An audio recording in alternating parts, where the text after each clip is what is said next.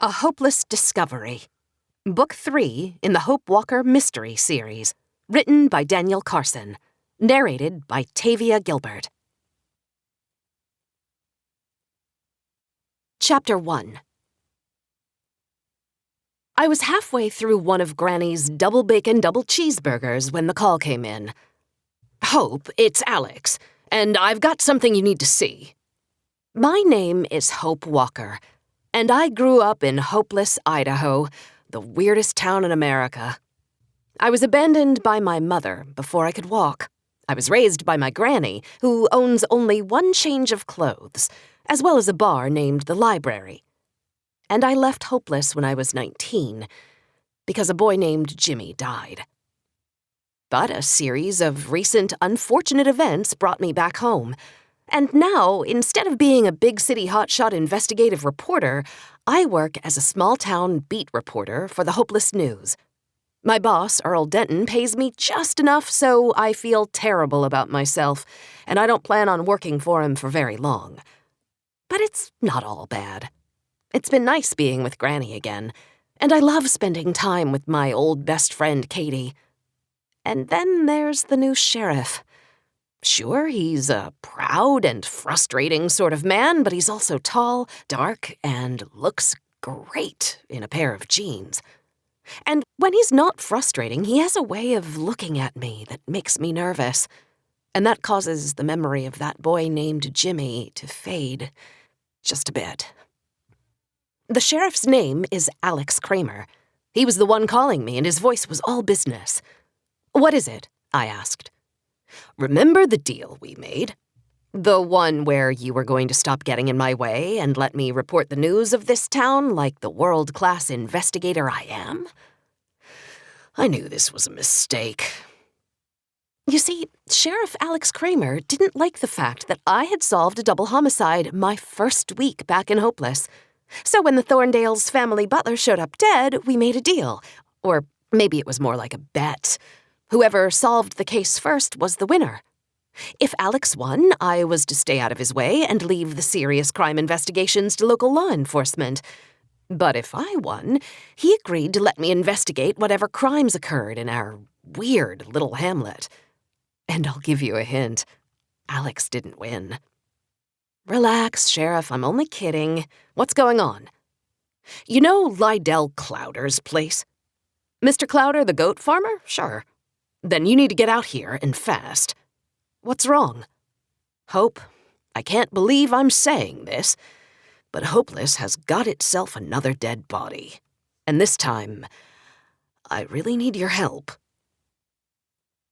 I took Highway 15 2 miles out of town, past the spot where Jimmy died, past the old cabin I wanted to live in once upon a time, and turned left onto the tree side of Moose Mountain. On the other side of Moose Mountain, what locals affectionately called the slope side, was Moose Lodge, where the skiing took place in the winter months. But on this side, there was nothing but the thick trees of the Sawtooth and a dozen or so cabins that had been there so long they seemed almost as much a part of the natural landscape as the trees themselves. When I was younger, Granny spent a lot of time with me in these woods, and Mr. Clowder's goats were always fun to see, especially when I was very little. He let them roam through the forest, chewing up the overgrown plants. Granny said those goats were doing the rest of us a favor. Nature's lawn mowers, she called them. And it made the hiking easier for all of us. But there would be no hiking today. I wound up the gravel mountain road to the Clowder place, where I found Alex standing in front of his sheriff's truck with his arms folded. As had become his custom, he wore a cowboy hat, a long coat, a flannel shirt, dark blue jeans, and cowboy boots. His gold star was placed prominently on his left lapel. He was tall, with wide shoulders and lean muscles. His jaw was strong, and he had a nice smile. Basically, he was good-looking in a slightly obnoxious way. But it was his eyes that got me. They were green and fierce, and when they looked at me, I had a tendency to get wobbly. Thankfully, he was also a gigantic pain in the rear. That was enough to keep me safe around him. As I stepped out of my car, he met me with a slight nod of his head, a dark expression on his face. Now, I don't know everything you've seen in your time as a big city investigative reporter, he began, but, well, I've never seen anything like this. It's that bad? Afraid so. Instead of leading me into the cabin, he steered me left toward a clearing. I could see Mr. Clowder's goats in the distance, poking their heads in and out of the trees as they scampered around, playing in the crisp October air. Alex strode straight to the middle of the clearing, where a black tarp was stretched out over something. Of course, I knew what that something was. The body. He grabbed one corner of the tarp and looked up at me. You ready? Alex was right. I'd seen things in my time as a big city reporter, and I'd already come face to face with murder in my brief time back in Hopeless. But I hoped I'd never get used to death. So I took a deep breath as I nodded. Ready. Alex pulled back the tarp. I jumped back and let out a rather embarrassing shriek. I was not prepared for what was there. Not prepared at all. There was indeed a dead body under that tarp, but it wasn't human. It was gray and white with a thick, full beard and 4 legs. It was a goat. Chapter 2. I hate you, Alex Kramer, I said, as the not-so-good sheriff laughed uncontrollably. You should have seen your face, Hope. It was priceless. Priceless? You told me to prepare myself, that you'd never seen anything like it. All true. It's my first dead goat. Seen plenty of dead animals. Lots of dead deer, a few cows, a horse once, but never a goat. You pulled me away from a perfectly greasy double-bacon double cheeseburger just to pull a prank on me? Alex wagged a finger at me. Now, that's where you're wrong. I'd say, maybe 30% of it was the prank. And for the record, that part was worth it. But the other 70% is official business. Like I said, a deal's a deal. I promised not to get in the way of you investigating crimes in this town. I'll even keep you in the loop. And this, he gestured to the dead goat, this is me keeping you in the loop. I don't think even Earl Denton cares much about a dead goat, Sheriff. Alex smiled.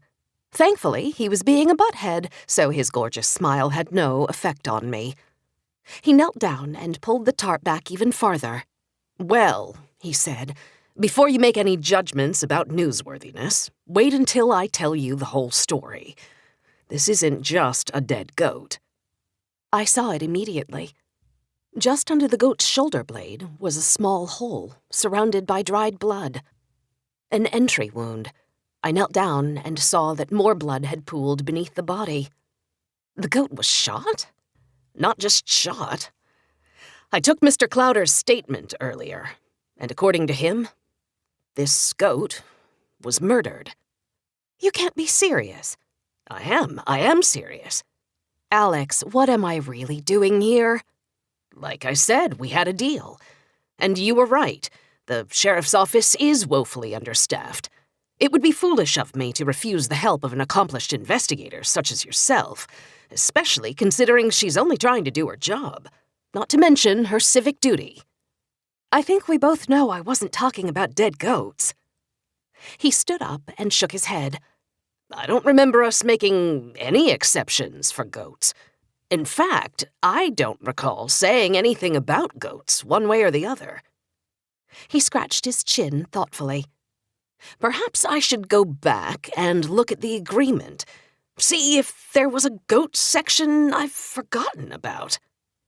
Still looking thoughtful, he started off toward his truck. Now where are you going? Like I said, we're woefully understaffed. Brooks Grady got his old station wagon stolen last night, so I need to go look for it. A stolen car? Why didn't you tell me about that one? Alex pointed toward the cabin. Old Mr. Clowder had come out onto the front steps and was looking our way. Because I told Mr. Clowder that I was bringing in the best homicide detective I knew to crack this case. He's waiting to talk to you. Alex got in his truck and started it up. He leaned out the window. And Hope? The man's in serious grief, so I wouldn't keep him waiting too long. Well, off to deal with Grand Theft Auto. Good luck with your murder investigation. He gave me an obnoxious grin and even had the nerve to wink at me. As he drove away, I had just enough time to pick up a piece of gravel and clank it off the side of his truck. I walked to my car. There was no way I was investigating a goat murder. But I could feel Mr. Clowder staring at me. This crime, this goat murder, it mattered to him. Don't do it, Hope.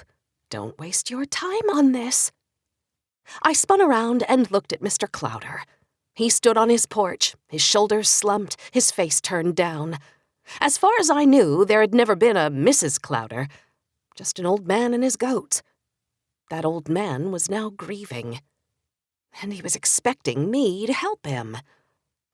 Stupid Alex Kramer. As Mr. Clowder led me into his kitchen and poured me a cup of coffee, I looked around. The place was surprisingly cute and clean for a single man. No trash on the floor, no dirty underwear spread about, no empty soup cans lining the counter. Everything was in its proper place. The fireplace was crackling with a slow, steady fire, with a rocking chair set in front of it. A pair of reading glasses and a Bible rested on a small table. And that's when my eyes went to the mantel over the fireplace, when I saw the pictures for the first time. Mr. Clowder came up beside me and handed me a cup of coffee. Yep, these are my kids. On the mantel were dozens of small-framed pictures of goats. And off to one side were a couple hundred more small photos collected into a collage. Goats, goats, and more goats. Every last photo. He pointed at it. That's a memory board of past goats, but the ones on the mantel, these are my current goats. His lip began to quiver. Well, that is, except for Percy. He pulled a picture from the mantel. It showed a gray and white goat with a hint of a smile. Mr. Clowder held the picture with pride, then pressed it to his chest. My dearest Percy, cut down in the prime of his life. I suddenly got the feeling that I was attending some sort of a goat wake. But as this was my first one, I could only guess at the protocols. I'm really sorry for your loss, Mr. Clowder. Not just my loss, he said.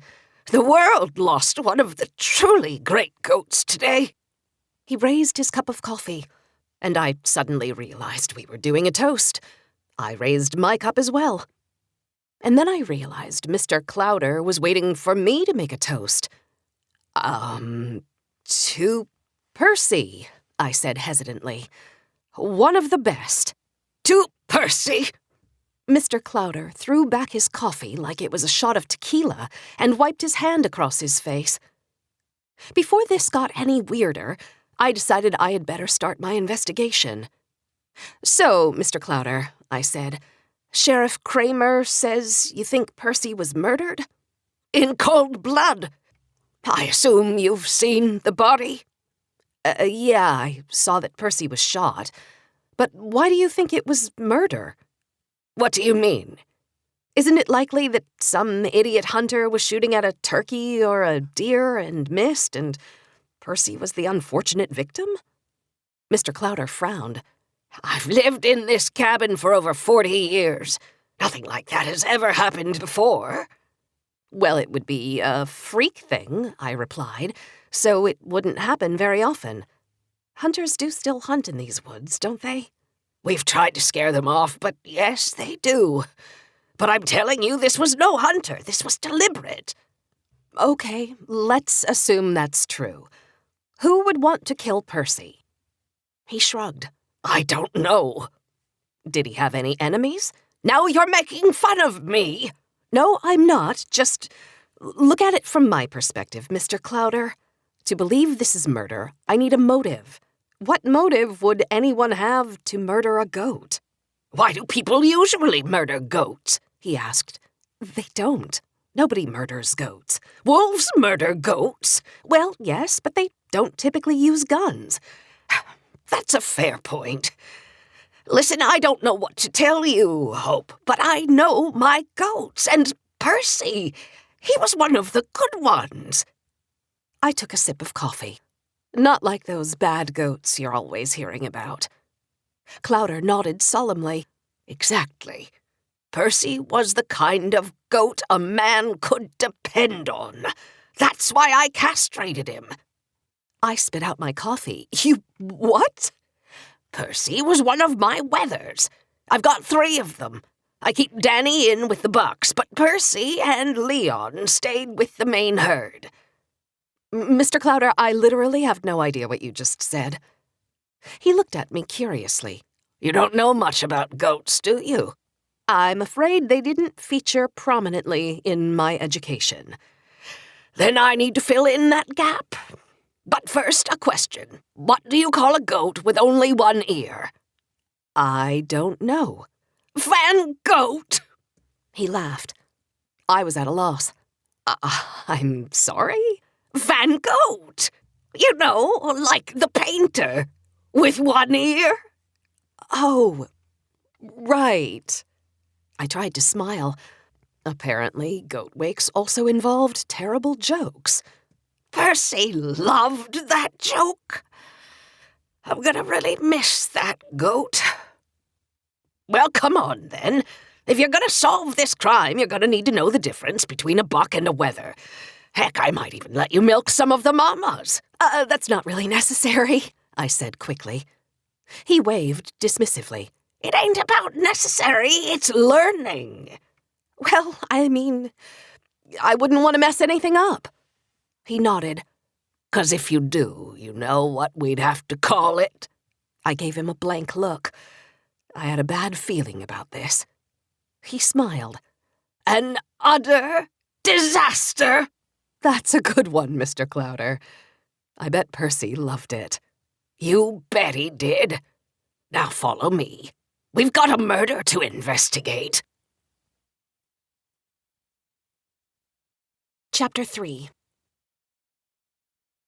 Mr. Clowder led me outside to a fenced-in area with a shelter at one side.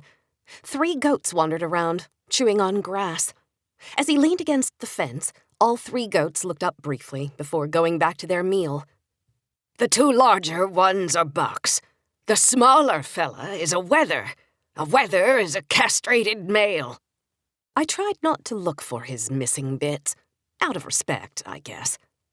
Why do you, do that?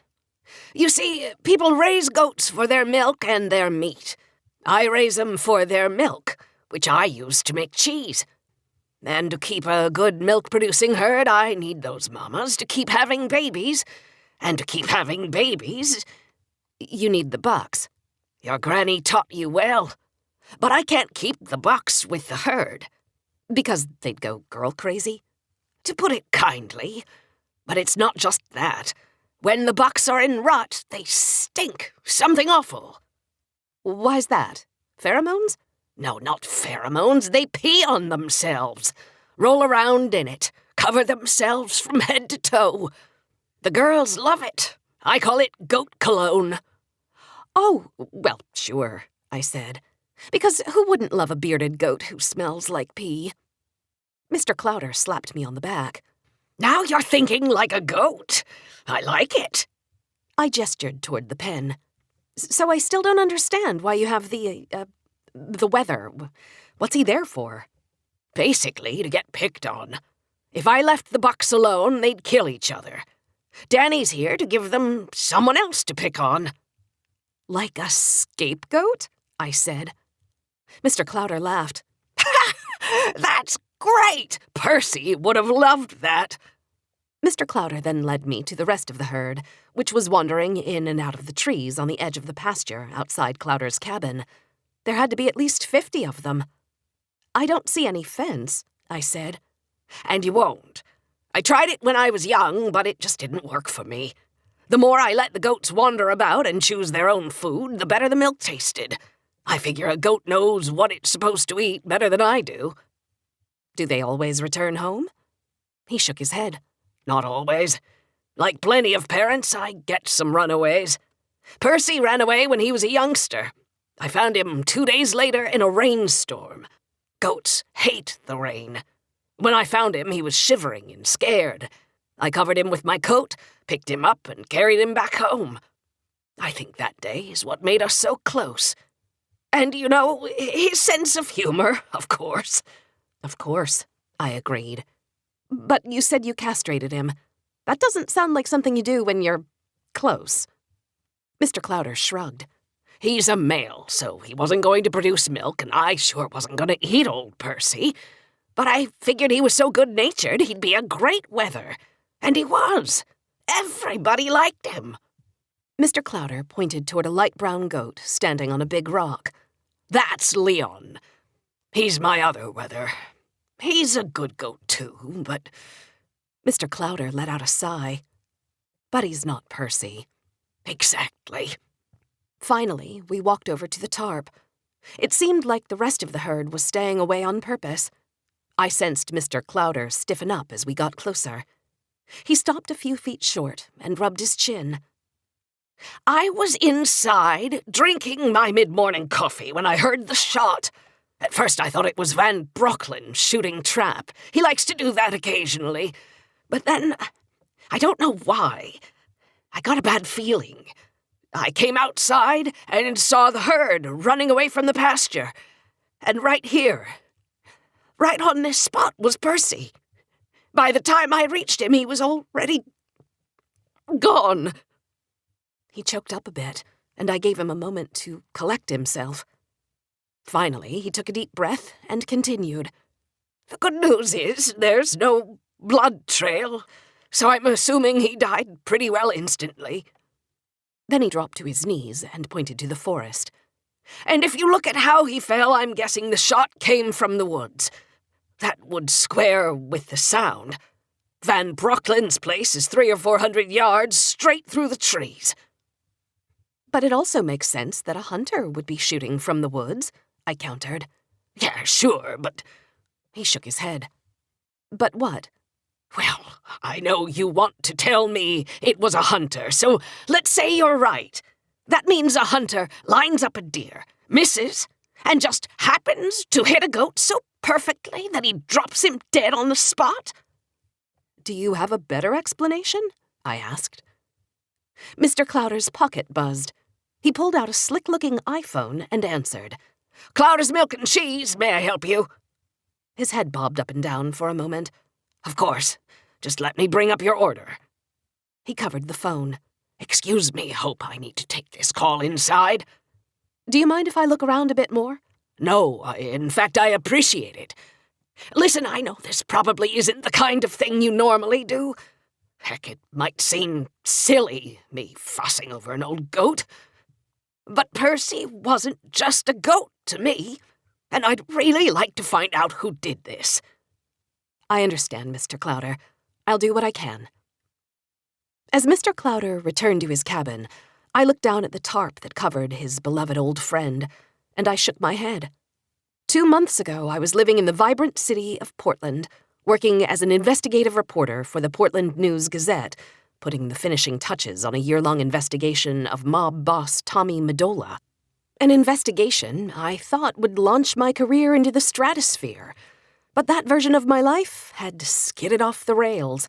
And now, instead of a big-time investigation, I was standing in the middle of a pasture, trying to figure out how to make an old man feel better about a dead goat. I pulled out my phone and called my best friend, Katie. She answered on the first ring. Yo. Did you know that Sheriff Kramer was going to trick me into a goat murder investigation? No, but that sounds amazing, and I'm dying to hear all the scandalous details, but at the moment I'm trying to get everything ready to leave. To leave? Oh, crap, I forgot. It's your 7th anniversary. You and Chris have a trip. You said trip in a really creepy way. Well, if you think about it, isn't the whole purpose of a weekend away from your kids kind of creepy? Get your mind out of the gutter, Hope Walker. Not everything revolves around that. Does Chris know that? Okay, that's a good point. Listen, the babysitter's supposed to be here any second, and I still have to finish setting up the electric fence for Dominic. Are you serious? No, though it would be easier for the babysitter if I was. Listen, Hope, if Dominic ties the babysitter up or superglues her to the kitchen chair or anything else he might have learned from watching Home Alone, would you be willing to stop by and remind him that his mother's coming home in 2 days and that I know all the pressure points in the human body? Katie, has it ever occurred to you that maybe Dominic is the way he is because of his dear mother? I'll pretend you didn't say that, my now ex-best friend. I believe you have a goat murder to solve, and I've got to remember to pack my old lady underwear just in case. In case of what? In case I need a break from our weekend away. After I got off the phone with Katie, I took one more look at poor Percy. The bullet had gone into the side of his neck, just above his front shoulder. He would have died almost instantly. If this was a hunting accident, Clowder was right. It was quite a miracle that the shot was so perfect. Assuming Percy didn't spin around before dropping dead, the shot would have come from the direction of the trees at the top of the hill. I started up that way to see if I could find any sign that a hunter might have been in the area. But almost as soon as I crossed the tree line, the terrain changed, and I realized I was walking gently downhill. The slope descended another 40 yards before leveling off, and then it remained flat for as far as I could see. I turned and looked back the way I had come. Sure enough, it was a gradual but steady incline right to the edge of the trees. That marked the top of the ridgeline, and the pasture then descended on the other side. I came to a sinking conclusion. There was no way for a hunter to take a shot from within these woods and have it hit Percy. To do so, it would have to travel uphill over the ridgeline and then magically turn in midair in order to travel downhill to the middle of Clowder's pasture. That meant if the shot really came from this direction, it had to have come from the top of the hill, right at the edge of the trees. I jogged back up to the tree line and looked down toward Percy's body. I held out my hand as if I was shooting, and I tried to line myself up in the general area from which the shot would have been fired. It was hard to be precise, though, so I gave up and just started walking along the tree line, looking for clues. Perhaps a footprint or a shell casing left behind by a careless fool. Mostly what I found were hoof prints. But then I got lucky. When I spotted the clue, my heart leaped. It wasn't a shell casing. It was a folded half-sheet of paper. I unfolded it to reveal 2 words spelled out in cut-out magazine letters, the way psychos do it in the movies. Bang, bang. I spun around, my heart now pounding. I felt like someone was out there watching me. I looked at the message again, then back down the hill toward Percy. He might have been just an old goat, but Mr. Clowder was right. This was no accident. I had no idea who did this or why, but I knew one thing for certain. This was cold-blooded murder. Chapter 4. The creepy note wasn't my only clue. I also found a few footprints, human, not goat, nearby. They might have been Mr. Clowder's, but then again, they might not.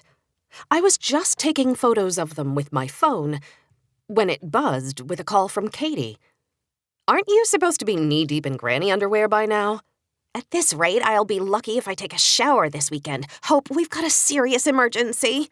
Dominic's already dropped a paint can on the babysitter's head. For the record, I had Chris put all the paint cans under lock and key for exactly that reason. No, this is worse. He killed her? Worse. She called and said she's sicker than she's ever been in her life. I told her to suck it up and take ibuprofen like the rest of us. She hung up on me. I've got no one to watch the kids, Hope. Can you ask your mom? She's busy, for real. And Chris's parents?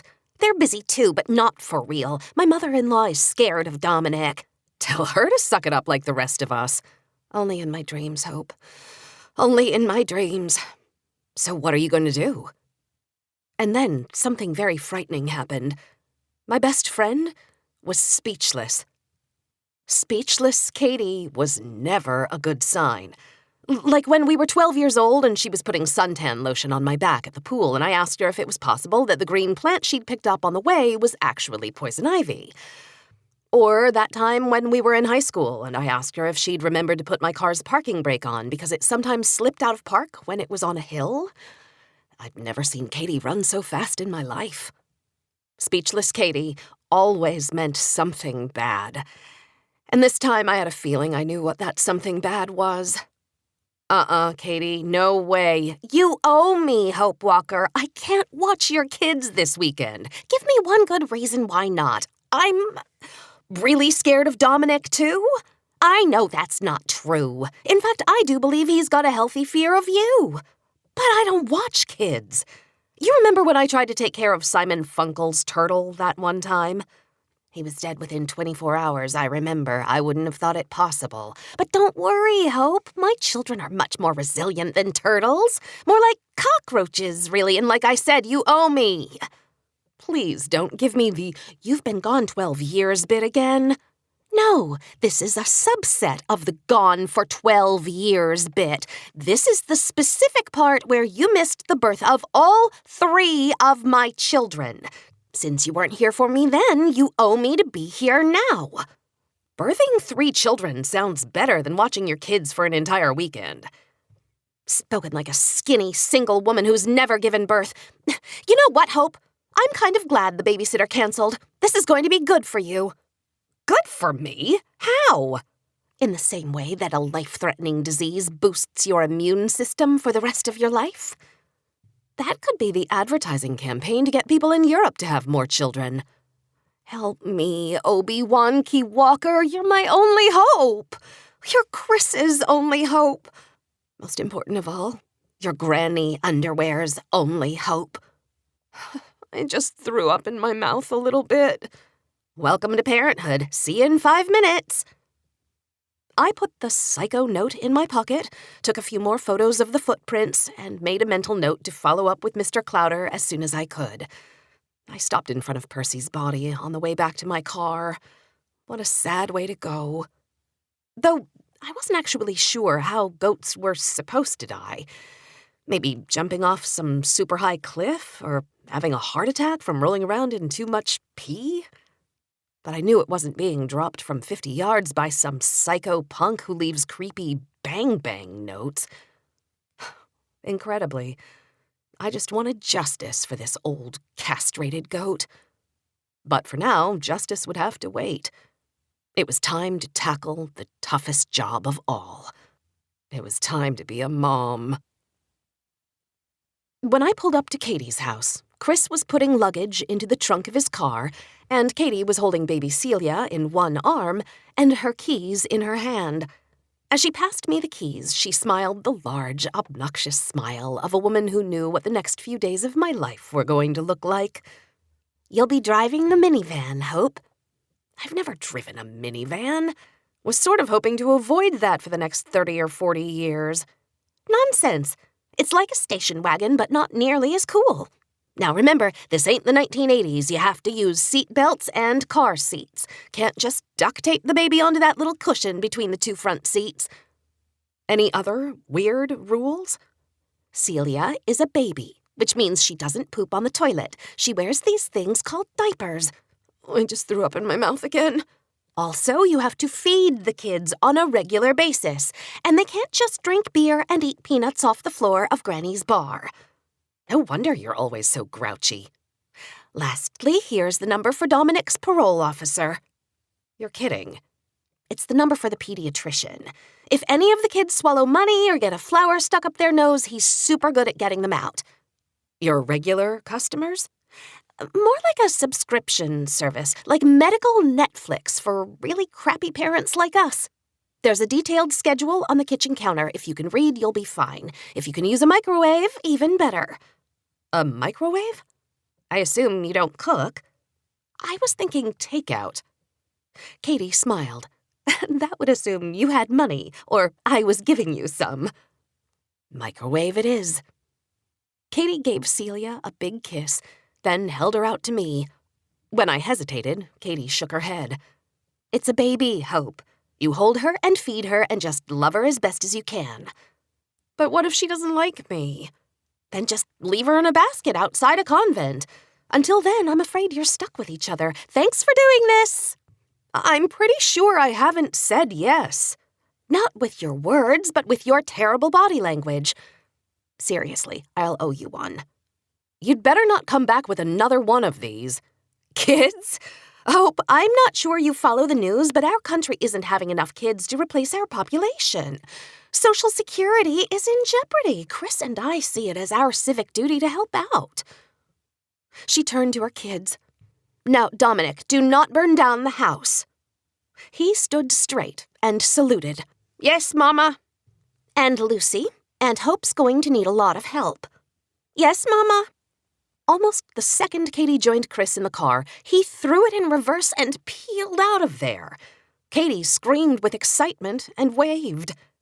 I adjusted Celia on my hip while I stared at Lucy and then Dominic. So, what do you think we should do? I asked. We could play Monopoly, Lucy suggested. But that takes hours. Lucy smiled. I know, isn't it great? Dominic, what would you like to do? We could put all the cushions in the front yard and then jump off the roof and see if it hurts. Monopoly it is. For the next 2 hours, I tried to keep most of my curse words under my breath. Holding a baby while one child tries to play Monopoly and the other child tries to blow up the Monopoly game is not my idea of a good time. I was actually relieved when Celia pooped because it gave me a temporary timeout from Monopoly hell. But the game was never ending. And when Dominic threw a clump of wet toilet paper in my hair just as I landed on Lucy's Park Place Hotel, I decided I'd had more than enough. I called Granny's bar. Library, Granny speaking. We've got a special on beer. We're selling it. And a special on turd balls. We don't tolerate 'em. Now, what can I do for you? Granny, it's me. I've got an emergency. Is this a real emergency or the kind of thing where I need to bail you out for something stupid you've done? Somewhere in the middle. I'm too old for this, Hope. And I was just about to call you. It seems you have a gentleman caller. What are you talking about? I'm talking about the nice-looking young man who came into the bar 2 minutes ago looking for you. Alex? Granny cackled. Heck no! This guy's name is Pederast. Oh, hang on now. He's telling me it's Pendergast. Mark Pendergast. I don't know him. Well, darling, he knows you, or your work. Says he's here to offer you a job. What are you talking about? I don't know. That's just what the man said. If you want to talk to him, you'd better get down here. But that brings me to my emergency. I'm watching Katie's kids right now. Then come as soon as she's back. You don't understand. I'm watching her kids all weekend. There was a moment of silence before Granny let out an obnoxious shriek of laughter. Then I heard her telling Bess that I was watching children, actual children, all weekend. And then I heard her announce it to the bar. By the time she finally got back on the phone, my pride was officially at 0. You about done now? I said. Oh, man, is that funny, my granddaughter watching children for a whole weekend. You know, once upon a time, I actually wanted to grow up and have children of my own. Yeah, and once upon a time, I had a butt that didn't look like a clump of cottage cheese. Times change, my darling. You think if I came down to the library to talk to this guy, you could maybe do your job and watch her kids for you? She sighed. Well, I suppose. Since I've just taken my blood pressure medication, why not? Thanks, Granny. You're the best. Oh, and did he say anything about what kind of job? As a matter of fact, he did. Says he's with one of the big networks and he's putting together a new investigative TV show. Seems like Mr. Pendergast wants you to be on TV. Chapter 5. Just as I hung up the phone, Celia threw a handful of yogurt in my face. I screamed, which scared her, meaning I had to spend the next 5 minutes calming her. Then I tried to set her down so I could jump in the shower and wash said yogurt off my face, but she started to cry again. Lucy, how am I supposed to take a shower if she won't stop crying? Lucy raised a finger. You could just take her into the shower with you. Is that what your mama does? Lucy's eyes widened. You want to do what Mama does? Just a second. She skittered away, then reappeared with a package of wet wipes and a stick of deodorant. What's this? Lucy smiled. This is how Mama takes a shower most days. A good-looking TV guy was waiting down at the library to speak with me about a job, and I had a clump of yogurt splattered all over my face and hair. I needed more than just a few wet wipes. I set Celia down again, and she immediately started to scream. Is there any way you could hold Celia for me? I asked Lucy. She shrugged. When she gets this way, Mama's the only one who can keep her happy, but you're doing a pretty good job. I took a deep breath, then carried Celia, the wet wipes, the deodorant, and the very little dignity I had left to the bathroom. I spent the next 5 minutes pretending baby wipes were a shower nozzle and deodorant was lavender soap. When I was done, I looked only slightly less crappy than before. I spent the next 15 minutes getting the kids ready. Then I buckled them into their car seats and went to start the car, only to realize I didn't have the keys. Son of a... I stopped myself when I saw Lucy and Dominic looking at me in the rearview mirror. Son of a what? Dominic asked. Planter. George Washington was the son of a planter. That's your famous fact for the day, kids. Oh, Dominic said with a giggle. I thought you were going to say the really bad word Mama always says. I ran back into the house and rummaged through the chaos of the kitchen until I found the car keys Katie had given me. Then I ran back to the van, and finally we were off. 5 minutes later, I was parked in front of the library and hunched over the back seat, unbuckling the kids from their car seats. Why are you breathing so funny? Lucy asked. I wasn't breathing funny so much as I was breathing heavily. Whew, holy bananas, getting kids in and out of the car was exhausting. By the time I grabbed baby Celia, my pits were fully wet, and I was very glad I had applied a thin veneer of deodorant to every inch of my body. I stubbed my toe against the curb, just managed to get my balance before launching Celia into Main Street and hustled the kids to the door of the library. By this point, I was certain I was going to pass out. Note to self, stop getting on Katie's case for not working out and never, ever admit to her how hard this is. We walked into the library just in time to see Granny lighting her whiskey breath on fire. This was one of her favorite bar tricks. She'd learned it when she was only 8 years old and got lost at the circus. According to the story, one I'd heard many times, Granny was found by some carnies and convinced them to let her play poker with them. That was a mistake. For the carnies. Within an hour, she'd taken all their money. And since she was only 8, she didn't care so much about the money, so she said she'd give it back if she could learn a genuine circus trick. The bearded lady asked if Granny liked the taste of whiskey, and the rest was history. Granny became the greatest fire breather in all of central Idaho. Dominic squealed. Can Granny teach me how to breathe fire? Granny bent down and glared at him. Only on one condition. Anything. How are you at Texas Hold'em? I handed Celia to Granny, and she nodded me toward a man at the far end of the bar. That's Pendergast.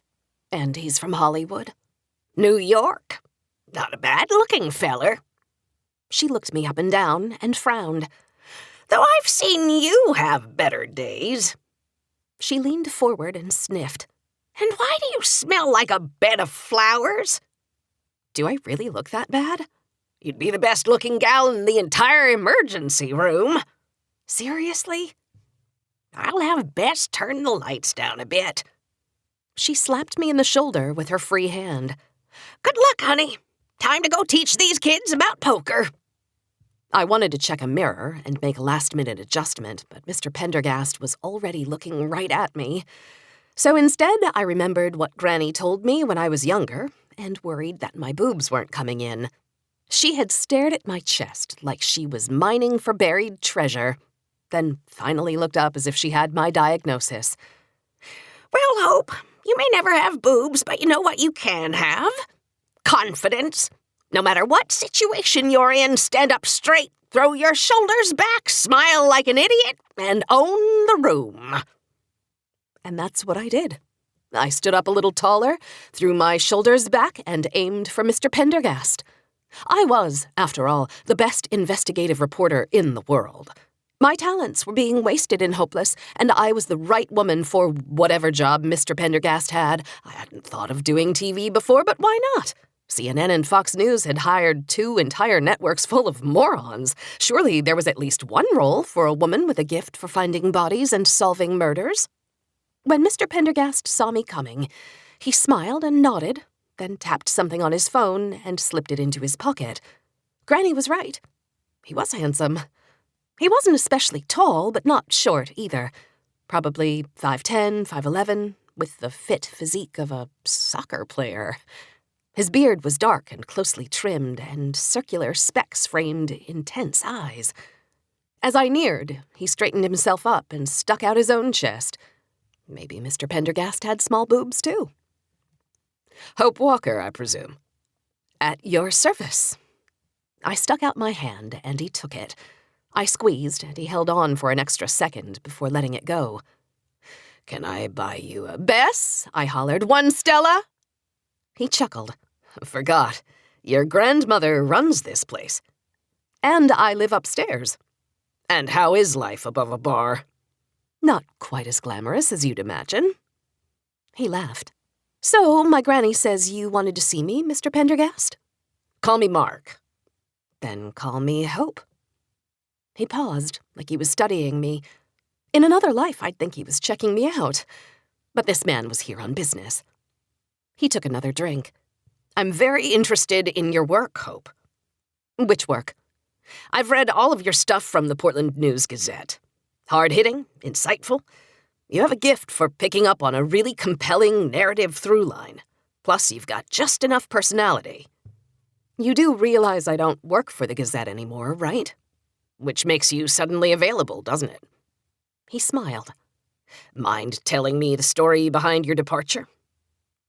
Bess handed me the Stella, and I took a long sip. Not much to tell. I was working on the story of my life, and the paper was too chicken to run it. "I figured as much. I didn't show up here in Hopeless without doing a little background check first, Hope. And I've talked to enough people to figure out that someone is blackballing you." "But you didn't know why." He rubbed his dark beard. Yep, Mark Pendergast was a good-looking guy. And business or no business, I didn't hate having drinks with him. "Still don't know why," he said. "Care to elaborate?" "My guess is Tommy Medola doesn't want me to tell his story." Mark's eyes narrowed. "Medola? As in the Medola crime family?" "The one and only." He looked away and rubbed his chin like a piece of his puzzle had just fit together. "So Medola gets wind of your story, pressures the newspaper to shut it down, and pressures every other newspaper to make you persona non grata." "And that's why I'm back in my hometown, living above my granny's bar." Mark took another sip of his drink, then pulled out his phone and looked at some messages like I wasn't even there. Finally, he put it away and turned back to me. He leaned in. "Listen, Hope, I'm sorry for your troubles. I really am. But maybe fate is playing a part in this drama. Maybe fate wants you to tell your story in a different medium." "Television?" He nodded. "I'm putting together a new news magazine for the networks." "Like 60 Minutes?"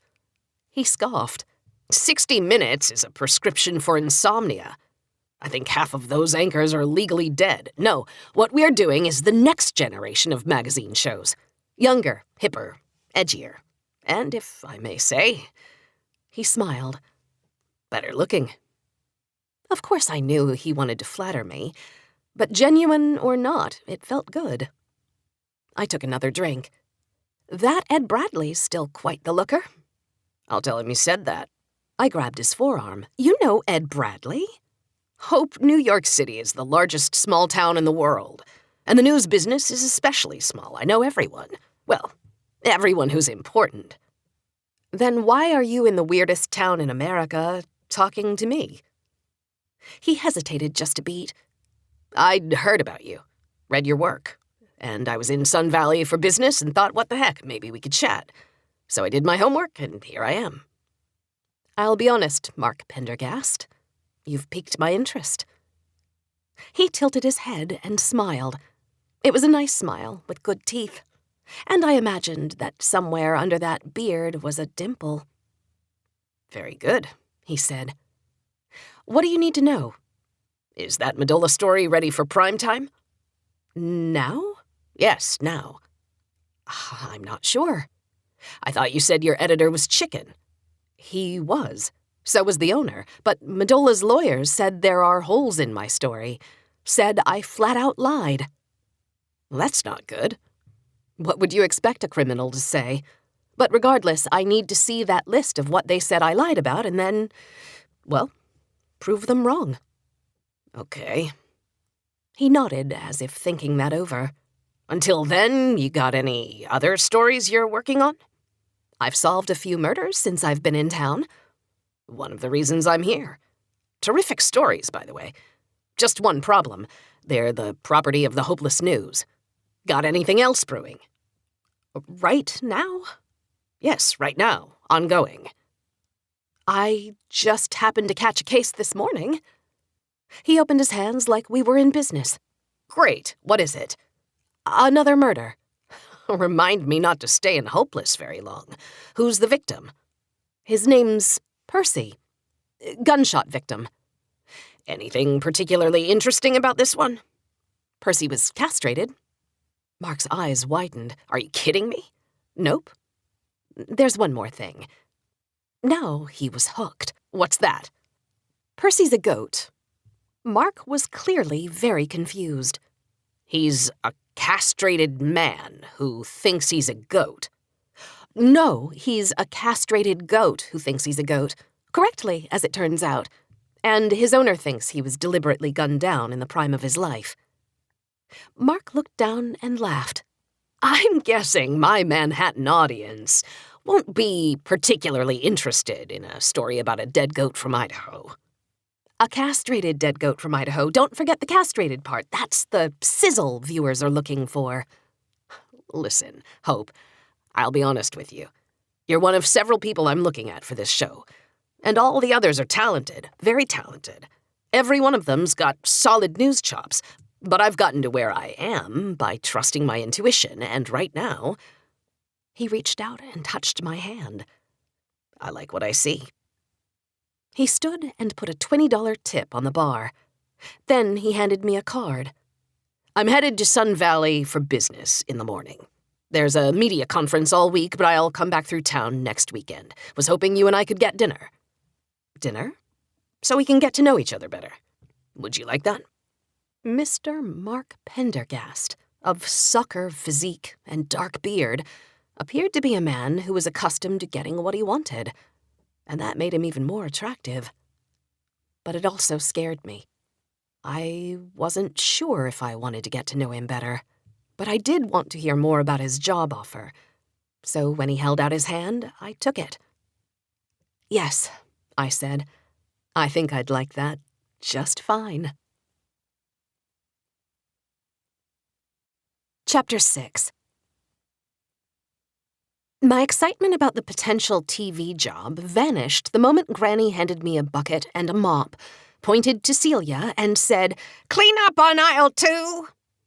I wasn't sure what exactly I was cleaning off Celia, but it wasn't natural. It seemed like something out of a Stephen King novel. The nightmare continued at home. Celia, apparently, didn't believe in being put down. Ever. I was able to calm her down, but every time I laid her in her crib, she would instantly wake up and begin to cry. And so it was back to my arms, where I rocked her and swayed back and forth. This dance continued for an hour before she finally gave up and went to sleep. It was at that point that I went to check on Lucy and Dominic, hoping beyond hope that they were already nestled in their beds. They were not.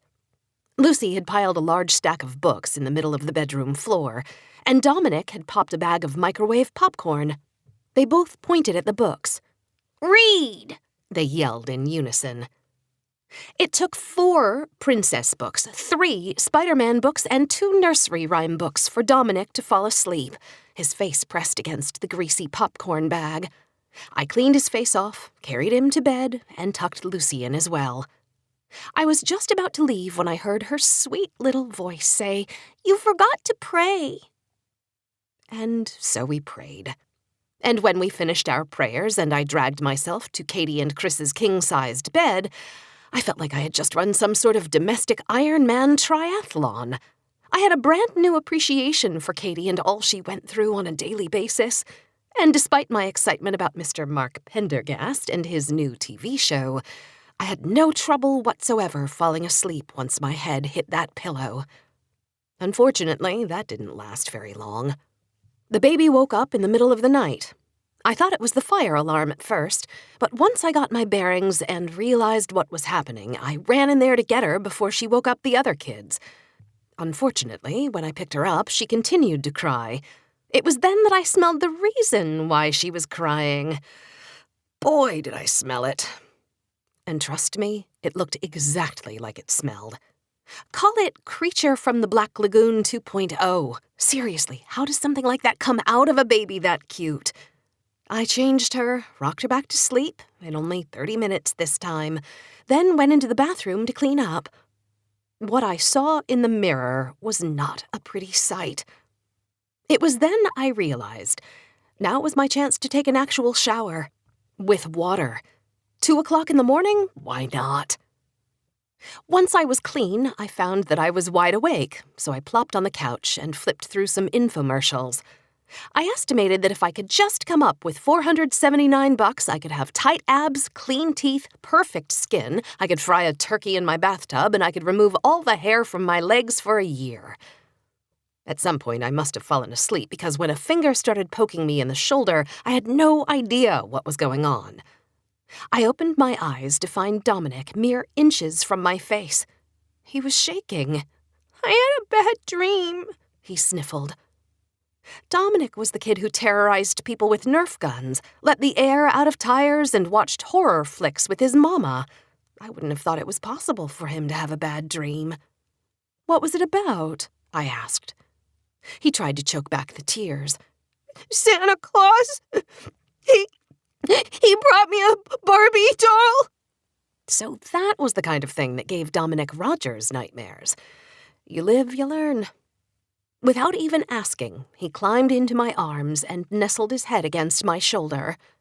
"Mama holds me when I have a bad dream." She does? He nodded. "And she usually whispers more of those bad words, so if you want to do that, it's okay with me." I didn't whisper the bad words, but I did hold Dominic. Within minutes, he was snoring away. I thought about this crazy, chaotic life Katie lived that I hardly knew anything about, and I realized how much I had missed by being gone all these years. I finally fell asleep again myself, only to wake up what seemed like just a few minutes later. But clearly I'd been out much longer than that. The sun was pouring through the windows, and Lucy and Dominic were jumping up and down on the ottoman in front of me. "Bubba's! Bubba's! Bubba's!" they yelled in unison. I hope to God I'm having a nightmare and I actually have 8 more hours to sleep. Lucy giggled. "Silly Aunt Hope, today's the day we go to Bubba's pumpkin patch." Isn't today the day you all watch cartoons and order takeout and let me sleep like a normal human being?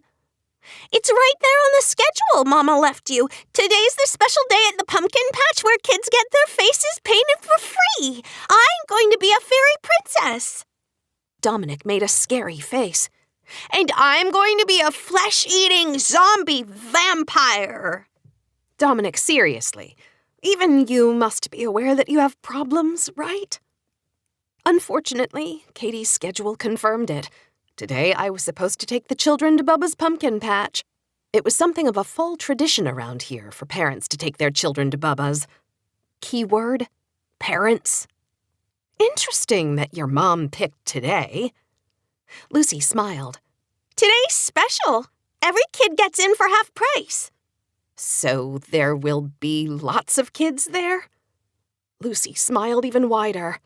Millions! I'd rather not talk about the next hour of my life, about what exactly it took to get those kids and myself ready for a day at the pumpkin patch. I'm sure one day I'll talk about it in some sort of deep immersive therapy session, but until then I'd rather act like it never happened. All I know for sure is that we arrived at 9:30, along with every other family in central Idaho, apparently. I was grumpy and tired, carrying a backpack full of sandwiches and water bottles and goldfish crackers and diapers and pushing Celia in a stroller, but Dominic and Lucy approached Bubba's with wide eyes as if they were having some sort of mystical experience. And I'll admit, even though I'd barely slept, most of my body hurt and my hands smelled like a strange combination of poop and wet wipe, being back at Bubba's started having an effect on me as well. I'd always thought of it as a pretty magical place when I was little. And from the looks of it, Bubba's had really grown up. I remembered a modest pumpkin patch with hay rack rides, a little haunted house, and a mechanical dragon that ate pumpkins. The place we were entering looked more like Disney World. Lucy had gotten a Bubba's map. That was new, too, and had it spread across Dominic's back in order to devise a plan of action for the day. I say we get our faces painted first, then we'll do the bounce house explosion, then we can visit Wanda's world, and then— Did you say Wanda's world? I interrupted. She nodded. That's with the mechanical dragon that eats the pumpkins, right? That really had me feeling nostalgic. I remembered Granny laughing while the mechanical dragon chomped down on the pumpkins, spraying bits of juice all over the people in the first 2 rows. Would you mind if we visited Wanda's world first? Lucy smiled. Sure, Aunt Hope. As we walked past Pumpkin Alley, Dominic pointed out 37 different pumpkins that he wanted to take home. Lucy, the wise older sister, reminded him that it was more fun to pick the pumpkins straight from the patch. We then walked down Apple Donut Lane, a boulevard for the best kinds of festival food you could possibly imagine. I'd like to say I had enough willpower to ignore the spectacular smells, but I would be lying. Instead, I walked straight to the centerpiece of Apple Donut Lane, Lucinda's famous apple donuts. I bought 3, and the kids and I devoured them. So good! I made a mental note never to share those donuts with anyone ever again. And then we arrived at Wanda's world. Its large metal sign, the same one I remembered from my youth, announced the name of the place with a vintage look that gave off a serious, junkyard cool vibe. It's just like I remember, I said. Wanda's world was named after some old lady who built these fantastic metal beasts from scrap metal and then made them move like robots. The pumpkin-eating dragon was the first of these robots, and the most famous, but over the years she'd continued to add a variety of other beasts. Bears, unicorns, a pretty good Frankenstein, and more. All made of beaten-up junk, all moving in the herky-jerky manner of someone doing the robot. It was like entering a mechanical zoo of misfit beasts.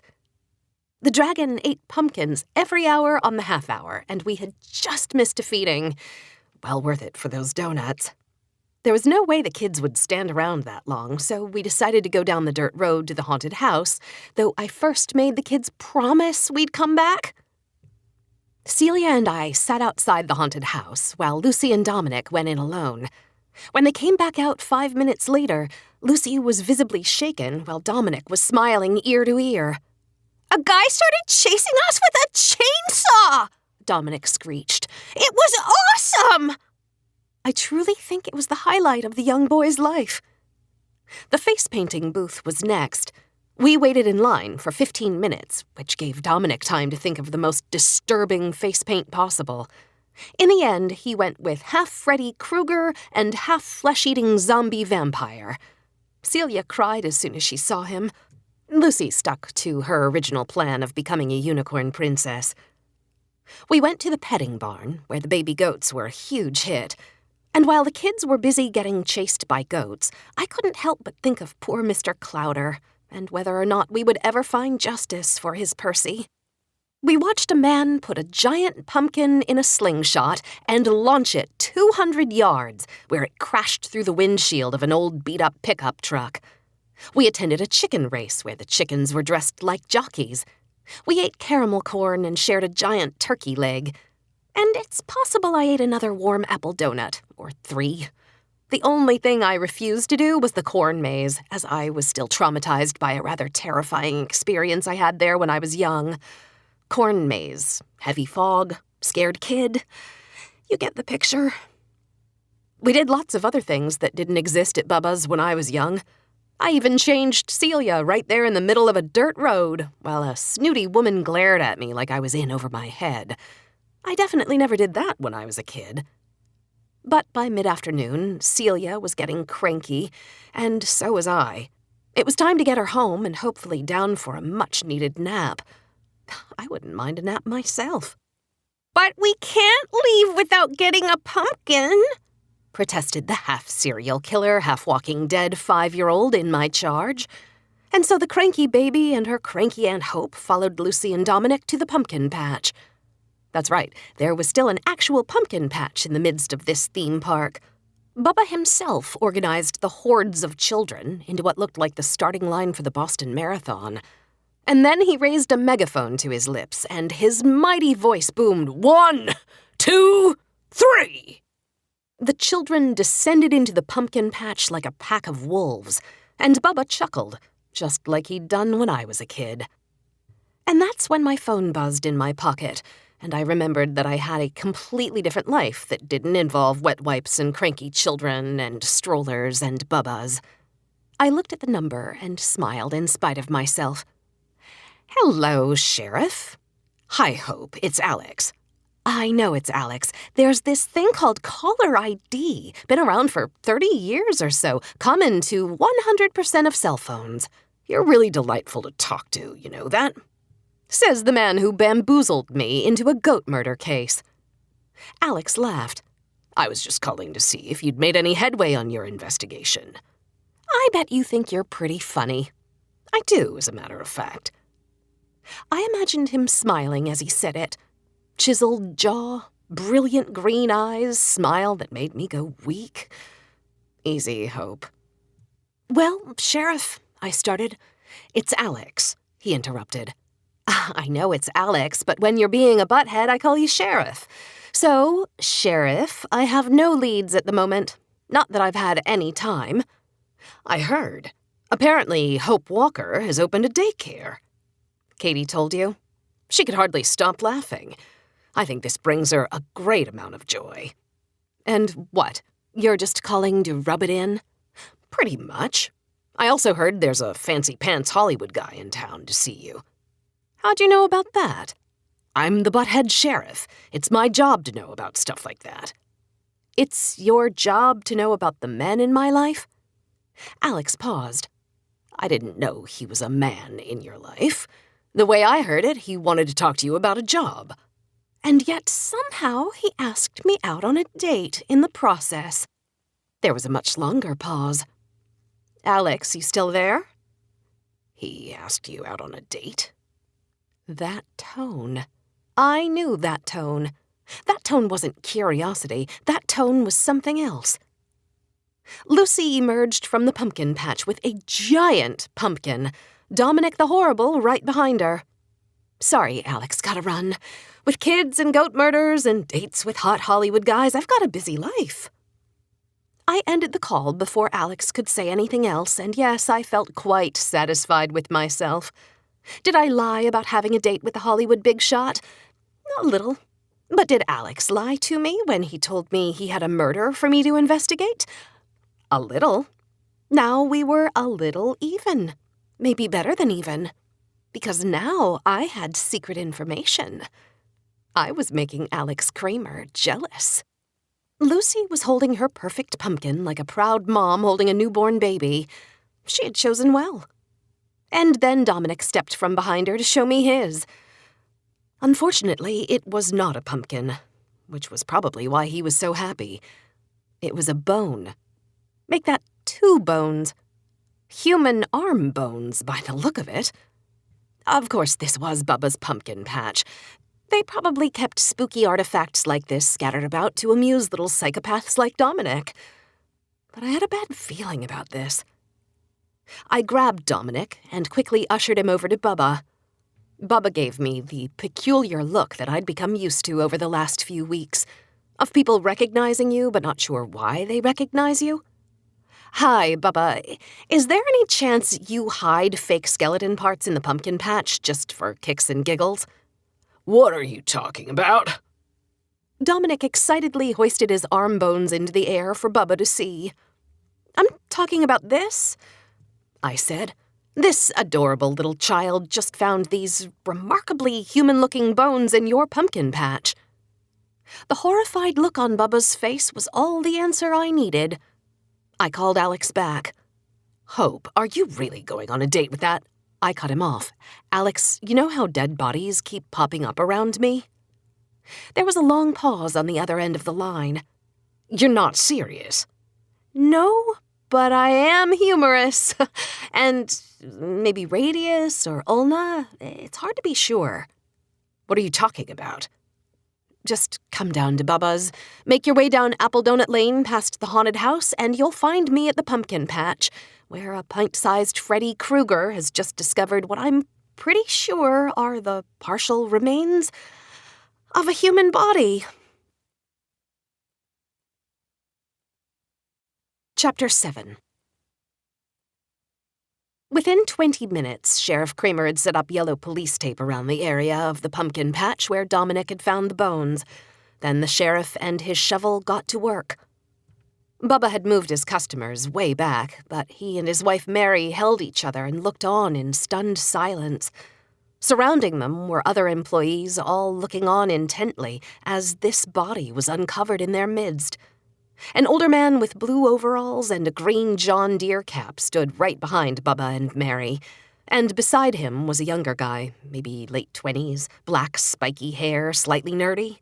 Most important was a sturdy young woman with brown skin who must have been from Apple Donut Lane, because when she saw me with the kids, she disappeared for a bit and came back with a wide smile and a paper bag of donuts for us.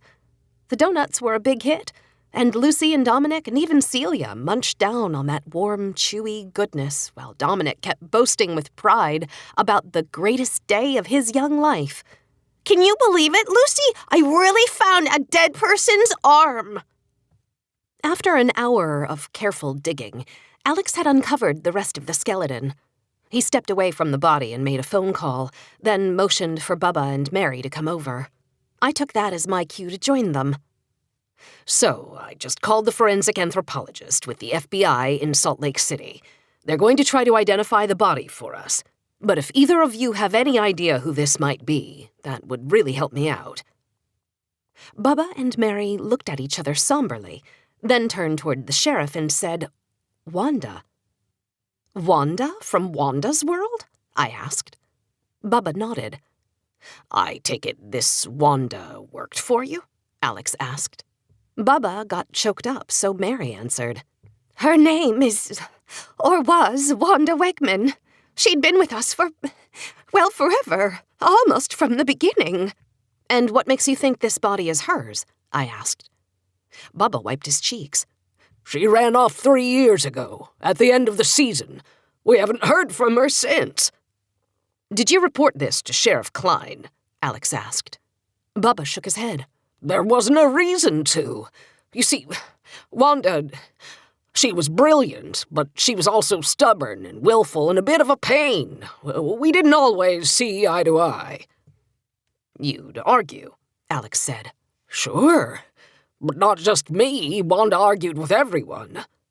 "It was just her nature," Mary added. "But we loved her. Deep down, everyone loved her."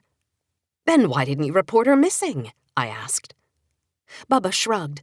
"Because it wasn't the first time she'd left. Over the last 20 years, I bet she left. Oh, how many times would you say, Mary?" 3 or 4, at least." Bubba nodded. "One time she was gone for a few weeks. One time she went on a cruise and came back in the spring. Heck, one time she didn't show up until a few days before the season began." "And this time?" Alex asked. Bubba shrugged. When she didn't show up for the next season, I figured she'd gone and left for good. That she'd finally had enough. He sniffled.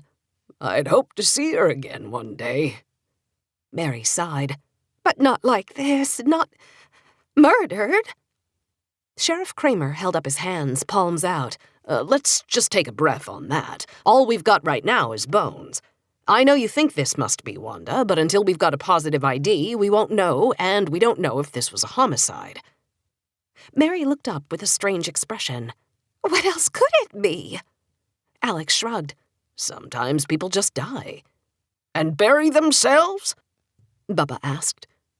Before Alex could answer, Mary said, How long will it take before there's a positive ID? If they can match dental records, not too long. Otherwise, weeks. Can we stay open? She asked. Bubba shot her a look, and Mary shrugged. The sheriff looked around as if considering, then finally nodded. You'll have to close this section of the patch, but otherwise I don't see why not. In the meantime, what can we do to help? Bubba asked. Alex handed Bubba a business card. Can you email me a list of all your employees, along with their contact info? We have a lot of employees, mostly seasonal. Many weren't here when Wanda was around. How about your full-time employees? Other than me and Bubba, there was Wanda and... Mary looked over to where the other employees were clustered. She pointed at the kind donut lady. That's Lucinda Meadows, the donut queen. Next to her is Kip Granger, the farmer, and next to him is Johnny Driscoll, who handles our computers. Well, get me their contact info, along with the info for any part-time employees who might have known Wanda when she was here. Will do, Bubba said. Anything else? Alex took off his hat and ran his hand through his hair. I'll let you know. As Bubba and Mary walked back to their employees, Alex turned to me. I'm starting to get nervous around you. I smiled. I make you nervous, Alex Kramer? Not like that. Oh, I don't make you nervous? Hope, can you be serious for a second? How exactly do you keep stumbling upon dead bodies all the time? It's a gift. I was voted most likely to stumble upon dead bodies in my senior yearbook. You really think this is funny, don't you? For the record, I don't think anything having to do with finding dead bodies is funny. There's something we can agree on. Now, I have an important job for you to do. You're taking me off the goat murder case and making me your lead investigator on this one? No, I've got a phone number, and you need to call it. Alex turned his phone around, and I looked at the number on the screen. Hey, I know that number. I started to panic. That's Katie's number. I know, Hope, and you have to tell her. Tell her that her son found a dead body while I was watching him? He gave me a sympathetic look. Something like that. Not gonna happen. This is Katie's weekend to get away and have a little romance, and then when she's tired of romance, to wear nothing but granny underwear and watch Lifetime movies and drink margaritas. It is not her weekend to worry about things like taking care of kids. And finding dead bodies. Exactly. So you're going to call her? Not in a million years. Hope. I pointed to the kids. Dominic had a donut hanging out of his mouth and was making disgusting snorting noises, and Lucy was giggling like crazy. Do they look traumatized to you? Alex shook his head at me in disappointment, but before he could chastise me further, his phone rang and he stepped away. And I took a deep breath and called Katie. She picked up on the second ring. Hope Walker, my new old friend, how is life with 3 children? You're never going to believe what happened today. What? Dominic. He what, Hope? Dominic what? She sounded upset. Of course she sounded upset. I just interrupted her time away. I just couldn't tell her the truth. He, couldn't decide whether he wanted to be Freddy Krueger or a flesh-eating zombie, so he's both. That's what you called to tell me? It was really dramatic. Not many people could pull it off, but he really did. Katie giggled. That's my adorable little psychopath. Other than that, everything going okay? Oh, yeah. Big time okay. Uneventful. And you? I have not moved from this bed in 6 hours. That's terrible. You should get out and do something fun. Are you kidding me? It's been the greatest 6 hours of my life. I don't think I'm ever coming back. Katie, you have to come back. Not really. Chris and I changed our will, and you now get sole custody of the children. So if a meteor hits our hotel room tonight, you're in charge. That's not a funny thing to joke about, I said. When you're lying in bed for 6 hours, not taking care of your 3 children, it sort of is. Chapter 8. Celia fell asleep within 5 minutes of leaving Bubba's, and Lucy informed me that the only way to keep her asleep was to drive her around. For how long? I asked. For as long as you want her asleep. I gave Lucy and Dominic suckers out of the bag Katie had labeled emergency suckers, told them to look for flying squirrels and unicorns and put on some good music. And then I just drove. Once upon a time, before jobs and responsibilities and heartache, just driving was my favorite pastime. When I was little, and the days were turning from cold to tolerable, Granny would roll the windows down and just drive through the forest and the mountains with no particular destination in mind. When I was 16, Katie and I would turn the music way up, scream and laugh like idiots, and just drive around for hours, being young. And when I was 18 and in love with a boy, I'd scoot over in his pickup, lean my head against his shoulder, and get lost in a dream world while he ran his fingers through my hair, and the two of us just drove. I traveled many of those same roads on this particular day. A snoozing and slobbering Celia made the most of it, and even Dominic closed his eyes and drifted off for a bit. Lucy just smiled and looked out the window, no doubt dreaming the kinds of dreams that 6-year-old girls dream. An hour into our drive, I had passed the site where Jimmy and I had our accident so many years ago. I passed the cabin that I'd once upon a time dreamed of living in. And before I knew it, I was driving up the twisty roads and found myself at Mr. Clowder's place. I looked into his pasture. The tarp was gone. Percy was gone. I hadn't even thought about Percy that day. Hadn't had time. Looking after children was a fairly all-consuming enterprise, and one that I had little experience with. Living on my own in Portland as an investigative reporter hadn't prepared me for the domestic life. It was only afternoon, and I already wanted to jump into bed and sleep for days. But I knew that my day was only at intermission, and with no bed or glass of wine in sight, I instead decided to make the most of my driving time to think about the case. The case of goat murder.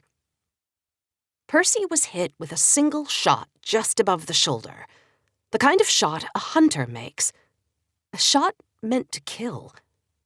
The killer stood at the tree line where he left a note. Bang, bang. Super creepy, like in the movies. So who could it have been? Mr. Clowder had no ideas, said he didn't have any enemies. But I knew from experience that people were often terrible judges of other people's opinions of them. Mr. Clowder had run a business for decades. Stuff happens in business all the time. And when money's at stake, people get mad. Sometimes mad enough to kill. But kill a goat? That seemed more like the type of thing a dumb teenage boy might do. But this didn't feel like the work of a teenage boy. Teenage boys are reckless and stupid, and that note wasn't reckless. It was calculated. Left there to send a message. Besides, I would expect a teenage boy to fire 5 shots into the goat's body, not one perfectly placed kill shot. Nope. This definitely felt like the work of a man. I meandered up the tree side of Moose Mountain, past the old cabins that seemed like they had existed there since the beginning of time, then finally took a turn to come back down by a different route. I was just coming up on old Mrs. Greeley's place when I saw it. Tucked behind the mossy stone wall that bordered her place was a large rectangular sign reading Jenkins Real Estate, and at the top a smaller sign read Sold. I knew the mayor had been trying to buy up the properties on this side of the mountain for her big new development, Sawtooth National Ski Resort, and that she'd been offering good money. But people like Mrs. Greeley had been on the mountain so long, I'd assumed that money wouldn't be enough to move most of them. When I was little, Granny called Mrs. Greeley the bird lady. She had probably 100 bird feeders in her front yard and spent most of her life tending to her flowers and watching her birds. She ran the local Audubon Society, and she even tagged and tracked some of the birds that migrated through her property. Now the bird feeders were gone.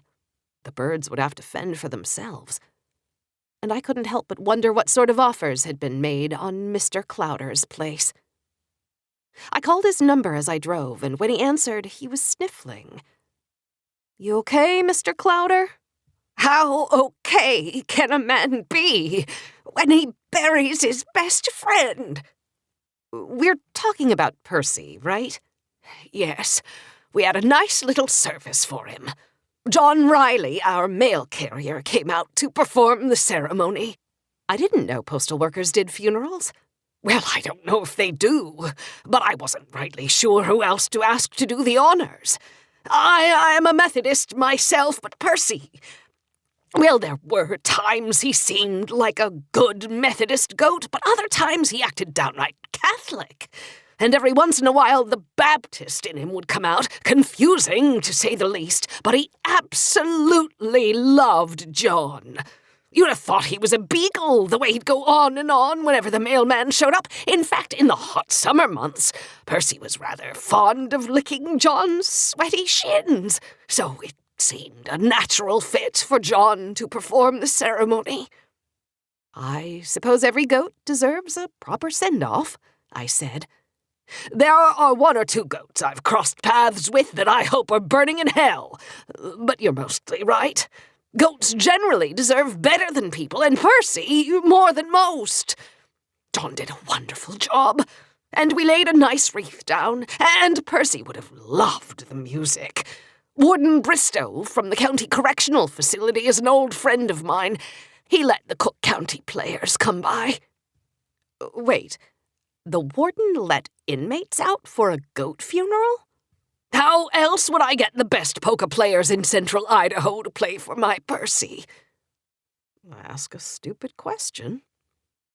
Mr. Clowder, I know this is a difficult time, but I do have a question for you. I just saw that Mrs. Greeley is selling her place. Sold it, actually. Did you know about that?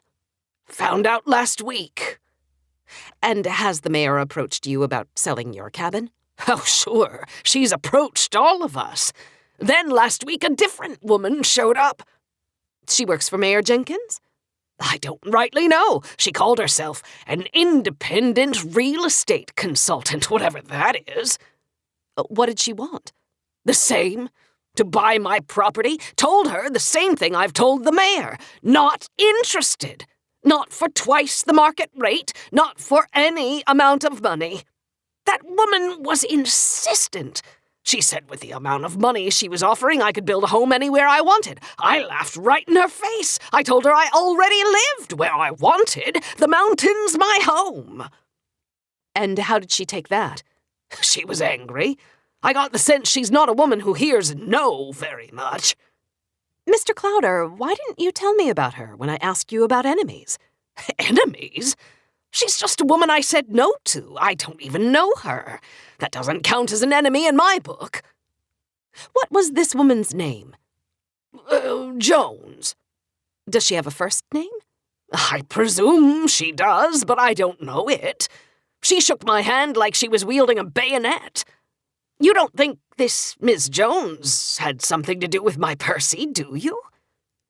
I'm just considering anything that might provide a motive for someone to murder a goat. What did this Miss Jones look like? Tall, blonde, pretty, I guess, wore nice clothes. Nice how? Like she was going to a business meeting. Could you pick her out if you saw her? Probably, especially if I saw her eyes. They were strange. Was there something special about her eyes? Just that they never blinked, and they were gray. Gray isn't exactly what I'd call strange. I've seen gray eyes before. Not like these, Hope. They were a gray like you've never seen in your life. A cold gray. And they were lifeless. Chapter 9. We had frozen pizzas and juice boxes for dinner. It was glorious. Except for the part where Dominic handcuffed my ankle to the kitchen chair. And the part where my kitchen chair and I chased him around the house while he laughed hysterically. And the part where I finally caught him and he laughed so hard he started to pee. Other than that, though, glorious. When I got the handcuff key from him, and I only barely stopped him from swallowing it, I not only unlocked the handcuff from my ankle, I also handcuffed Dominic's hand to his foot. That made Lucy laugh so hard she started to pee. It was worth it. Eventually, I unlocked Dominic and got everyone clean clothes, and then the four of us sat on the couch with some popcorn and binge-watched SpongeBob SquarePants. Dominic kept wanting to switch it to The Walking Dead, but Lucy and I threatened to watch Downton Abbey, and he quickly agreed that SpongeBob was a pretty good compromise. I rocked Celia to sleep, then tried to tiptoe past Lucy and Dominic's room so I could go downstairs and pour myself a glass of wine. But these kids were on the lookout. Before I even reached their doorway, they yelled, "We want a story," in unison. And not just any story. They wanted a genuine, made-up bedtime story. I tried to pretend I was making up on the spot a story about this kid named Peter Parker, who was bitten by a radioactive spider. They didn't fall for it. I'd forgotten we'd just read 3 Spider-Man books the night before. Fine. What kind of story do you want me to make up? I asked. Dominic smiled. How about the one where that old dead arm I found comes back to life and terrorizes an entire village? I knew doing that would land me in the most irresponsible Babysitter's Hall of Fame.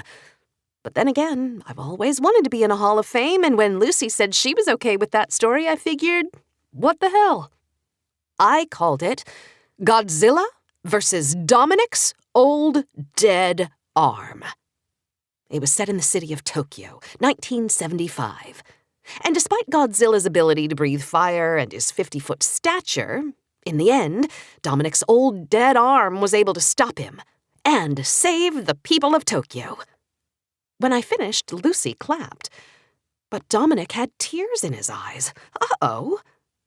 Was it too scary? I asked. Dominic shook his head. That's the best story I've ever heard. He flung his arms around my neck and squeezed. Thanks, Aunt Hope. I promise not to handcuff you to anything tomorrow.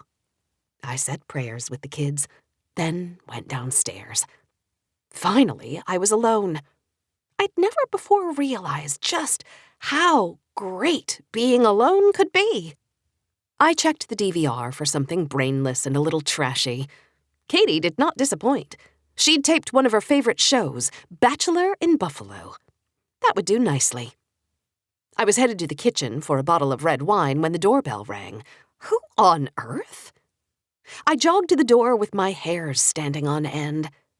I'd lived by myself for years and had never been frightened by a doorbell, but now that I was the protector of these little animals, it made me nervous.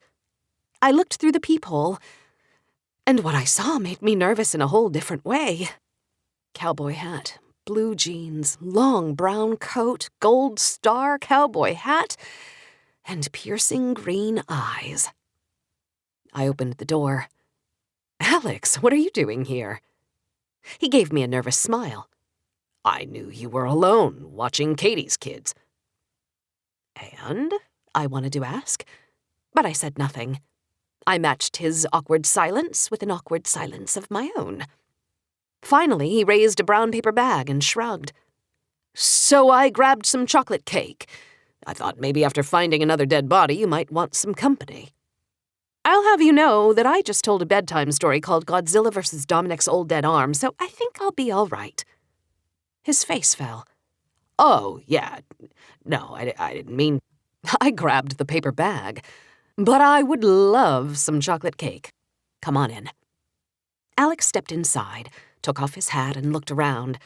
His smile was back, but not a big toothy grin. This one was relaxed and subtle, and it called attention to the little dimple at the corner of his mouth. Sheriff Pain-in-the-Butt Kramer was off duty. The guy who gave me butterflies was on the clock. "I hope you don't mind me dropping by unannounced." "Mind?" I said, my voice cracking and the breath catching in my chest. "Not at all. I was just pouring myself a glass of wine and saying to myself, I sure wish someone would drop by unannounced with a piece of chocolate cake, and here you are." And here I am. "Well, the living room's right there. I'll, be right back." I went into the bathroom and locked the door behind me. Taking a deep breath, I looked in the mirror.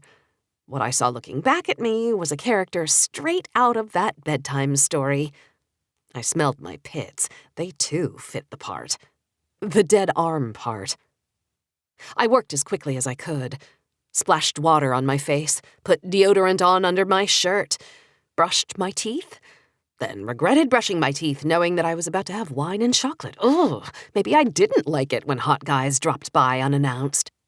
I hustled into the kitchen, poured 2 glasses of red wine, drank one of them quickly, then poured another glass. That's when I heard a very strange sound. Is that a vacuum? I grabbed both glasses and went to the living room, where Alex had cleaned up all the toys, picked up the plates from dinner, and was now vacuuming the carpet. He turned it off just as I entered. "I'm not sure how to feel about this," I said. "Now don't tell me you're some kind of neat freak." He shook his head. "Not a neat freak. Not a slob either, but definitely not a neat freak." "Then what's with the Felix treatment?" His eyes widened. "From The Odd Couple. Nice reference. Listen, I can't imagine watching Katie's kids for 2 days. And by Katie's kids, you mean Dominic? He let the air out of my tires once. He handcuffed me to my chair." Alex laughed. "And since you did find another dead body today, I thought picking up some popcorn and vacuuming was the least I could do." He finished vacuuming the last few strips of carpet. Then I handed him his glass of wine and we sat down on the couch. He took 2 black styrofoam containers from his paper bag and opened them up. "For you, madam, I have a piece of Mozzarella's Death by Chocolate cake, some fresh whipped cream, and 1 fancy plastic fork." I cut away a corner of the cake, dipped it into the whipped cream, and stuffed it into my mouth. Oh, my mother! He was watching me, apparently enjoying this. "That's a good thing?" "My mother's not a good thing, but this cake... Wow, thank you." "You're welcome." He took his first bite and had a very similar reaction to mine.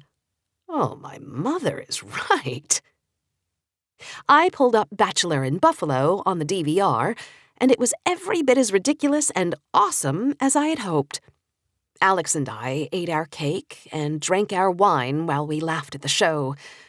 But when the show ended, I found myself looking at Alex, wondering about this man who had found his way to my weird little town and somehow into my weird little life. "What?" he said. "I feel like you know a lot more about me than I know about you." "I don't know about that. You know I grew up in Salmon, wanted to be a cop, my folks are gone, and now I'm here." Wow, I stand corrected. 5 whole sentences, practically an autobiography.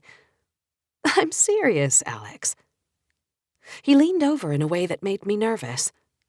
"If you were serious, this wine glass wouldn't be empty." "Pay to play?" He winked. "Something like that."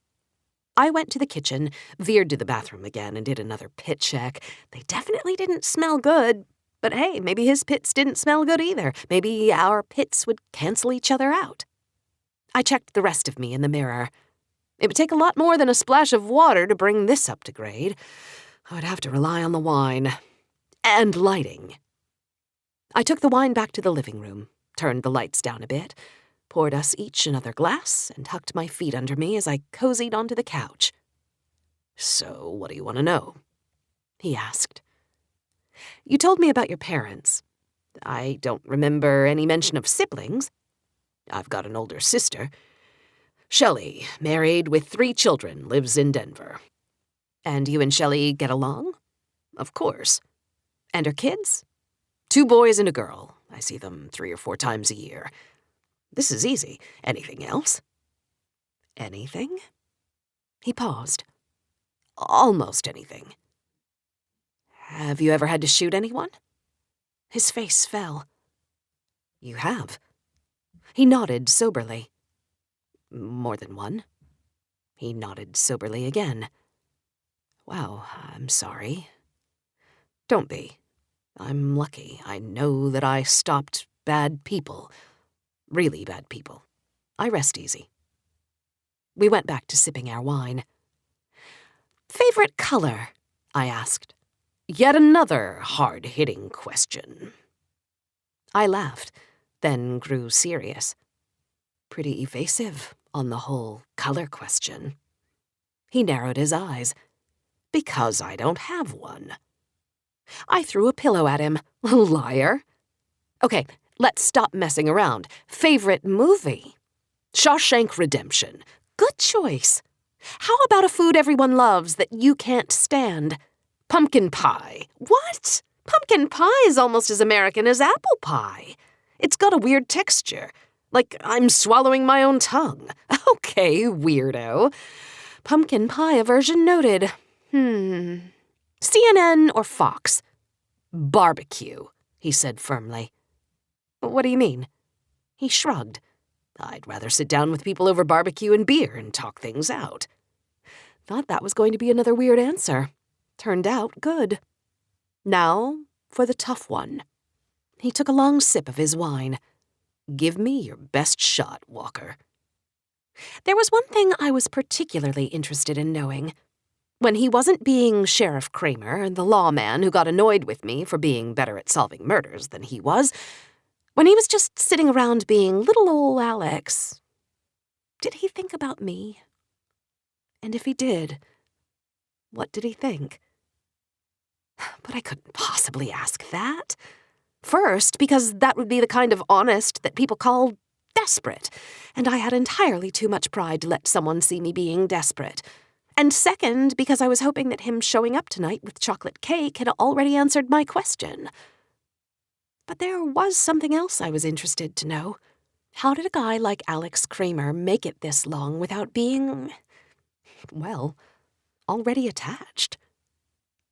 You've got nothing else? He asked. I was a professional investigative journalist. I was willing to walk right up to a mob boss and ask him about his business. But talking to this nice man who sat a mere 2 feet away from me, sipping wine, this was hard. Just do it, Hope.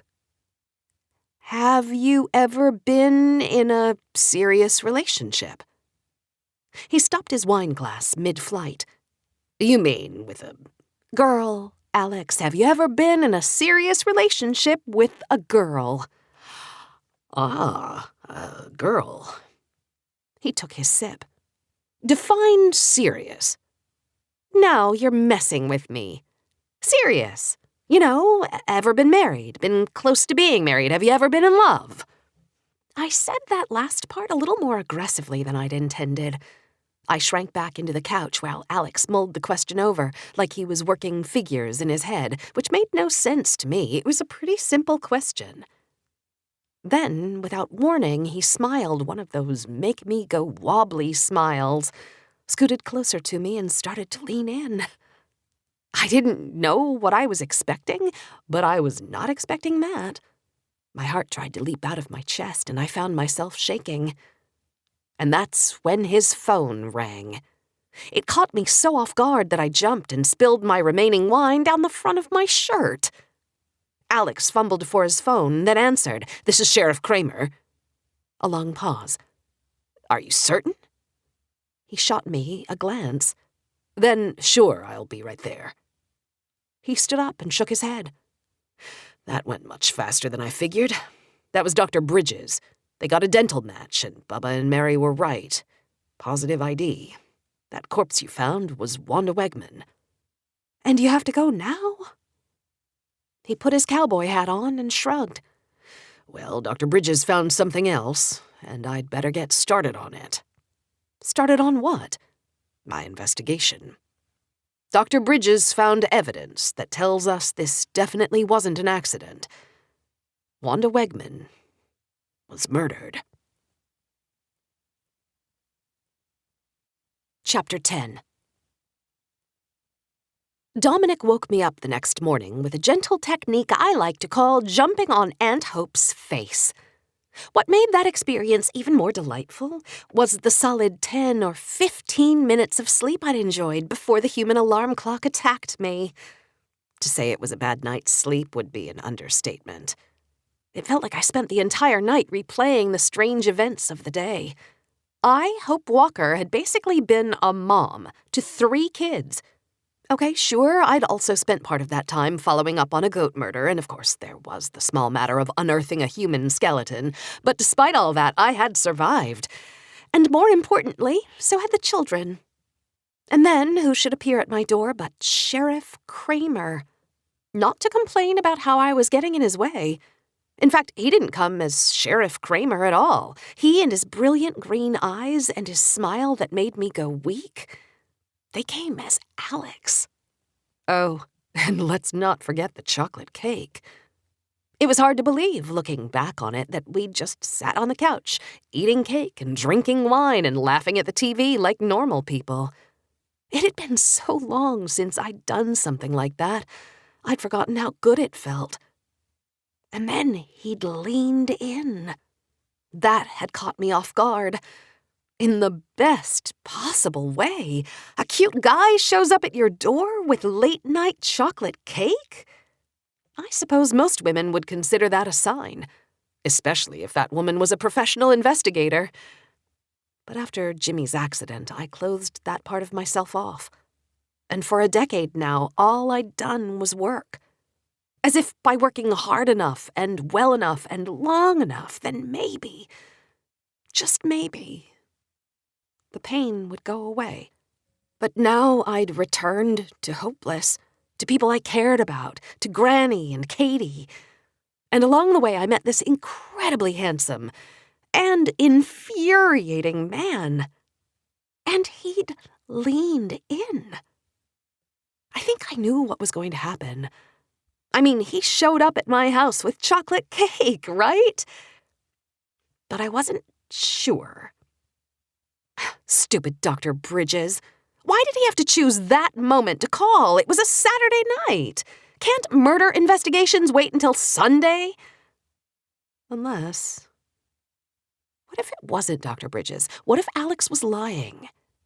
Maybe he'd actually given someone a signal. Hey, if it's going really bad, I'll lean in and then you can call and I'll pretend I have work to do.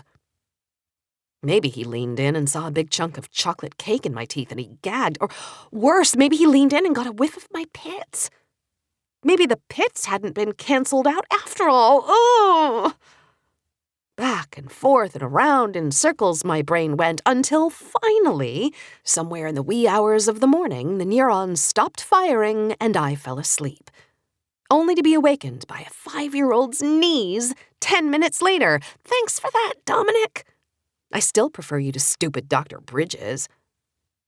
I grabbed Celia from her crib and stumbled downstairs to the coffee maker. Dominic disappeared, no doubt to plot something nefarious. Lucy wasn't around either, probably reading a book.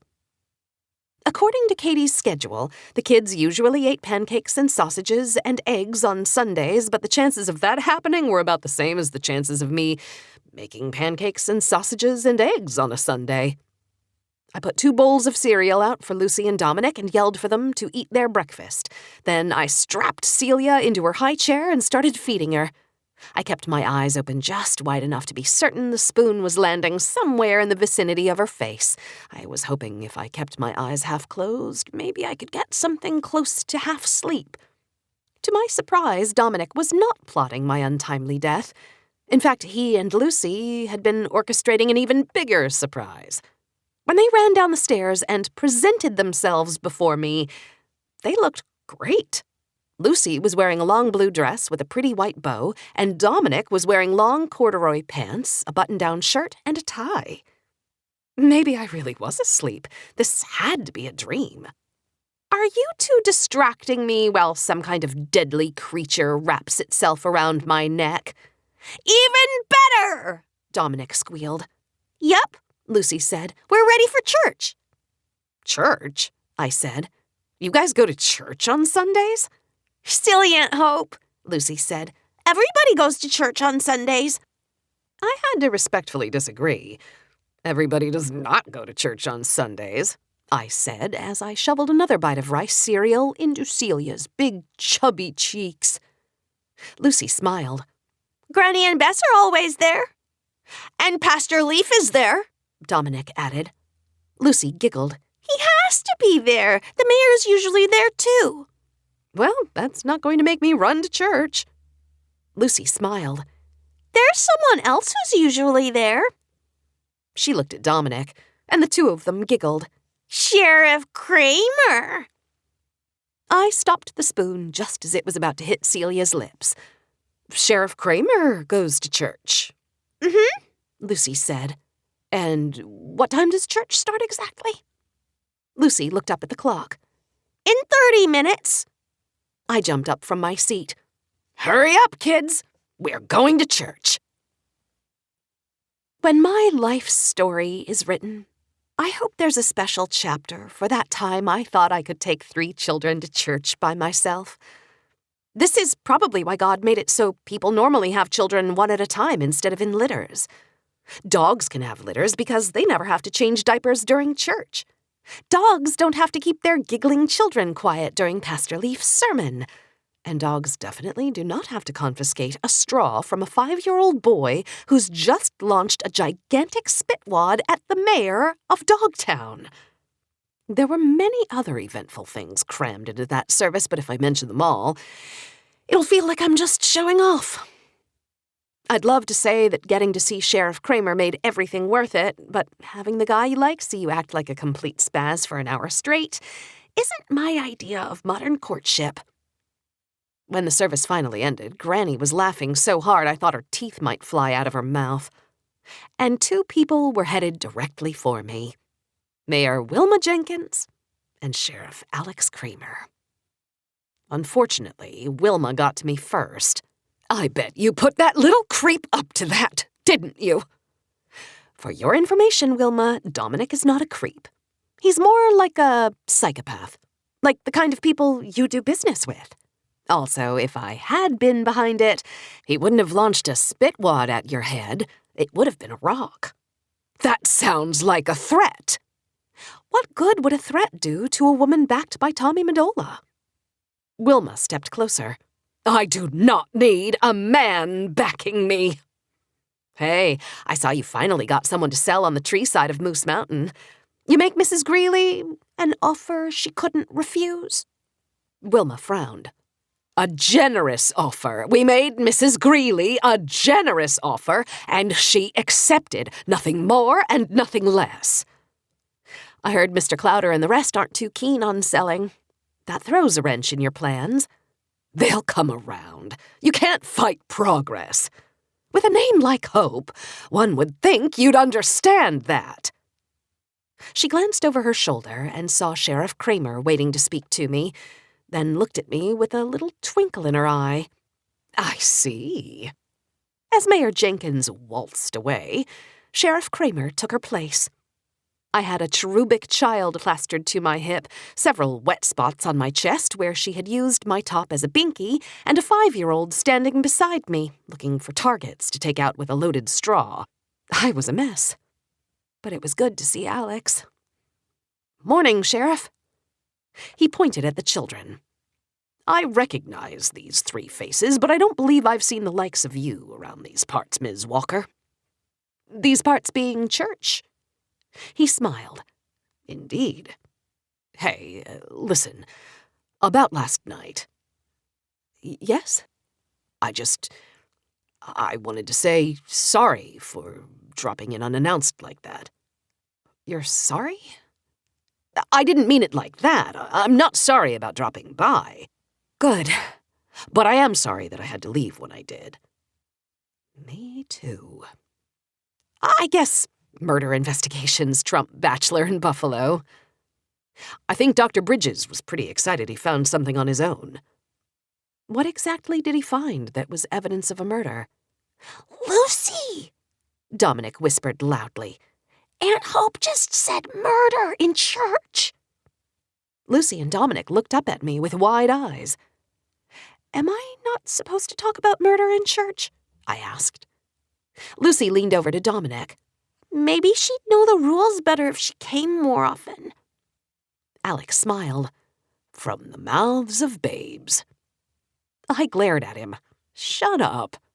You're not supposed to say shut up in church either, Dominic said. You're really bad at these rules. Perhaps we should step outside where there are fewer rules, Alex suggested. I hustled the little animals outside onto the sidewalk, and Alex stopped beside me, rocking back and forth on his cowboy boots. So, I said, you have big plans today? Big murder investigation plans. Those are my favorite kind. Too bad I'm watching children all day. You'd rather be investigating a murder than taking care of adorable children? I leaned in. I know that sounds super terrible, but yes, I really would. He put his cowboy hat on and smiled. Well, duty calls.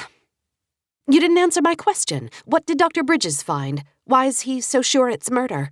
Once he got all the dirt cleared away, he found a broken knife blade stuck between her third and fourth ribs. She was stabbed? It appears so. But I suppose that's for the sheriff to find out. He tipped his hat. Enjoy your babysitting, Ms. Walker. Enjoy your murder investigation, Sheriff Kramer. As he climbed into his pickup truck and drove off toward Bubba's, I was sad to see him go. I was also sad that he got to go ask people questions about the murder and I didn't. Did that make me a bad person? Almost certainly. Time to double down on that bad person thing. Kids, raise your hands if you're hungry. Lucy and Dominic's hands shot into the air. Perfect, I said as I turned my little crew toward Buck's Diner. Because I've got just the place to go. And if we're lucky, maybe we'll get to start our own murder investigation. Chapter 11. The children and I found Granny holding court at the big table in the middle of Buck's Diner. As usual, she was wearing her bright blue Boise State football sweatshirt. Bess sat on her left wearing a long gray dress, and Zeke Roberson was on her right, in khakis and a blue jacket. Flo from the hair salon was there too, of course, and Buck hovered over all of them, dish towel slung over his shoulder, filling up coffee and grabbing used plates. But in addition to the usual crowd, there were two people at the table who weren't normally there. Stank, of Stank's Hardware, and Cup, of Cup's Cakes, the dessert business next door. Years ago, Stank and Cup had a torrid affair, and now, seeing the two of them holding hands and laughing, I knew the romance was still alive. When Granny saw me, she stood up and started clapping. She did it, everybody! My granddaughter not only woke up early enough on a Sunday morning to go to church, but she did it with 3 kids in tow. Buck, do you think she could get your Medal of Honor for that? Word on the street was that Buck had won the Medal of Honor, saving his platoon in a firefight in Vietnam. But nobody had ever seen the award, and Buck never talked about it. Today was no exception. He just laughed and poured a fresh cup of coffee for Stank. I handed Celia to Bess, who started rocking her like she'd been doing it her whole life. Then I grabbed extra chairs for Dominic and Lucy. And to put that accomplishment in proper perspective, I said, Dominic only shot our mare with 1 spitwad during today's service. Granny slapped the table. He didn't! Dominic made a face, then got on his tiptoes and whispered in my ear. Correction, I said. He shot our mare with 2 spitwads during today's service. The entire table howled with laughter, and Buck lost it as well. He rubbed Dominic's hair and said, I think free pancakes for the children are in order." Stank objected to that. "You mean to say that all this time, all I've had to do to get free pancakes was shoot Wilma in the head with a spitwad?" The table erupted in laughter again. Dominic leaned over to Lucy and remarked, "Old people sure laugh a lot." To which Lucy replied, "It's because they've watched all the episodes of SpongeBob." While Lucy and Dominic started coloring on their paper placemats with the crayons Buck set out for them, I took a long, slow sip of Buck's terrible dark-roasted coffee. Especially on a day like today, even Buck's coffee was better than no coffee. Then I set my eyes on Granny. "I assume you know why I'm here." Granny folded her hands somberly. "But of course, we heard a body was found down at Bubba's, which means we've got a murder to investigate." She pounded her fist on the table like it was a gavel. "Zeke, get the ketchup!"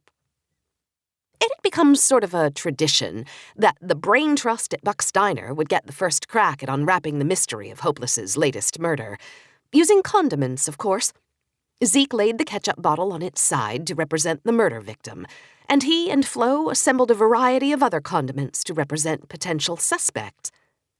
Buck reappeared, slid the hangover special in front of me, and set 2 plates of pancakes in front of Lucy and Dominic. I stuffed a piece of bacon in my mouth, poured maple syrup on Lucy's and Dominic's plates, and we were ready to go.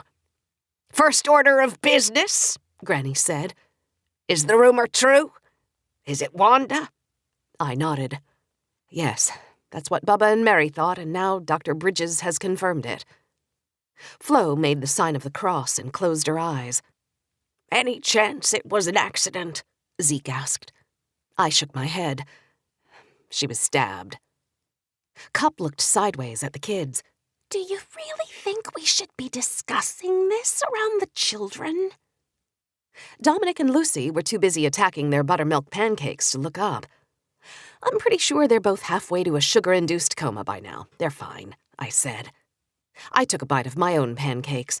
Plus, last night I told them a story called Godzilla vs. Dominic's Old Dead Arm, and they slept like babies, so I don't think this kind of thing phases them. Flo leaned forward. "So is the other rumor true, then? Did the boy really find the body?"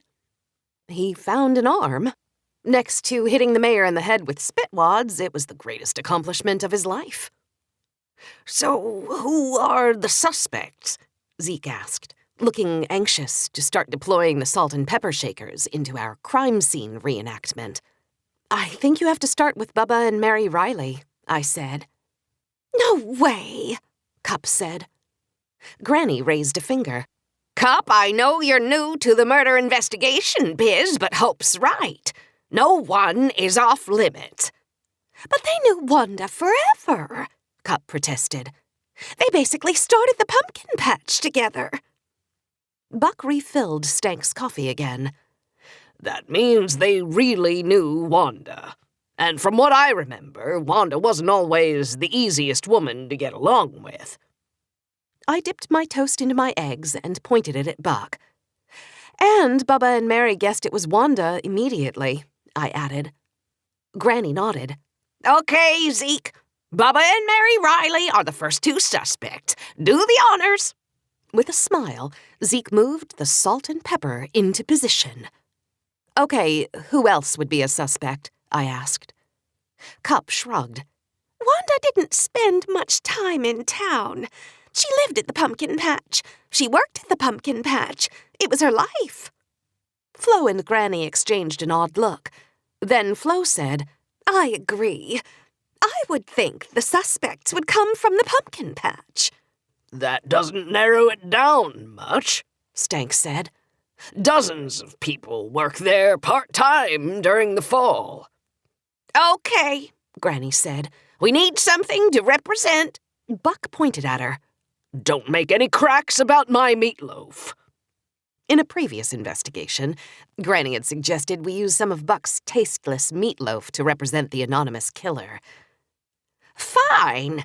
Then we'll just imagine Buck's tasteless meatloaf on the table, representing any one of the dozens of part-time employees who work at the pumpkin patch every year. But they wouldn't be my prime suspects. Buck's wrong about his meatloaf, but he's right about Wanda. She wasn't the easiest gal to get along with. The more you spent time with her, the more likely you were to murder her. So you suspect one of the full-time employees? I asked. Exactly, Granny said. How about Kip Granger? Stank asked. He's run the farm at Bubba's for years, and he can be a bit crusty at times. Zeke, you got anything for crusty Farmer Granger? Zeke dutifully cut the crust off his toast and laid it next to the salt and pepper. Lucinda Meadows runs Bubba's food operation, Cup said. Hasn't she become something of a minor celebrity for her baking? Flo asked. Cup rolled her eyes. For her donuts? If you call that baking. Oh, I had those donuts, I said. They're really, really good. Cup rolled her eyes again. What's with all the eye-rolling, Cup? Granny asked. You a 15-year-old girl all of a sudden? It's a baking thing. You wouldn't understand. Now it was Granny who rolled her eyes. Zeke, find something for Lucinda Meadows. Buck threw Zeke a half-eaten donut from a plate, and Zeke set it on the table. There's also Johnny Driscoll, who runs all the computers at Bubba's, Flo said. I've done his mom's hair a few times. She's pretty weird, and I get the idea that her son is even weirder. He still lives with her, you know. Zeke set a bottle of horseradish sauce on the table. What's weird about horseradish? Buck asked. What's not weird about it? Zeke replied. What's in it, anyway? Horses? Radishes? Now that all the condiment suspects were assembled, the investigation could begin.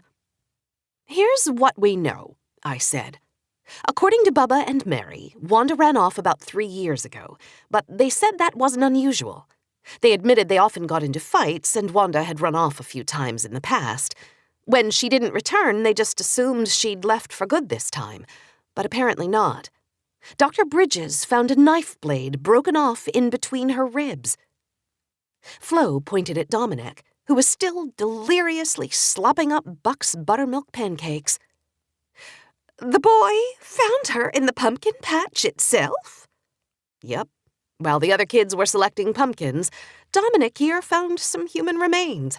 Then wouldn't that point to Kip Granger, the farm manager? Flo asked. Granny stroked her chin. So you think that for some reason Farmer Granger and Wanda got into it? He stabs her in a fury, then buries her in the pumpkin patch to hide the body. I guess it makes sense. Does it, though? Zeke asked. Why would he bury her right there in the pumpkin patch? He'd have to know that someday some kid rummaging through there would find the body. Killers do dumb things all the time, I said. I agree with Zeke, Stank said. I think Kip's too smart for that. Oh, Cup asked. Because he's a man? Stank hesitated as if caught in a trap. Then he relaxed, smiled, and said, Precisely. He kissed Cup on the cheek, and she blushed. Okay, I said.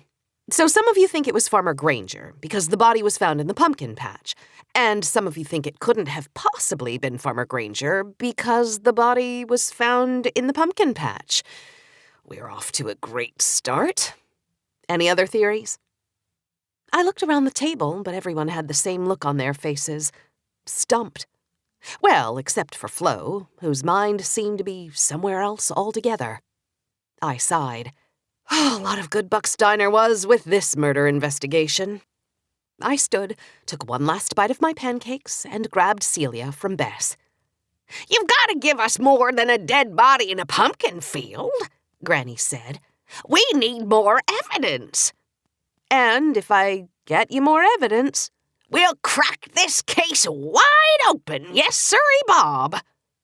I laughed. Thank you, Granny. I kissed her on the cheek. "For paying for my breakfast today.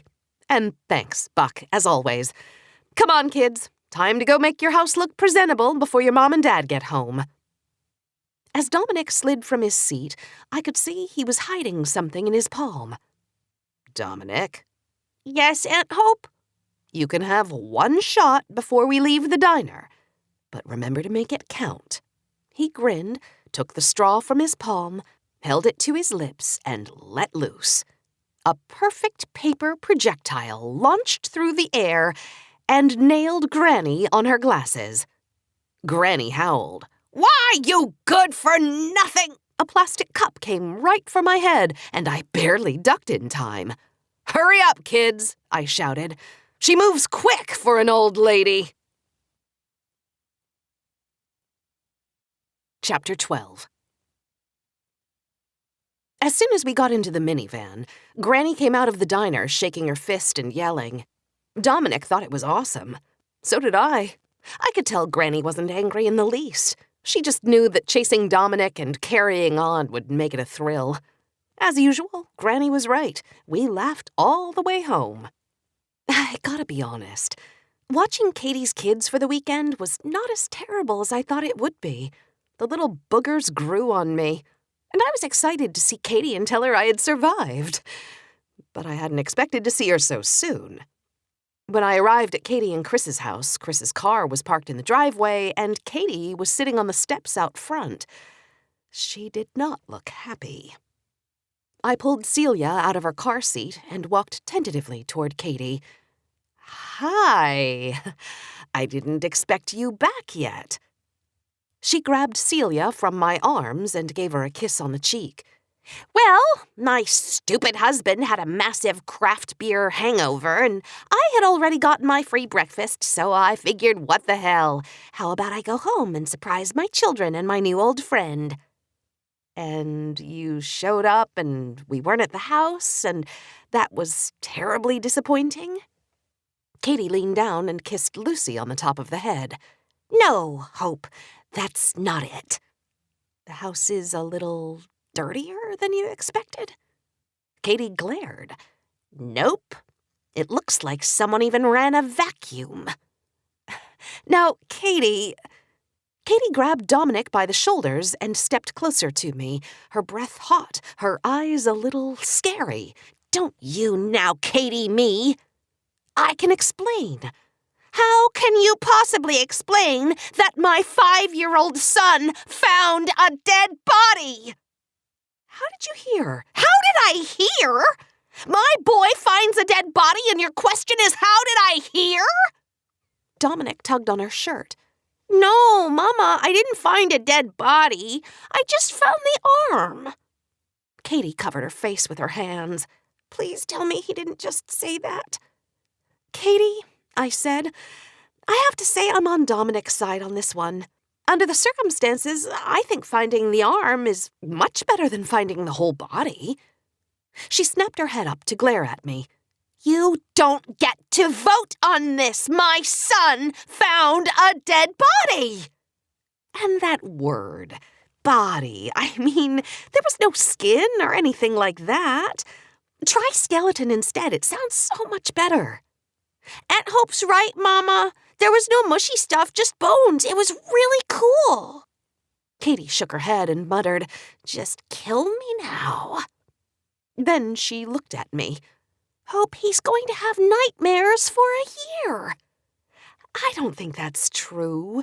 He did have a nightmare that first night, but that was before he found the arm. He dreamed that Santa brought him a Barbie. But last night, after he found the arm, he slept like a baby. The kid's kind of weird. I know he's kind of weird, Hope, but he didn't need to go and find a dead body. I spread my arms, palms up.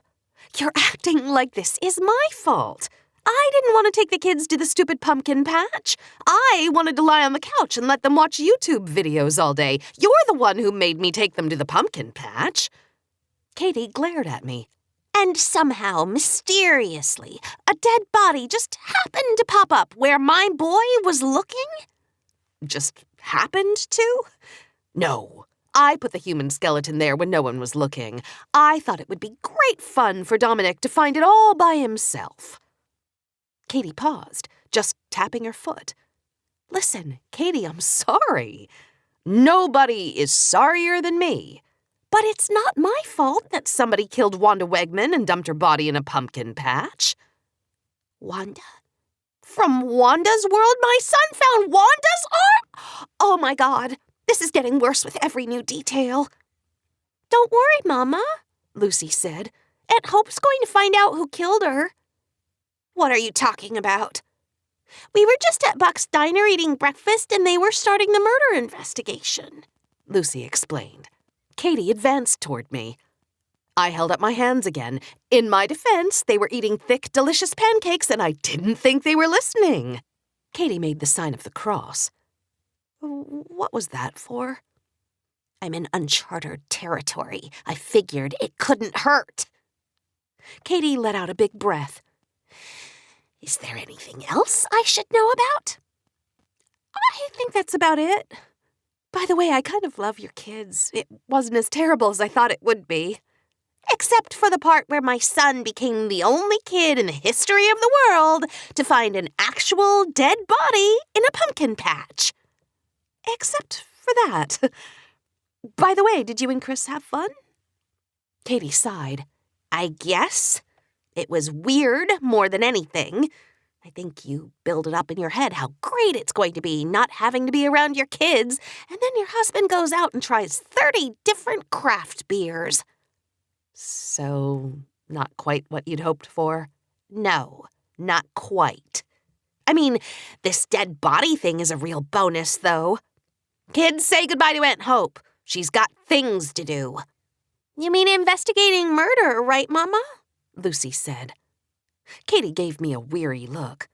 Why couldn't you be a dental hygienist or something boring like that? 'Cause then margarita night wouldn't be as fun. I gave Celia a kiss on the cheek and Lucy a hug. Then Dominic threw his arms around me and squeezed. You're the best babysitter I've ever had. I felt his hand go into my pocket. Dominic? Yes? Are you trying to steal my wallet? I saw it in a movie Mom let me watch. I gave Katie the stink eye. And you say I'm the bad influence. I'm allowed. I contributed to his genetic code. She laughed. Despite everything that happened, thanks, Hope, for being here. Dominic tugged on Katie's shirt. She smiled at him. Yes, sweetie? Can you tell us Aunt Hope's story tonight? What story would that be? Godzilla versus Dominic's old dead arm. It's a surprisingly cheery story, I said. Katie growled. Run, Hope. Run! 3 blocks from Katie's house. The weekend caught up to me. I felt like pulling over right then and there and taking a nap. I knew I should go home to my apartment over the library, get under my comforter, and binge something on Netflix until I fell asleep. But there was this other part of me that kept thinking about a guy. It was the same part of me that liked solving murders. And there was only one place in town that could satisfy my curiosity about both. Bubba's pumpkin patch. I would just need some serious medication first. A few minutes later, I arrived at my dispensary of choice, a hopeless cup, purveyor of my favorite cup of coffee. Nick, Generation Z's most annoying barista, was behind the counter today. He was tall, skinny, and wore jeans that would barely fit a broom handle, and yet somehow the least manly man I knew was able to grow a thick Abraham Lincoln beard on his jaw. Hello, Nick, I said. And if you say hello, old lady, so help me God, I will crawl over this counter and pull out every single hair of that stupid beard. My name is Hope. You've served me 60 cups of coffee. My name is Hope. Nick looked at Madeline, his Gen Z barista partner in crime. She rolled her eyes and pointed to a pamphlet. Nick grabbed it and handed it to me. In big block letters it read, Do you feel triggered? Do you need a safe space? What the hell is this? I asked. Madeline and I thought this might help you with whatever problems you have. What problems are you talking about? Whatever problems turn you into an angry old woman every time you come in here. For the last time, I am 32 years old. I am not an old woman. Chill, dude. Just read the pamphlet before you come in next time. One white mocha coming up. In that moment, I was thankful for two things. First, that I was too tired to jump over the counter, and second, that Nick was much better at making a cup of coffee than he was at everything else in his life combined. 3 minutes later, I was sipping down dollops of sweet, heavenly, caffeinated goodness and walking back to my car. Mr. Clowder was just coming down Main Street in his truck. He pulled up alongside me and rolled down his window. Hello there, Hope. Hi, Mr. Clowder. What are you up to? Just heading over to the hardware store for some supplies. Any chance you got a lead on Percy's murder case? Sorry, Mr. Clowder, I haven't had time to do much. I've been thinking more about that scary Ms. Jones woman who came to talk to me. More like threatened you. Exactly. You really think a woman might be mixed up in Percy's death? I don't think it has anything to do with being a woman or a man. Some people are just bad people. Did you get the feeling she was one of the bad people? He nodded. I guess I just never connected the dots until you brought it up. But why do you think she might have done it? Isn't it obvious? To scare you away. Mr. Clowder shook his head in disbelief. You really think that's it? Think about it. People are making you offers for your home.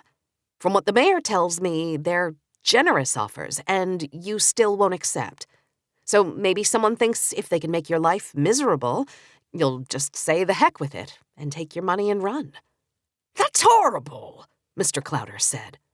Like I said, good people and bad people. You sure you haven't seen her around town at all? No. I sure wish I had a picture of her. Maybe we could show it around and somebody would recognize it. Not sure the few details I remember are going to help much. I mean, I can picture her clearly. I just don't know how to describe her exactly. He shook his head. Too bad it's not the movies where they have the police sketch artist. I had an idea. You said you're heading over to Stank's Hardware? I asked. Yep. I don't know a sketch artist, but I do know a very good artist. Her name is April, and she works for Stank. I'm headed somewhere else, but I'll call her right now so she knows you're coming. You think she'll help me? I winked at Mr. Clowder. She owes me. Chapter 13. With Mr. Clowder setting off to see the closest thing hopeless Idaho had to a police sketch artist, I set off in the opposite direction to find Wanda Wegman's killer. The truth was, that was going to be a serious challenge. Based on Bubba and Mary's statements, as well as the condition of the body, it was likely the crime had been committed 3 years ago. It was hard to believe there would still be any physical evidence left to be found. Witnesses, if there even were any, wouldn't remember anything. And worst of all, alibis were probably impossible to establish. Alibi was usually a fairly efficient way of narrowing down your suspect pool. But we didn't even know for sure when Wanda died, other than about 3 years ago. And even if we did, I doubted it would help. People can remember what they were doing a week ago. Nobody remembers what they were doing on a random Thursday night 3 years ago. Which meant this case was going to be all about motive. Namely, who had one. And then we were going to need to get a little lucky. The brain trust at Buck's Diner had at least helped me limit the suspects to a more manageable number. We'd decided to focus on the people who knew Wanda best, the full-time employees at Bubba's Pumpkin Patch. It wasn't much to go on. It was nothing really but a guess. But as an investigative reporter, I couldn't resist. Wanda Wegman, creator of the pumpkin chomping dragon, was found dead at her own pumpkin patch? If I couldn't find the truth, I could at least find the bones, so to speak, of one heck of a story. I was trying to explain my mission to the miserable old woman selling admission tickets at Bubba's pumpkin patch, but she wouldn't hear it. No ifs, ands, or buts. The cost of admission is $14 per adult. I had already paid $14 to go to this exact same pumpkin patch yesterday. I didn't like paying it then, but at least it was Katie's money. There was no way on earth I was going to fork over that much money to go to a pumpkin patch on business. Earl Denton had gotten better at reimbursing me for my expenses, but I had a feeling he would draw the line at pumpkin patch admission. What's going on, Matilda? The sweet voice came from my left. It was Mary Riley. She looked at me curiously. You're the woman who was here yesterday, she said. I shook her hand. Hope Walker. I'm here today with the Hopeless News investigating the murder, which is what I told Matilda here. Oh, yes. Sheriff Kramer said you might be stopping by. He did he? She glanced at Matilda. And I already told my employees to fully cooperate with you. Matilda frowned. But like you're always telling us, Mrs. Riley, nobody gets in free and nobody gets a discount. No ifs, ands, or buts. Clearly, the old shrew was fond of that phrase. Probably had it cross-stitched on a pillow back home. I know what I usually say, Matilda, but for goodness sake, there's been a murder. This is a little different. Matilda sat there skeptically, her arms folded in defiance. Let the woman in, Matilda! Mary shrieked, her sweet voice suddenly replaced by that of a stressed-out woman nearing the back end of middle age. Matilda, the most charming woman in America, scowled mightily, hacked something into the back of her throat, stamped my hand, and let me through the turnstile. Mary met me on the other side. I'm sorry about that. Nobody's really themselves since we got the news. So Matilda's normally sweet and reasonable? Mary laughed.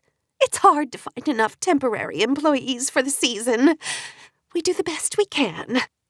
I walked with Mary through the main entrance to the park, a tunnel made of stacks of hay bales and filled with pumpkins.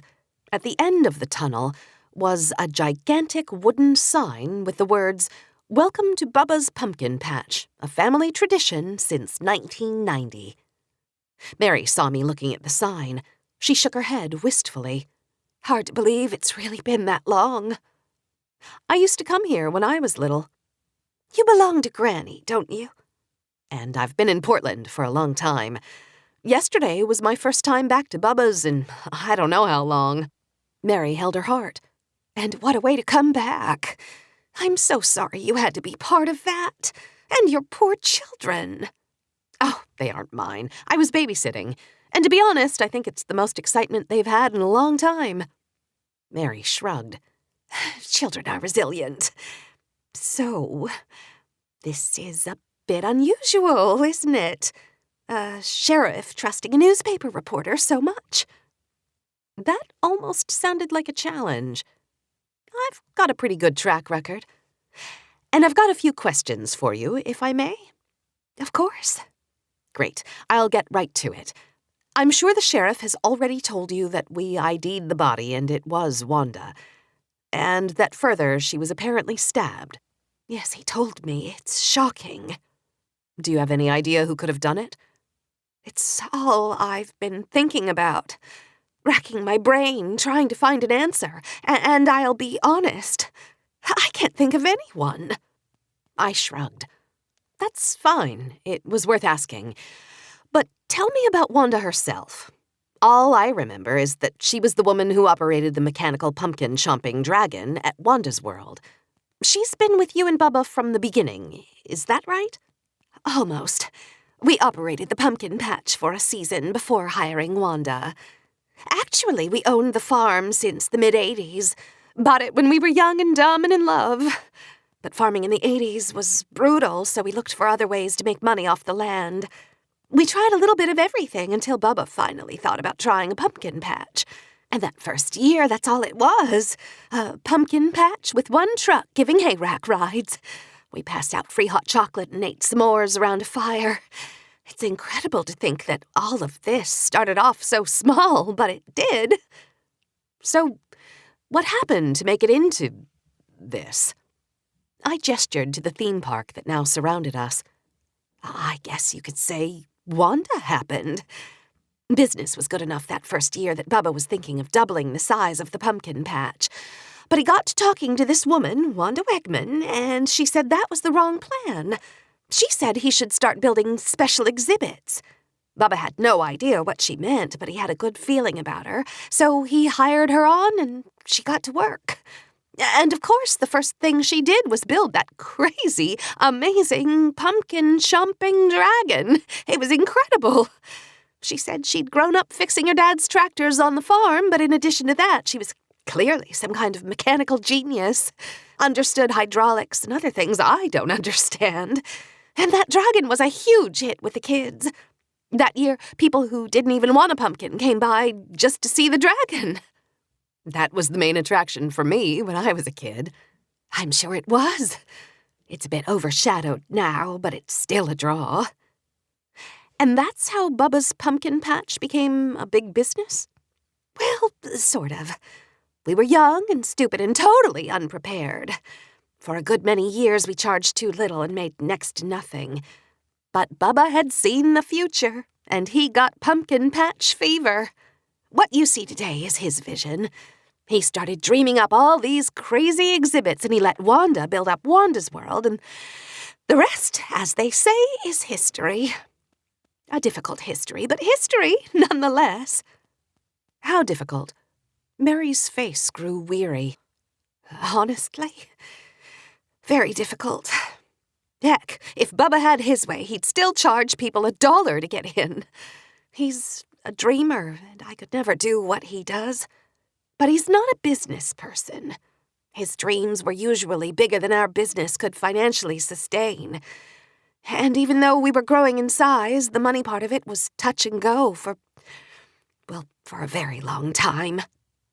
What changed? She shrugged. They say most new businesses fold within the first few years. It takes a while to figure everything out.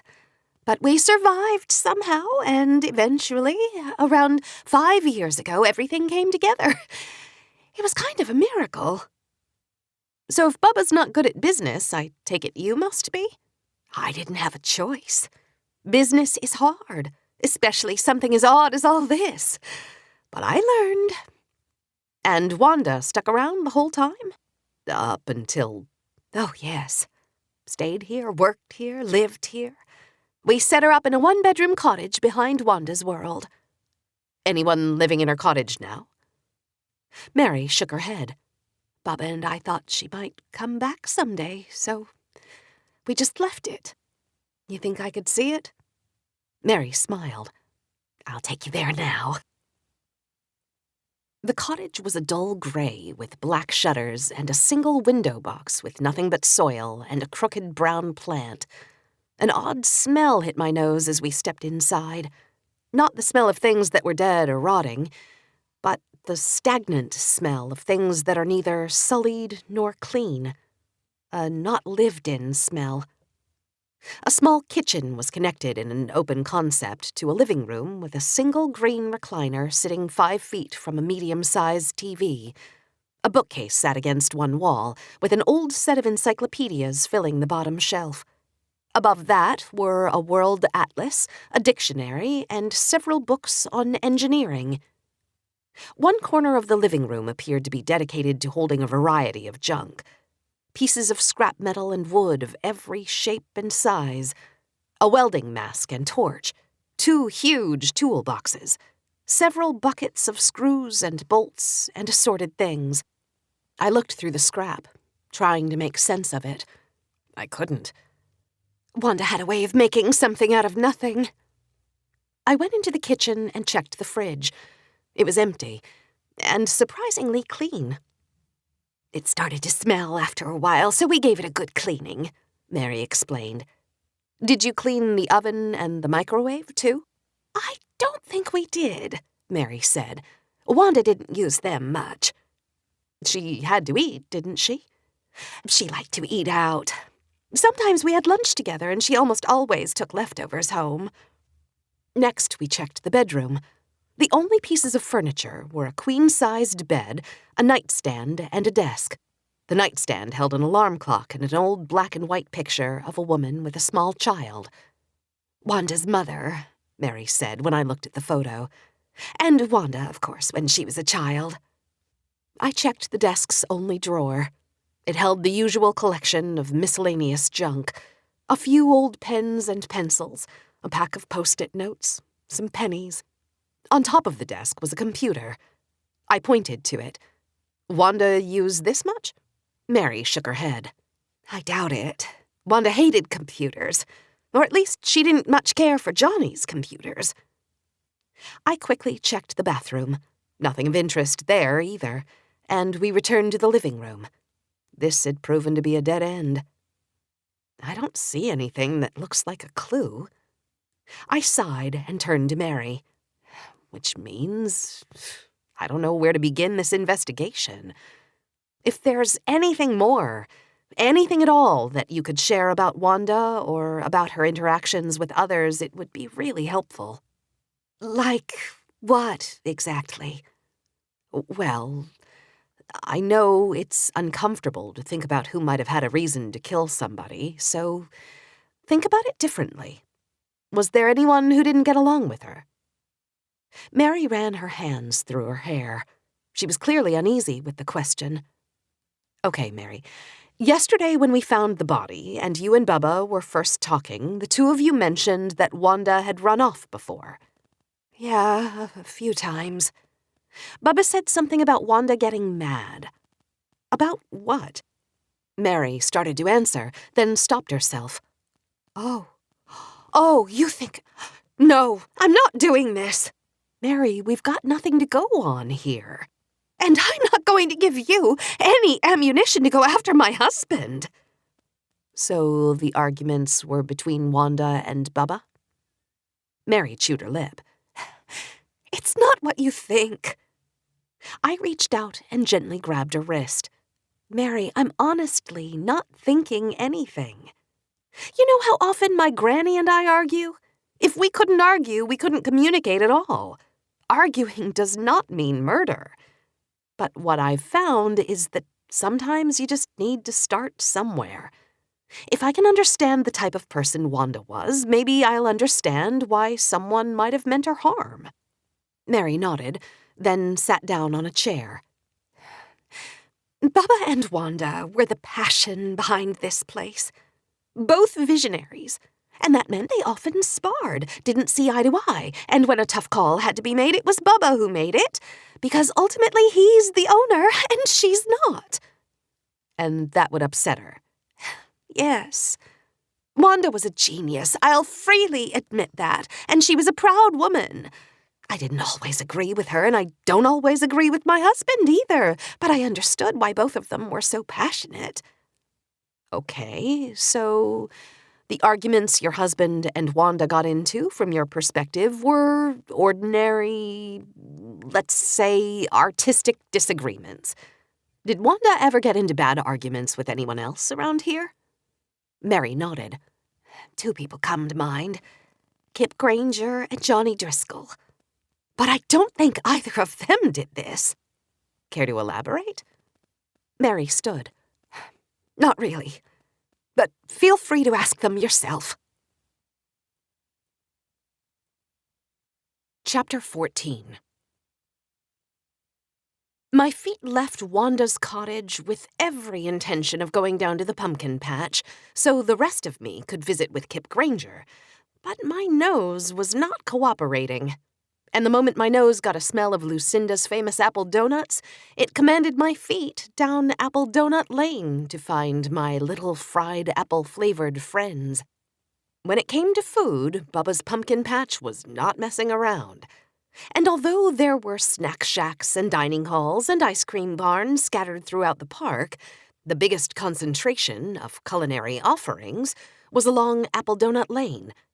What Rodeo Drive is to haute couture, Apple Donut Lane is to unhealthy and delicious festival food.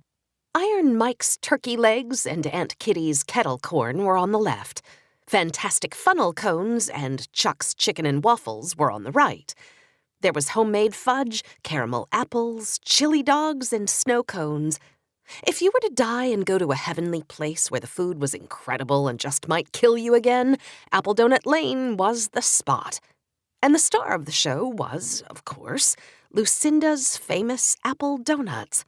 The fact that the simple and humble apple donut could be first chair for this symphony of smells and tastes was no small feat, and I was excited to meet the woman behind it all.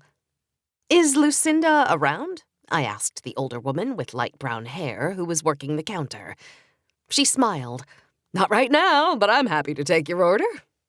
"Do you know where she is?" I asked. "I know where apple donuts are, and I'm willing to sell you some." I get the hint. 3 donuts, please.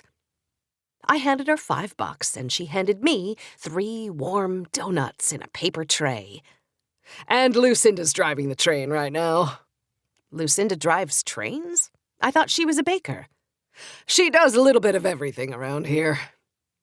I bit into the first donut and made a fairly indecent noise. Then I looked back at the woman, who was smiling as if she'd seen this happen 1,000,000 times. "Can you just tell me what the secret is to these donuts?" "Sure thing." She stepped aside and pointed to the sign behind her. "Lucinda's famous apple donuts, where the secret ingredient is love." "I bet another ingredient is apples," I said. "And donuts," she said. "But those ingredients aren't very secret." "Well, you wrote love right there on a sign, so it's not exactly a secret anymore either." She laughed. "Touché." I sat down at a picnic table to eat my donuts.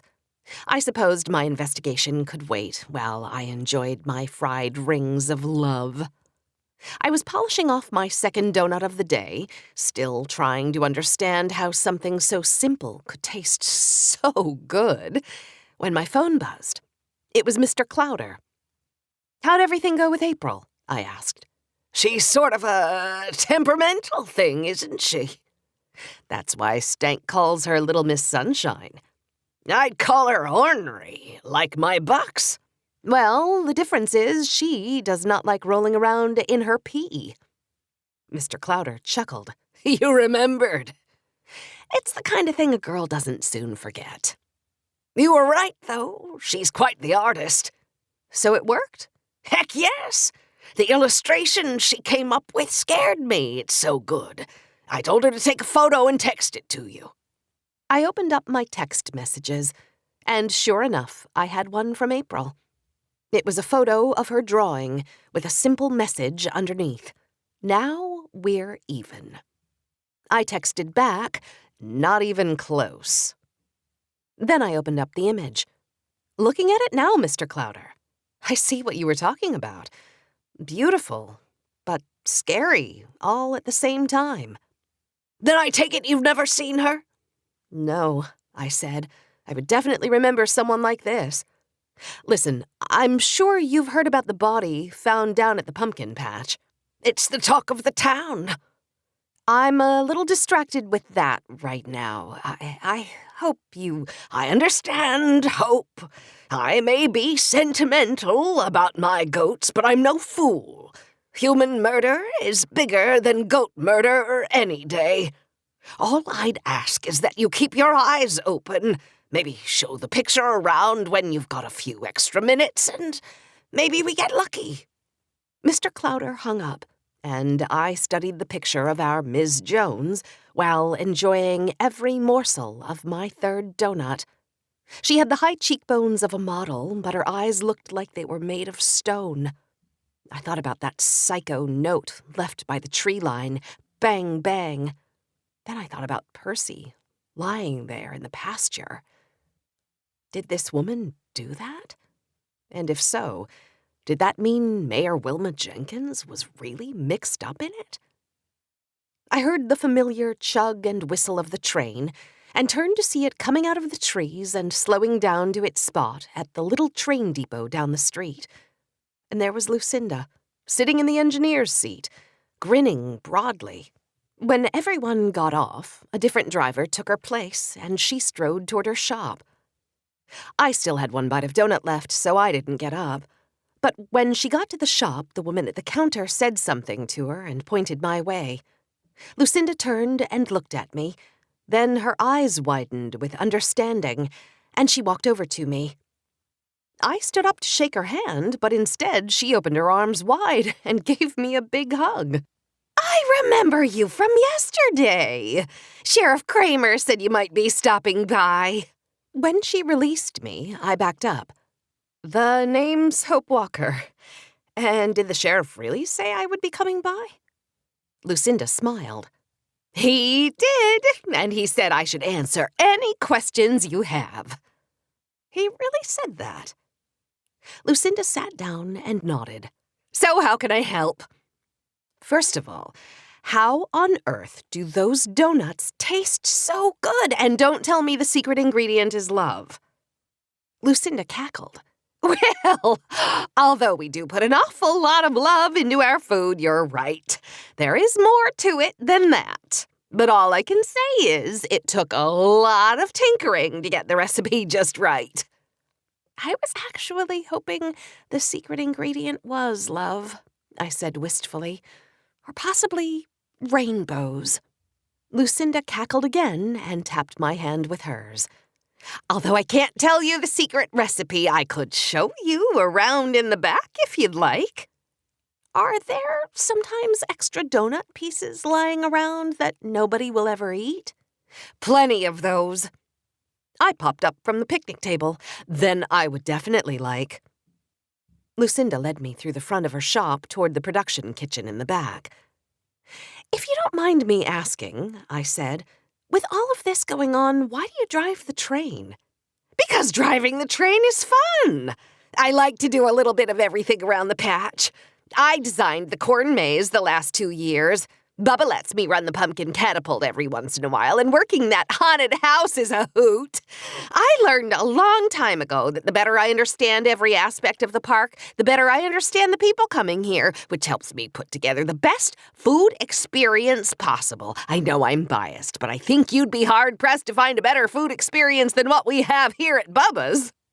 In the back of the shop, a row of women in white hairnets and purple aprons were rolling out dough by hand. They all waved to us, and Lucinda smiled and waved back. On a wall to one side were several framed newspaper and magazine articles, and even a few awards. The largest plaque stood out. "America's Best Donut, 2014. I turned to Lucinda, who was beaming with pride. "You won the award for Best Donut in America?" She gave me a funny look. "You didn't know?" "You'll have to forgive me. I grew up in Hopeless, but I moved away a long time ago." "But you're back now?" "For a little while. And it's a good thing, or I might never have found your donuts. They're unbelievable. But how on earth did donuts from Hopeless, Idaho get chosen as the best donut in America?" "Simple. It was a contest, and we won." "Now, how about the more complex version?" Lucinda laughed. "It really is that simple, but it was also really hard. I'd heard about this contest for best food in America, and I decided that if I could make that list, it would really help put Bubba's on the map. So I worked on that donut recipe until I got it perfect. A lot of blood, sweat, and tears went into that award." "Sounds like love really is the secret ingredient," I said. She winked. "And it sounds more appetizing than blood, sweat, and tears." Lucinda spent a few minutes taking me through the donut-making process. And yes, along the way, I was able to gobble up some leftover pieces from the island of misfit donuts. Finally, she and I sat down at her desk in a tiny back office. "Don't suppose you know who killed Wanda Wegman?" I said. Lucinda frowned. "It's all anyone around here can talk about. It's just terrible." Anybody come up with a good theory? It's all just guessing. Any guesses better than others? Lucinda looked toward the door, then leaned forward. The body was found in the pumpkin patch, so naturally people are thinking it may have been Kip. Body's found in a farm field, so it must have been the farmer? That's what people are saying. I see you're not buying it. I shrugged. I have no idea. It's just not a lot to go on. People don't just murder other people. You need a reason to kill someone. You mean motive? I nodded. What are people saying about a possible motive? They're not. But Lucinda hesitated, like she was holding something back. But do you think there's a possible motive? She glanced at the door again and lowered her voice to a whisper. Love. We still talking donuts? I'm talking about Wanda and Kip. They were in love? Once upon a time, yes. Well, I don't know if it was love or not, but they dated a long time ago. Who broke it off? I asked. Wanda. And you know this how? She told me. Girl talk. And what? You think Kip killed her in a lover's rage? I don't think that. I'm just saying it could have happened that way. I've known Kip Granger an awfully long time. I don't think he killed her. Anybody else have a reason? Not that I know of. I've heard Wanda wasn't always the easiest person to get along with. That's true. That woman could argue with a mirror. Anyone in particular? Bubba, Mary, Johnny, me. We all argued with her.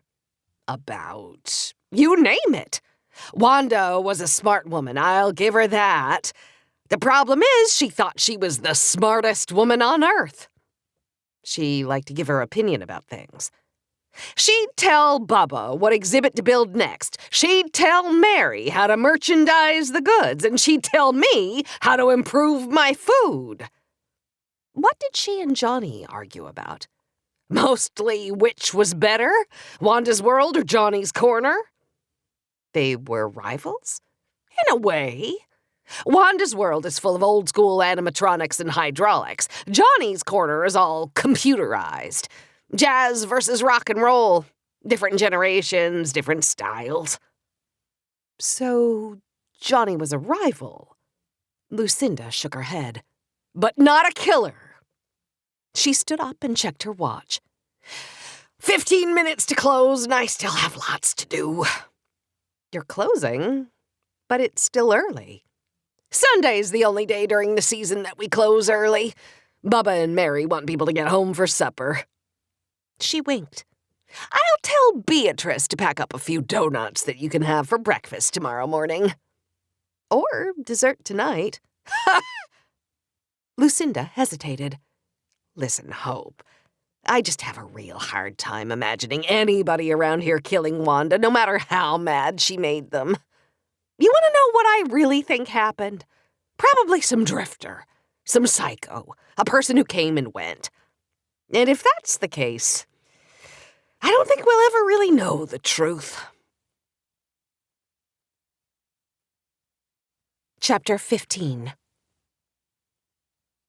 After a 5-minute walk through a dirt and gravel parking lot full of strollers and red wagons and crying children, I found a tall, good-looking sheriff waiting beside my car. "Thank you," I said. "For what?" "For encouraging people to cooperate.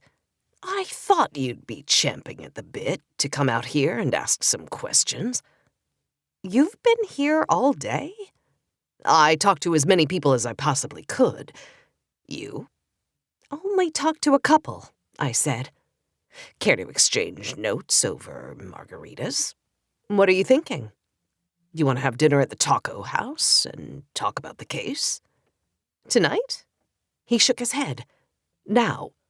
"Now? Alex, I'm a total mess." He smiled an easy smile. You look fine. In this situation, fine was the same as a total mess. If I was going to dinner with Alex Kramer, I didn't want to look just fine. No, seriously, I'm a mess. I understand. Maybe some other time. No, that's not what I mean. I want to... Can you give me an hour? My stomach's going to be really hungry in an hour. I grabbed a donut out of my to-go tray and stuffed it in his mouth. 1 hour. You know the movies where the woman takes a shower, does her hair and nails, and tries out 50 outfits, all in a 1-minute montage set to music? That was pretty much me. And when I got to the taco house, I took one last look at the rearview mirror. Not bad. If Alex said I looked fine, I would punch him in the throat. I found him already seated at a pub table, hugging the far side of the restaurant near the old jukebox. A pitcher of margaritas and 2 glasses sat in front of him. When he saw me, he did a double take, and on the second look, his eyes widened and he stood. He didn't say fine. Instead, I could see his mouth forming a different word. Wow. Wow was more what I was looking for. He fumbled awkwardly around to pull out my bar stool for me, then pushed it back as I sat down. I was nervous, so I downed half a margarita right away. He laughed. Then he looked at me again. And not the way a sheriff looks at the annoying reporter who's always getting in his way. As he fixed his brilliant green eyes on my face, he looked at me that other way. Finally, he smiled and shook his head. "What?" I said. "Nothing. I'm just glad we're doing this." "And by this you mean comparing notes?" He blushed, which made me blush. "Naturally," he said. "So, did you solve the murder yet?" He made a face and sipped his margarita. "Who do you think I am? A guy buying a girl dinner so he can cheat off her investigation? You thought I was buying?" We both laughed at that one. "Any progress on your end?" he asked. "I barely got started. To be honest, Alex, I'm not sure we're going to solve this one." "A 3-year-old murder with almost no physical evidence? This one's a layup." He shook his head. "Okay, not so much." "Then maybe this is the time when I start blindly accusing people of doing it. That's how I usually work." "But only if you can blame the mayor in the process." He smiled. "The Hope Walker dictum. No matter what happens, always blame the mayor." The Hope Walker dictum. I like it. Is there an Alex Kramer dictum I should know about? Certainly. 'Tis better to work with a brilliant investigator than against. You think I'm brilliant? He didn't answer. He just smiled, which I guess was his answer. So who'd you speak with? Mary Riley. Then I looked through Wanda's cottage and had a good chat with Lucinda Meadows. Oh, and I ate several of her famous apple donuts. Speaking of, don't ever give me just one of those donuts again. The first donut almost disappears, doesn't it? And then all I kept thinking was, where's my second donut? It's cruel. You're right. I apologize. Get anything good from Mary or Lucinda? Did you? I asked you first. Plus, you're better at this than me, remember? So, this is your new tactic? Flattery? Well, Alex Kramer, I'm happy to say it's working. We both took big drinks of our margaritas. It was quiet. It reminded me of the night before, on the couch. And suddenly, the quiet made me nervous. And when I get nervous, I talk. Both Mary and Lucinda agree on the basics. Wanda Wegman was hard to get along with, but neither of them could imagine someone around here killing her. received that same message, Alex said. Mary did say that Wanda argued most heatedly with Johnny Driscoll and Kip Granger. Lucinda says Wanda got in arguments with everybody.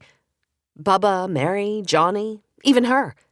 But when I asked Lucinda if she could think of anybody who might have a reason to kill Wanda, I think I got some information. Alex's eyes flickered. He was curious. I leaned over the table and lowered my voice. Apparently, once upon a time, Wanda and Kip dated. And at some point, Wanda broke it off. So Lucinda thinks Kip killed her as part of some lover's quarrel? Something like that. But Lucinda doesn't really believe that. What she really thinks is that some drifter killed Wanda, and we'll never find out the truth. Alex ran his finger around the rim of his glass.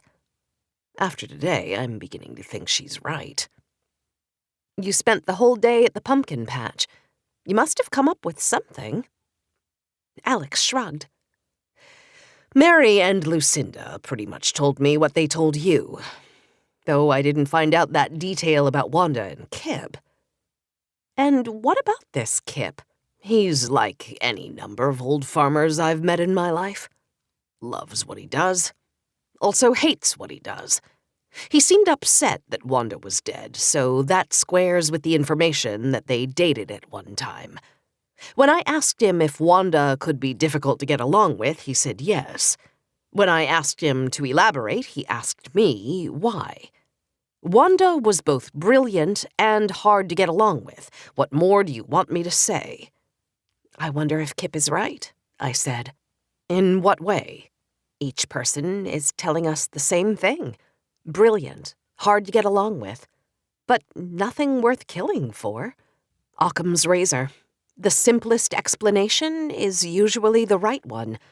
Maybe nobody around her did kill her. Somebody stabbed her and buried her in the pumpkin patch, Alex said. Yes, but maybe Lucinda is right, and it was a random crazed person. Someone just passing through town. And he picks an old, cantankerous pumpkin patch employee as his victim? I nodded. Maybe that's exactly what happened. And if so, we're trying to find connections where there are none, because the whole terrible thing was just random. If you're right, and this is a random killing, without physical evidence, we're never going to solve this case. So what do we do? I asked. I like this drinking margaritas line of inquiry we're currently exploring. If only we were to bump into some chips and salsa along the way. Alex motioned to the waitress. I think I can arrange that. We spent the next hour drinking and eating and laughing. Somehow we veered away from the current impossible murder investigation to talk about things a little more personal. Alex told me more about growing up in Salmon and what it was like to go on river rafting trips with his parents or lead tourists on horseback rides. I told him a few of the getting in trouble with Sheriff Ed Klein stories he hadn't heard yet. I was with a man who made me feel a little bit of everything. Aggravated at times, to be sure, but not on this night. On this night, he made me feel comfortable and nervous all at the same time. He also made me feel wanted. For the first time since Jimmy. When he slipped away to the restroom, I found myself thinking about the night before, sitting on the couch, when he leaned in and...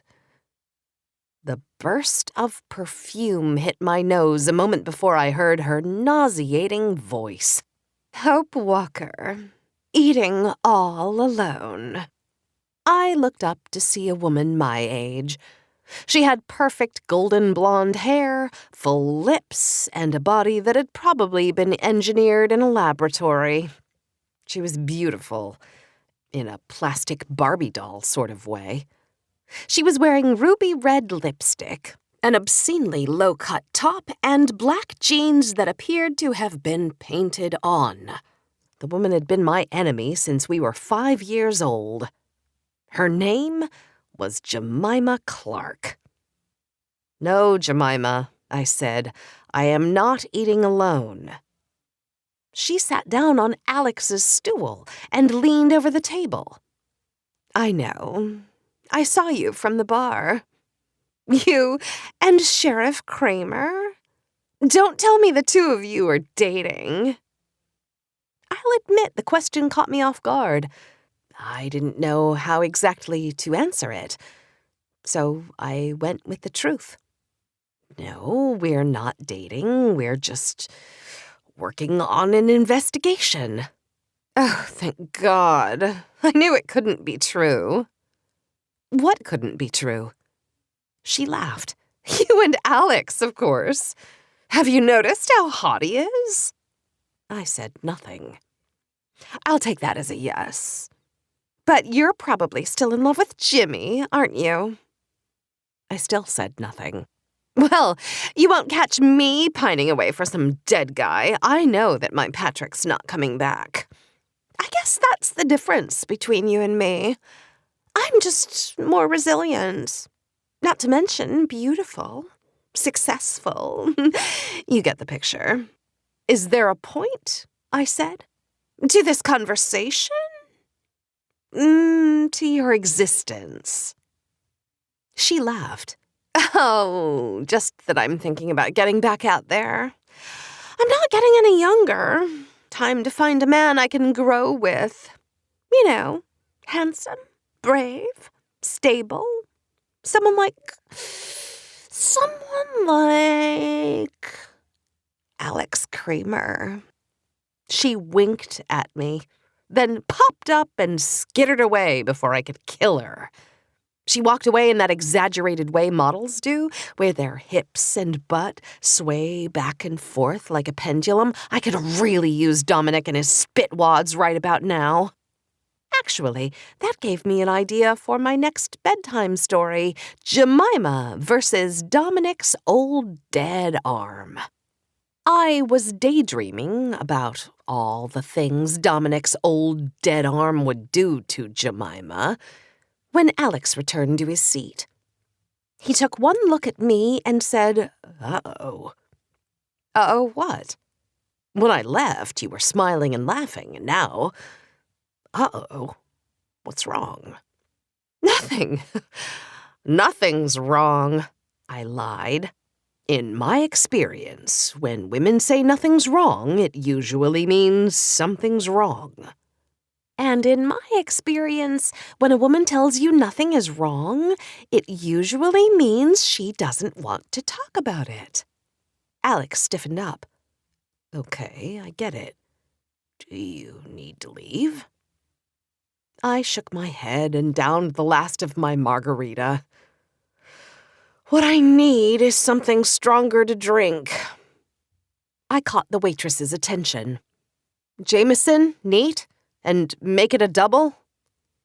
Now Alex looked concerned. "I know you just said you don't want to talk about it, but are you sure?" "Yes, Alex, I'm sure. But you know what I would like to talk about? Last night, on the couch. About other women. Have you ever been in a serious relationship?" Now he was looking uncomfortable. "Why does it matter?" "Why does it matter? Because it matters, okay? Because I'm a woman, and..." I let out a sigh. "And what?" "And nothing." I don't know what just happened. "I don't either." I leaned back, my arms folded, angry at myself that I'd let Jemima make me so angry. When the waitress brought me my whiskey, I downed it like a shot. Alex was clearly confused, which upset me even more. I was a woman who liked a man. I thought he liked me, too. He knew about Jimmy, about what I'd been through. So if he'd been in love, if he'd thought about getting married, I wanted to know about that. Because I was feeling something with him I hadn't felt since Jimmy, and I didn't want to get hurt again. I'd left hopeless to get away from all the hurt. I couldn't go through that again. Do you want to dance? He said. Oh my God, men were idiots! I'm going to the bathroom. I stared in the mirror and took a deep breath. Come on, Hope. Snap out of it. Jemima is not Alex's fault. Jimmy is not Alex's fault. Tell him you're sorry. Have a good night. Salvage this. I made up my mind. I would walk right up to Alex, grab his hand, and take him to the dance floor. But when I stepped out of the bathroom, I saw Jemima right next to him, chatting him up. He spotted me and waved, and then Jemima turned toward me and smiled. It was a smile I'd seen before. She leaned over, cupped her hand behind Alex's head, and locked her lips onto his. My heart sank to the floor. I jogged to my seat and grabbed my purse just as Alex pushed Jemima away. Jemima licked her lips and winked at me. It was every bit as good as I thought it would be. Leave, Hope. Leave now. I turned for the door because I just needed to get the hell out of there. And then she said something else. Something that made my world stop. Just like Jimmy. I dropped my purse, spun around, and punched Jemima Clark as hard as I possibly could. Chapter 16. My right fist caught Jemima squarely on her jaw, launching her backward into the table, where she and the margarita pitcher and glasses all crashed to the floor. She screamed bloody murder while she clawed at the air with her hands, like she was a drowning woman trying to swim. Alex looked at me like I was some kind of crazy person. Then he bent down, grabbed Jemima, and helped her to her feet. She lunged at me, and I was ready with a straight right. Lucky for Jemima, Sheriff Kramer caught her inches before I connected with her nose. "You saw what she did!" Jemima screamed. "Everyone saw what she did! Arrest her, Sheriff! She assaulted me! Arrest her!" "Whatever," I said. "You had it coming." I picked up my purse. I was done with Jemima Clark, and at least for tonight, I was done with Alex Kramer. "Stop," said a commanding voice. Alex's voice. I ignored it and kept on walking. There were footsteps behind me, followed by another "stop" and a firm hand on my shoulder. "Stop, Hope. I said stop." I spun around. "Yeah, well, here's the thing, Alex. I don't belong to you, and you're not my boyfriend. But I am your sheriff. Hope, you can't go around punching people in the face. So sue me." "No!" Jemima screamed. "Don't sue her! Arrest her! I want to press charges!" I laughed in her face. "Good luck with that. Listen, Alex, I'm sorry for making a scene, I really am, but I'm not sorry for punching her. Now, if you don't mind, I'm going home to forget this night ever happened." "You don't mean that." "I do." "Well, I'm sorry, but you can't go home." "What? You're going to make me apologize to her?" 50 people and I just watched you punch Jemima. If she wants to press charges, there's really nothing I can do." "What are you saying?" "I'm sorry, Hope, but you have to come with me. You're under arrest." No matter how much Jemima insisted, Alex didn't put cuffs on me. But he did perp walk me out of the taco house, down Main Street and to the sheriff's office. Neither of us said anything. There wasn't anything to say. I did punch her. Everyone saw it. And both Alex and I knew why I punched her. I was pissed at myself for letting Jemima get to me like that.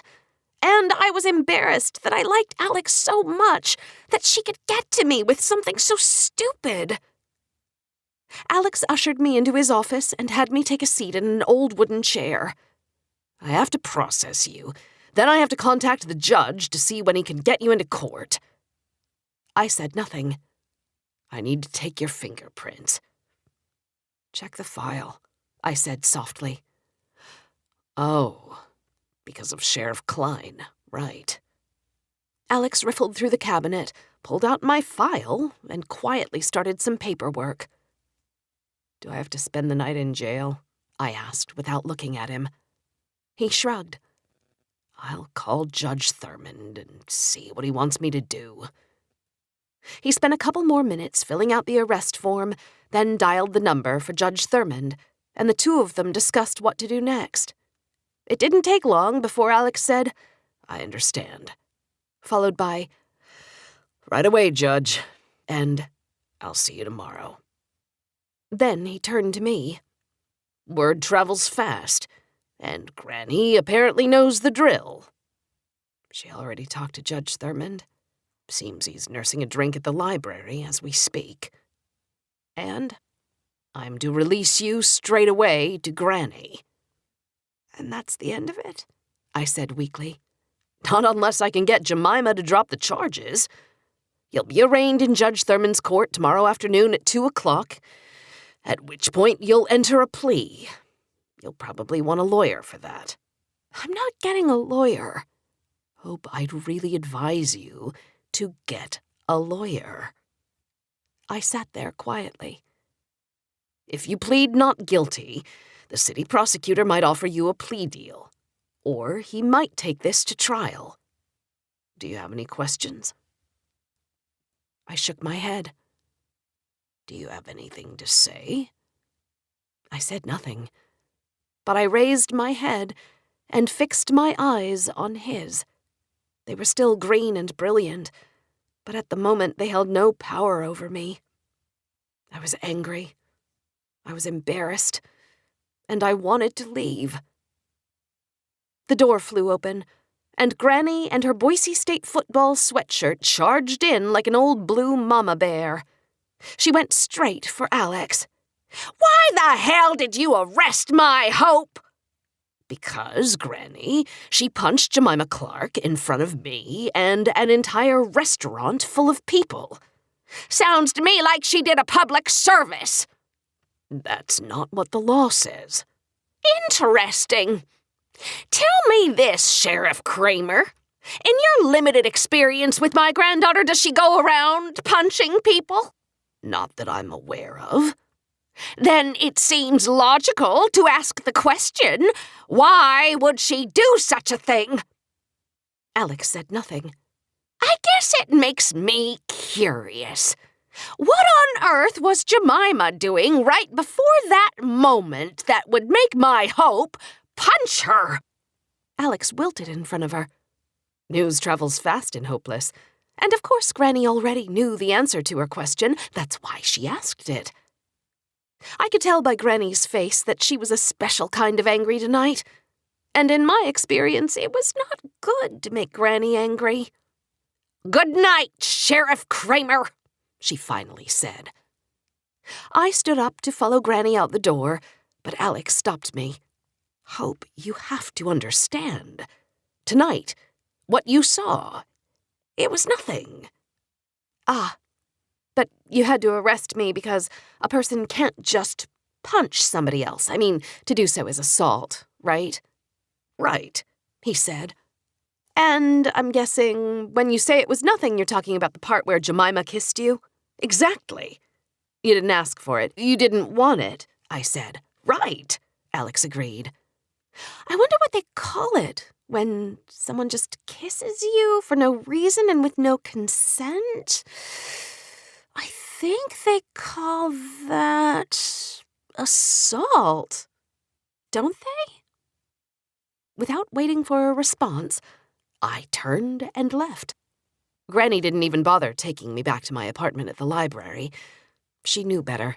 She drove me back to her house, the house I grew up in, and I went right up to my old bedroom, fell onto the bed, covered my head with my pillow, and screamed.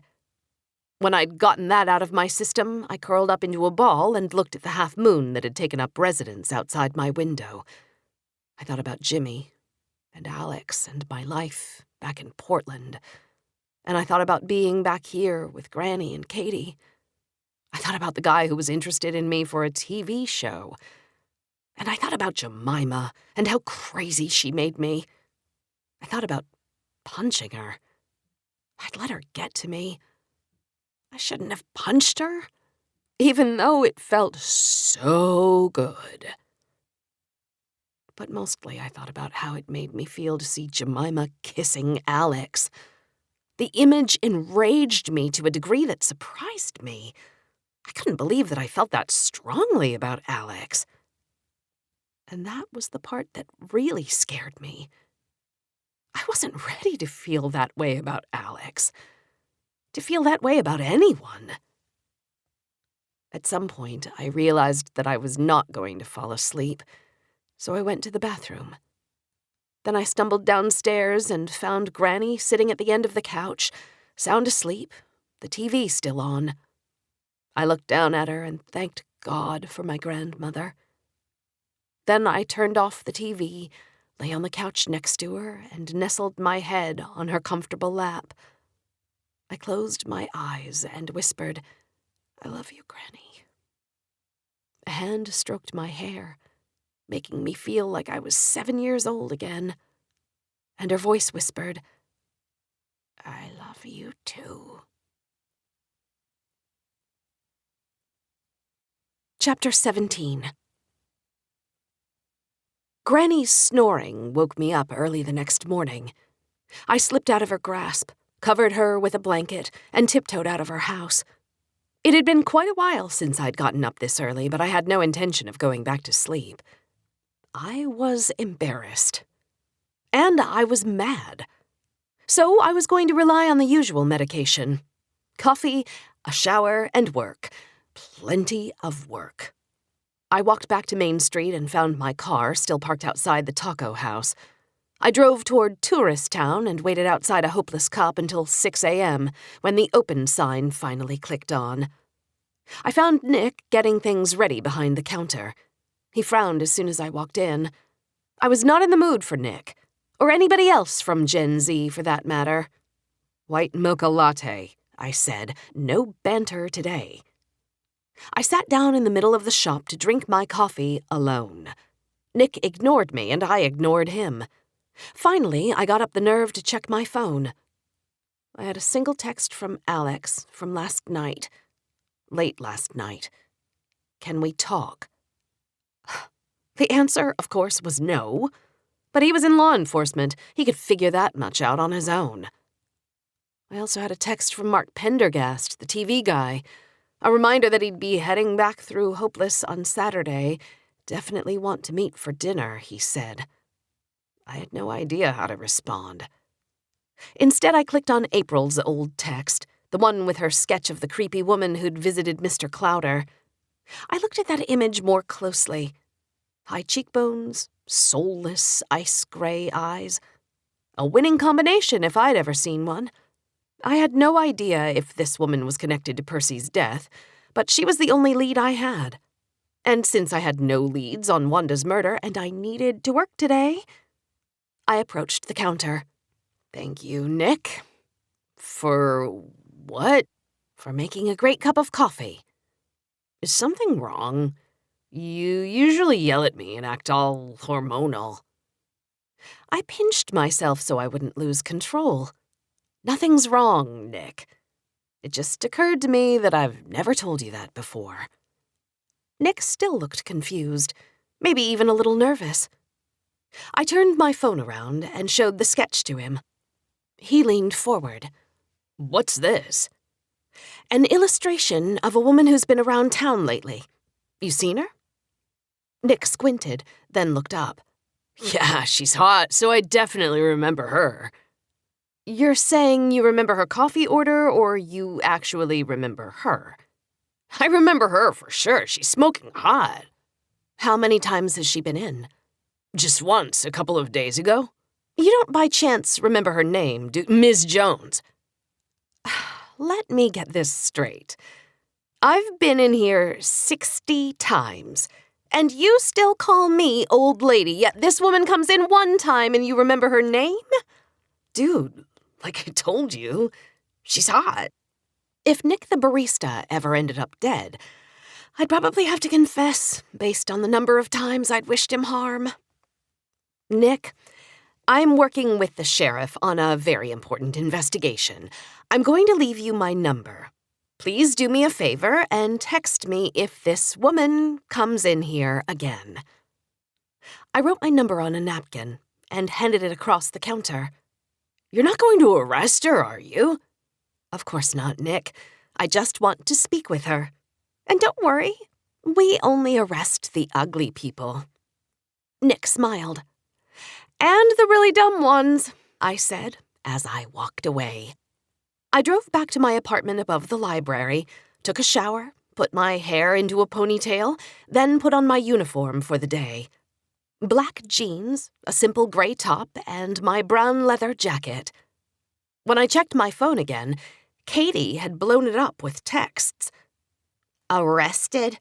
You punched Jemima? Are you alive? Do you need alcohol? I'm still mad about the dead arm thing. It really is a pretty cute story. The kids made me tell them last night. How did it feel to punch Jemima? Wait, were you on a date with Alex? Call me now, or Jemima is my new best friend. I laughed as I read through them all. Leave it to Katie to make me smile about all of this. I went downstairs and pulled out the phone book Granny still kept under the bar. I flipped through until I found Driscoll. Bonnie Driscoll. That had to be Johnny's mother. Flo had mentioned that he still lived with her. I wanted to catch him before he went into work. The Driscolls lived in a mid-century ranch on the other side of Hopeless.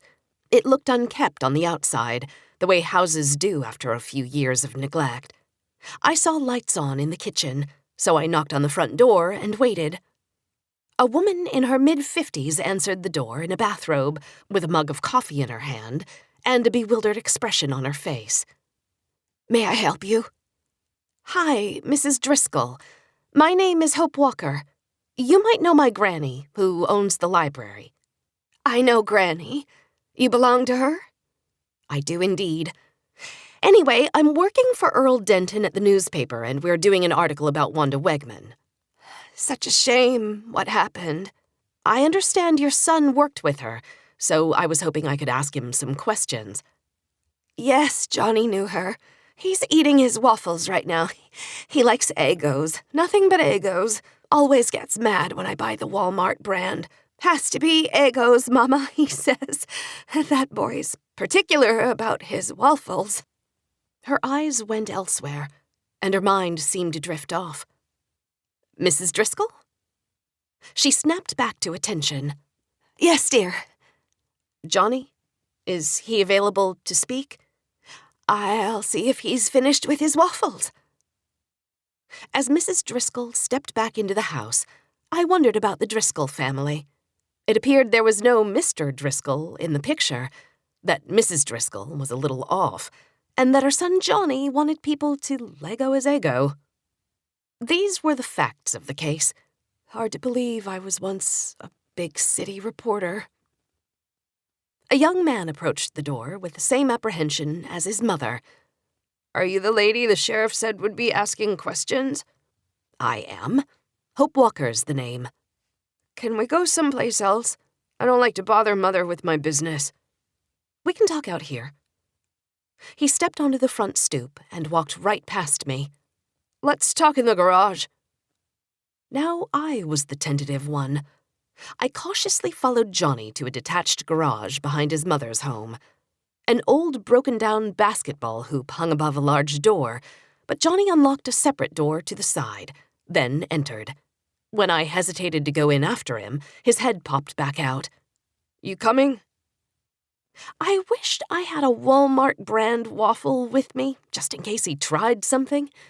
But I'd probably seen worse, so I paused for a beat. Then I took the red pill. To say the inside of the garage was different from the outside would be a huge understatement. This place was like some crazy computer laboratory.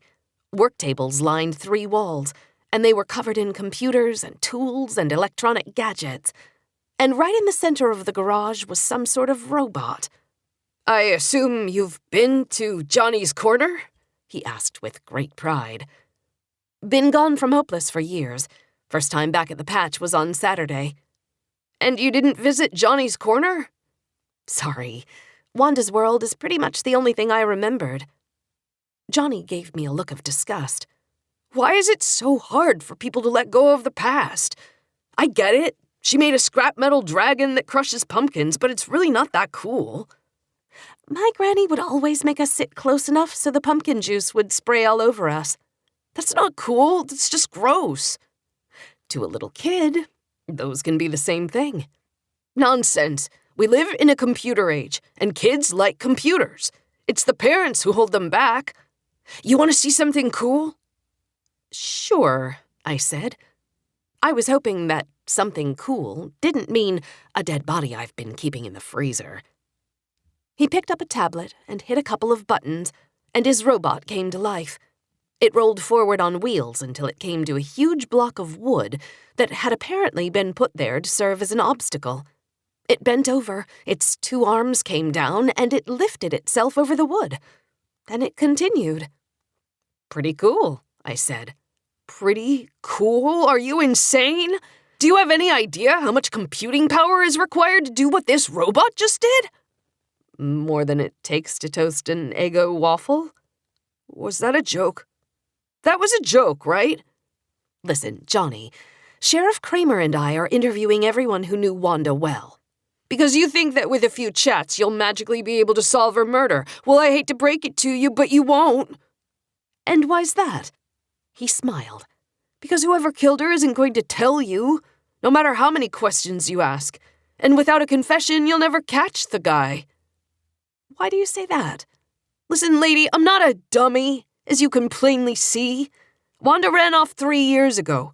If the murder took place then, there can't be much evidence left that could tie the murderer to her. You don't even know what day she was murdered, so you can't check alibis. You're out of luck. Did you hear how she was murdered? I asked. Sheriff said she was stabbed. And are you sorry she's dead? He rolled his eyes. As I'm sure other people have told you, Wanda and I argued. A lot. Wanda argued with everybody. I wasn't sad to see her leave the pumpkin patch. But are you sad that she's dead? To be honest, not really. I mean, I'm sorry she got killed, but it doesn't really make me sad. Isn't that a little harsh? He shrugged. You say you and Wanda argued a lot. About what?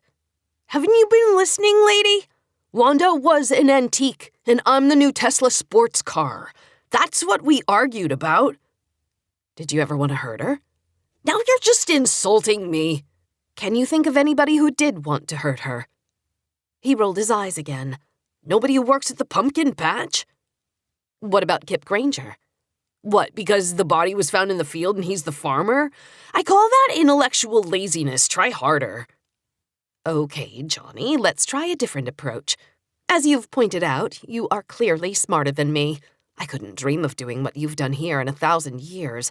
How about 1,000,000? So you're much smarter than me. In that case, maybe you can put that intellect to use. Let's say you were in charge of the investigation. What would you do? What would you focus on? Where would you look? Johnny looked thoroughly annoyed. Then he rubbed his hand across his jaw. Talking to people isn't really my strong suit. You don't say. I'm a scientist. I like science. If it were me, I would focus on the only piece of physical evidence you have. The body? He shook his head. Rumor is you have the murder weapon. Chapter 18. Katie called as I was heading out to Mr. Clowder's place. I sent you 1,000 text messages. You sent me 9. Which might as well be 1,000 after the news I heard. You got arrested? You punched Jemima? You were on a date with Alex. And I really don't want to talk about any of it.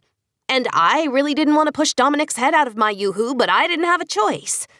This isn't anything like that.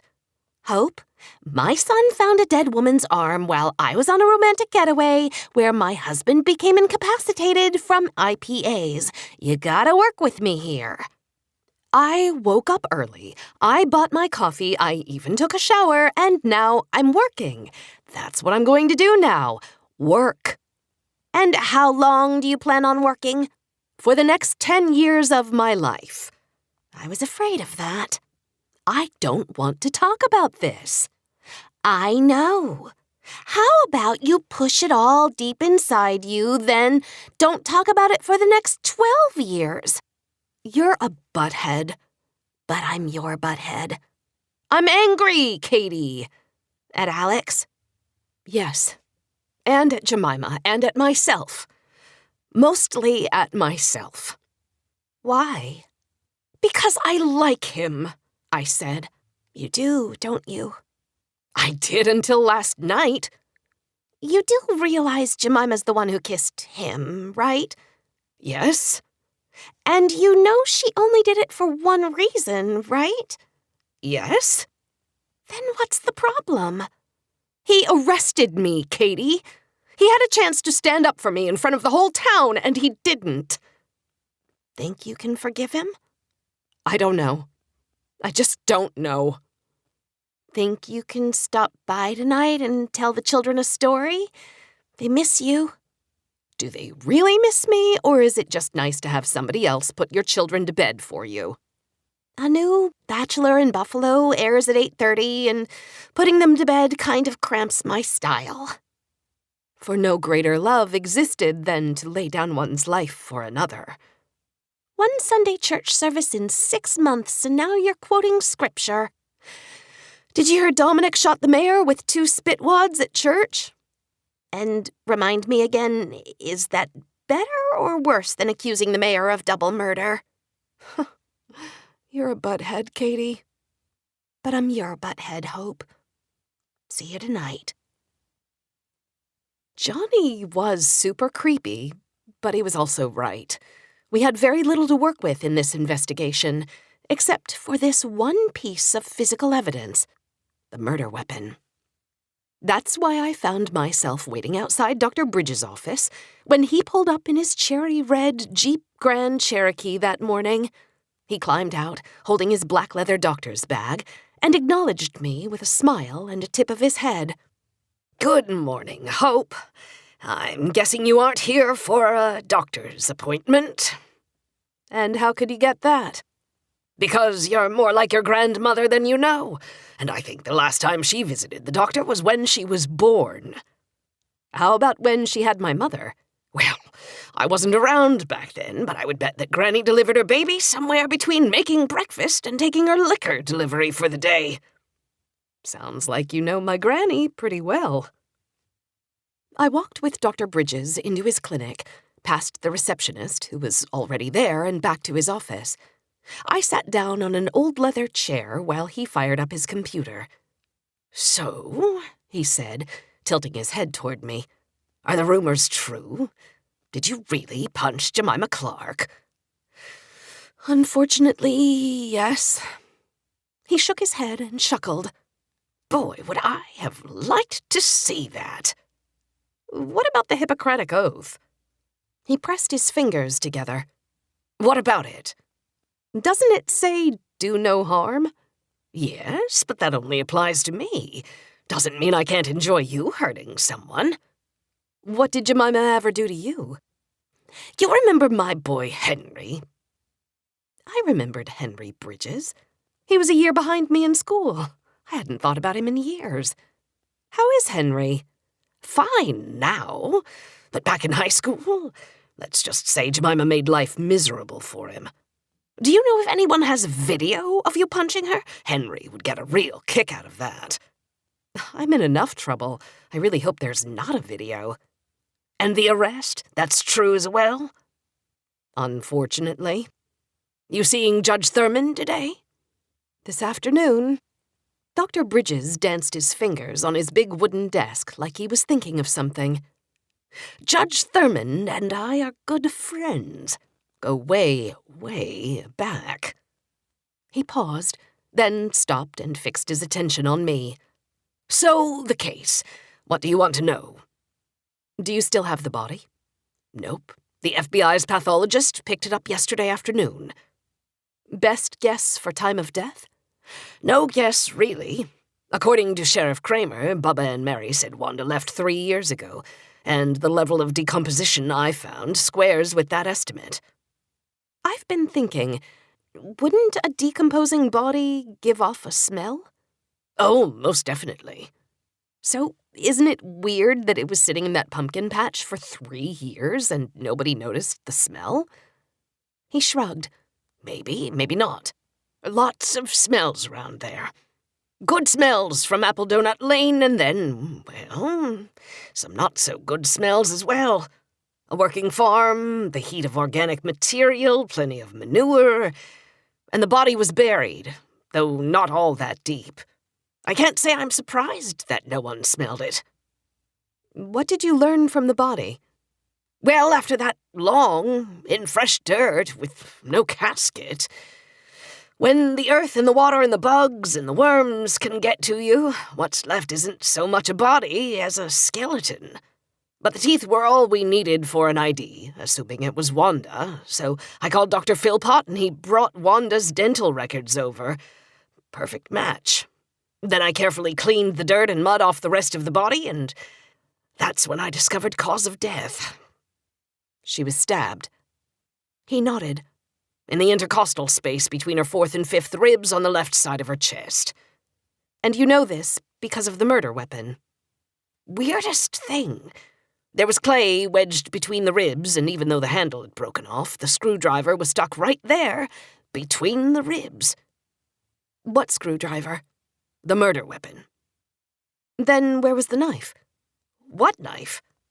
Sheriff Kramer told me that you found a knife stuck between the ribs. He must have misspoken. It was a screwdriver, a flathead. Do you still have it? He shook his head. That went with the FBI as well. Dr. Bridges, was there anything about the body or the screwdriver, anything at all, that might help us with our investigation? As you know, I'm not a forensic scientist. Since the murder rate in our little town has picked up a bit, I've been trying to learn more, but if there's anything here to tell you, I'm afraid I'm not seeing it. The FBI are the experts. Maybe they'll come back with something. I checked my watch. It was still early, but I was already feeling today's 2 o'clock arraignment at the courthouse bearing down on me. Remember, Hope? Work. Just work. 10 minutes later, I found Mr. Clowder in the middle of the pasture, pouring grain into some kind of feeding tube. He waved when I walked up. They mostly eat grass, he said as if I'd asked him a question. But it's nice to add a little grain to their diet. Not too much, mind you. The grocery store has become nothing but high-fructose corn syrup, so I don't want to be adding to the problem. Plus, left to their own devices, goats would want to eat grain all day. Animals can be dumb. Then again, at least they only eat when they need to eat. Us humans, we eat for no reason at all. Sometimes when it comes to the simple stuff, we're the dumb ones. You seem philosophical today. I guess it comes from reflecting on Percy.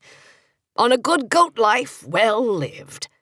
So, what did you think about that picture? Pretty and scary, I said. That April really captured her likeness. I showed it around to a few people. Anyone recognize her? Nope. Showed it to Stank since I was there at the hardware store. Then I showed it to Cup. Showed it to Pastor Leaf, Buck, Flo. Nothing. Well, I found someone who recognized her. Nick, the barista at a Hopeless Cup. He knew her immediately. Mr. Clowder stood up straight. Really? Said she came in a week ago. And he's sure? He's sure. Then I didn't make her up. I never thought you made her up, Mr. Clowder.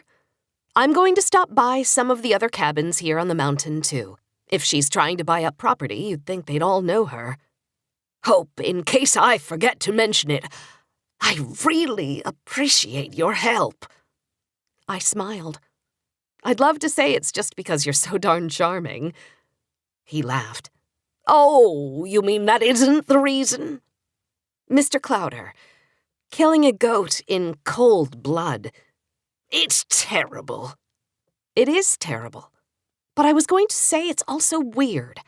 And this beautiful real estate agent with eyes like cold gray ice is also weird. In my experience, people like to read about weird. I don't know what it is, Mr. Clowder, but somewhere in here there's a story. And it's my job to find it. Chapter 19. The first big snowfall of the season hadn't come yet, but I was sure it would soon. The days were getting shorter, the air chillier, and I saw smoke coming from the chimneys of most of the cabins. But I was headed for one cabin in particular, Mrs. Greeley's, the bird lady. Halfway up the mountain, I parked beside the old moss-covered stone wall that framed her property. Mrs. Greeley was outside watering the flower baskets that hung from her front porch. I hadn't seen her since I was a kid, but I recognized her right away. I wondered if she would recognize me. I opened her front gate and walked up the cobblestone path. As I approached, she scrunched over and squinted, her face full of worry, no sign of recognition. I guess I had changed more than she had. I smiled as widely as I could. "Hi, Mrs. Greeley. I'm Granny's granddaughter, Hope Walker. I used to visit you and your birds when I was little." She straightened up, and a smile formed across her wrinkled face. Little Hope Walker! She stepped down to the path and gave me a warm hug. Her body was frail, and I felt like she might break if I squeezed too hard. She stepped back and gave me a long look, then shook her head. "It has been a long time. You're a grown woman. Come, join me on the porch." 2 old gray rocking chairs sat on the porch. Mrs. Greeley took one and I took the other. Almost instantly, a fat white cat appeared between my legs and purred. As I put my hand down to let it lean in, I looked out into Mrs. Greeley's yard, remembering all the bird feeders that had been here before. Mrs. Greeley spoke up. "You're probably asking yourself what happened to the birds." I nodded. "I wish there was a good answer. But the truth is, I got old. The wind blew and I got tired and it all just became too much." "I'm sorry to hear it."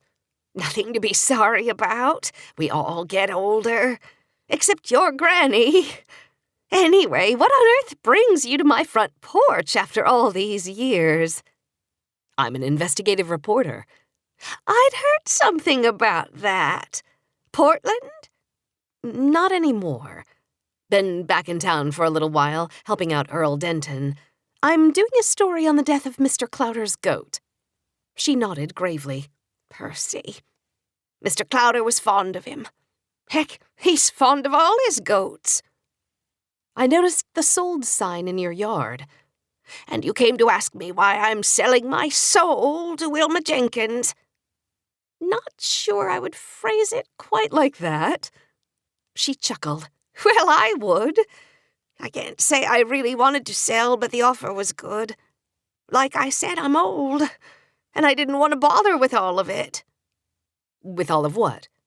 "With whatever makes these cabins suddenly so valuable to Mayor Jenkins and the other real estate snakes who have been nosing around the past few months."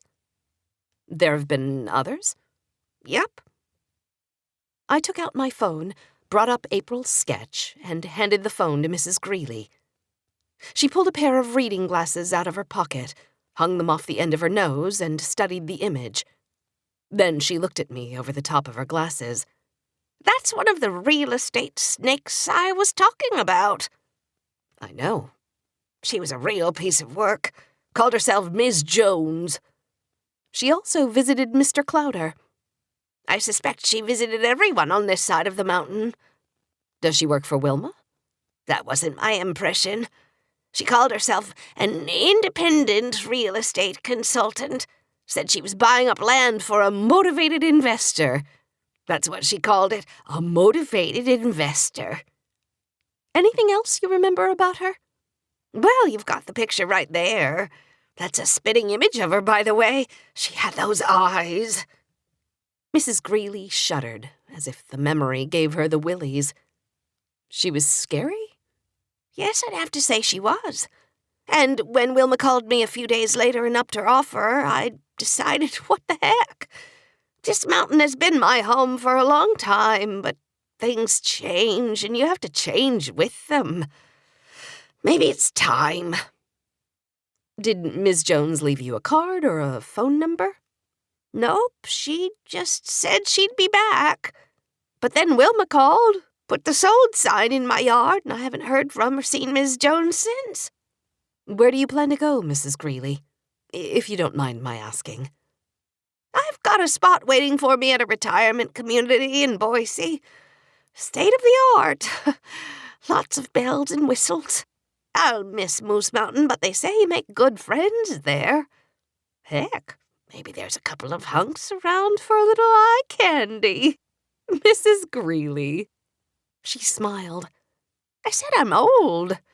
Didn't say I was dead. I spent the next 2 hours visiting the other cabins on the mountain, showing everyone the picture, hearing the exact same story every time. Ms. Jones had visited everyone, and without exception, she gave everyone the heebie-jeebies. They'd also all heard about the shooting of Mr. Clowder's goat, and though none of them were torn up about it like Mr. Clowder was, it concerned them. The general feeling I got was that people were uneasy, and at least a few were seriously considering Wilma's latest offer.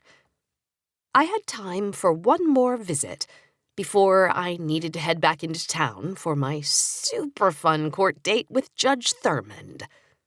I stopped at an old A-frame log cabin with a small barn to one side and a paddock with a herd of cows on the other. A man and a woman were working in an oversized garden out front. The man was tall and thin and wore light blue jeans and a brown Carhartt jacket. The woman wore jeans and a gray hooded sweatshirt and looked sturdy and tough. As soon as I got out of my car, the woman hollered, "We're not buying, so go away." "I'm not here to sell you anything," I hollered back. "That's a load of crap." The woman stepped toward the road. "I never seen you before, neither has Cal." She turned back. "Have you, Cal?" He shook his head. "See, neither Cal nor I have seen you before, so you best be on your way." "Ma'am, my name is Hope Walker. I'm a reporter for the Hopeless News, and I'm working on a story." "Good for you. Now leave us alone and scram." "Mr. Clowder's goat Percy was shot." "What's that got to do with us?" "He thinks it's suspicious, that it might have something to do with people wanting him off his land." The woman muttered an obscenity under her breath. Then she shook her head angrily. "I knew this was going to happen." She walked over to me, not screaming this time. I flipped my phone around and held it out. "Have you ever seen this woman?" The woman muttered another obscenity, this time not under her breath. "Yes, I remember this scary wench. She threatened us." "How?" "The way people do when they're saying one thing but meaning another." "And did Mayor Jenkins call a few days later and increase her offer on your place?" "As a matter of fact, that's exactly what happened." "What was your name again?" "Hope Walker." "What the hell is going on here?" the woman asked. A shot rang out from the direction of the trees, and we both spun to see one of the cows in her paddock drop to the ground. The woman took off running toward the paddock. "Cow!" she screamed. "Get the gun!" Her husband ran to their cabin, and all I did was stand there frozen, looking toward the trees. The smart thing to do would have been to call 911 or call Sheriff Kramer or duck down or get in my car and drive away or at the very least wait for Cal and his gun. But I did none of those things, and I didn't stay frozen for long. I sprinted toward the trees, straight toward where I'd heard the gunshot. The woman shouted, "Mabel's dead, Cal! She's dead!" As soon as I reached the trees, I dropped to my knees, just like Granny had taught me to do when I was chasing a deer, closed my eyes and listened. And I heard it, branches cracking to my right, maybe 30 yards, maybe more. I leaped to my feet and started sprinting, winding my way through the trees. A minute later, I stopped again, dropped to my knees, closed my eyes, listened. Left, still 30 yards away, heading for the ridge. I burst forward, crashing through branches and thorns. And before I knew it, I was at the ridge, standing on the same trail Katie and I had hiked a few weeks back, the one that descended to Patrick Crofton's cabin.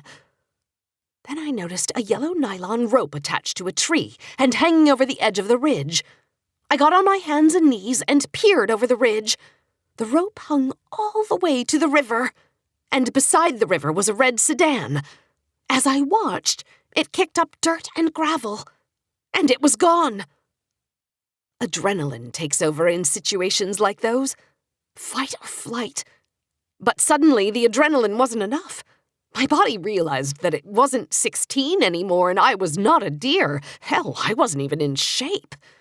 I stayed on my hands and knees, breathing heavily. And I realized how stupid I had been for running after the shooter. When I'd recovered myself, I retraced my steps.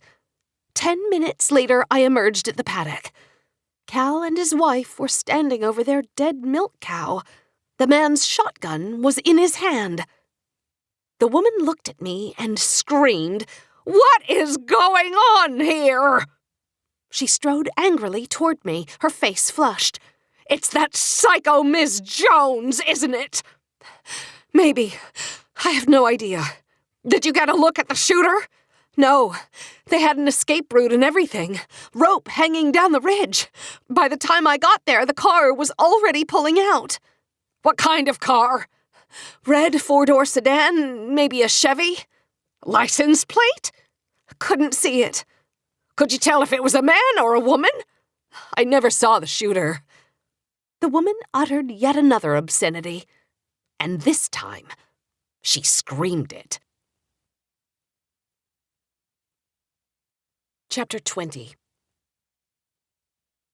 I arrived at Judge Thurman's court with 1 minute to spare. Racing through the heavy wooden doors that framed the court, I was sweaty.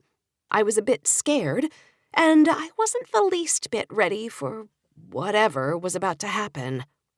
Judge Thurmond sat straight ahead, wearing his black robe and a not terribly happy expression. To my left was Jemima Clark, adorned with the type of dark sunglasses an old lady with cataracts might have. She also had a sizable bruise on the left side of her face. In front of her, seated at a solid wooden table, was a severe-looking man in a dark blue suit. To the right of him was an empty table. No man in a suit, because I had no lawyer. I quickly strode to the table and sat down. I heard the door open behind me and turned around to see Sheriff Kramer enter the courtroom, followed by Granny and Katie. Alex avoided my eyes, but Katie and Granny both smiled and waved. The loud crack of the gavel spun me back around. Judge Thurmond spoke. "Would the city and the defendant please stand? In the matter of the City of Hopeless versus Hope Walker, it appears we have an assault. We also have a brand new lawyer representing the city. Mr. Bean, on behalf of Hopeless, I welcome you to my court. Now, can you please tell me what happened here?" The man in the blue suit stood. "Thank you, Your Honor. Last night, Sunday night, Ms. Walker assaulted Ms. Jemima Clark. Ms. Walker was not defending herself. It was malicious, it was violent, and frankly, she needs to be punished." "And what kind of sentence is the city seeking exactly?" Judge Thurman asked. "Your Honor." "It's a simple question." "Yes, Your Honor, but this is an arraignment, not—" The judge banged his gavel. Mr. Bean, I know you're new here and hopeless, so I'm inclined to give you a little leeway, but let me make one thing clear. In my courtroom, when I ask a question, I get an answer." Mr. Bean's eyes widened. "Yes, Your Honor. Now, recommended punishment? 2 weeks in city jail, $1,000 fine, and 6 months probation." My heart fell into my stomach as Judge Thurman nodded and turned my way. "Ms. Walker, I understand that you are representing yourself, which for the record is a very stupid thing to do. Do you agree with the description of events that Mr. Bean has just provided?" I wondered briefly what a lawyer might say. Would they object? Would they use 10 words where 1 would do? I had no idea. Then I thought about what Granny might do, and I went with that. "Yes, Your Honor." Judge Thurmond shook his head. "And that's why I really wish you had a lawyer. You agree with the city?" I agree that I punched Jemima in the face. Yes, Your Honor. "So you're pleading guilty?" I shrugged. I guess. "You guess, or you are?" I took a deep breath. "I am, Your Honor." Judge Thurmond smiled. "Good. Then we can move directly to sentencing." Mr. Bean cleared his throat. "Your Honor, this is highly unorthodox. I'm not prepared for a sentencing hearing. And Mr. Bean, it is also highly unorthodox for lawyers to tell me how to do my job in my own court.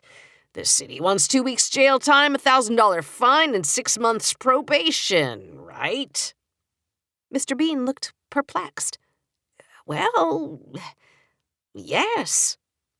Judge Thurmond nodded. "And I assume Ms. Clark intends to pursue a civil matter in this court to pay for emotional trauma and any plastic surgery she will need. Mr. Bean, would you mind leaning over the rail and asking Ms. Clark if she does intend to sue Ms. Walker?" "Are you serious?" Mr. Bean asked. "Young man, I once threw my gavel at a young lawyer who asked me too many questions. They needed the jaws of life to extract my gavel from his skull."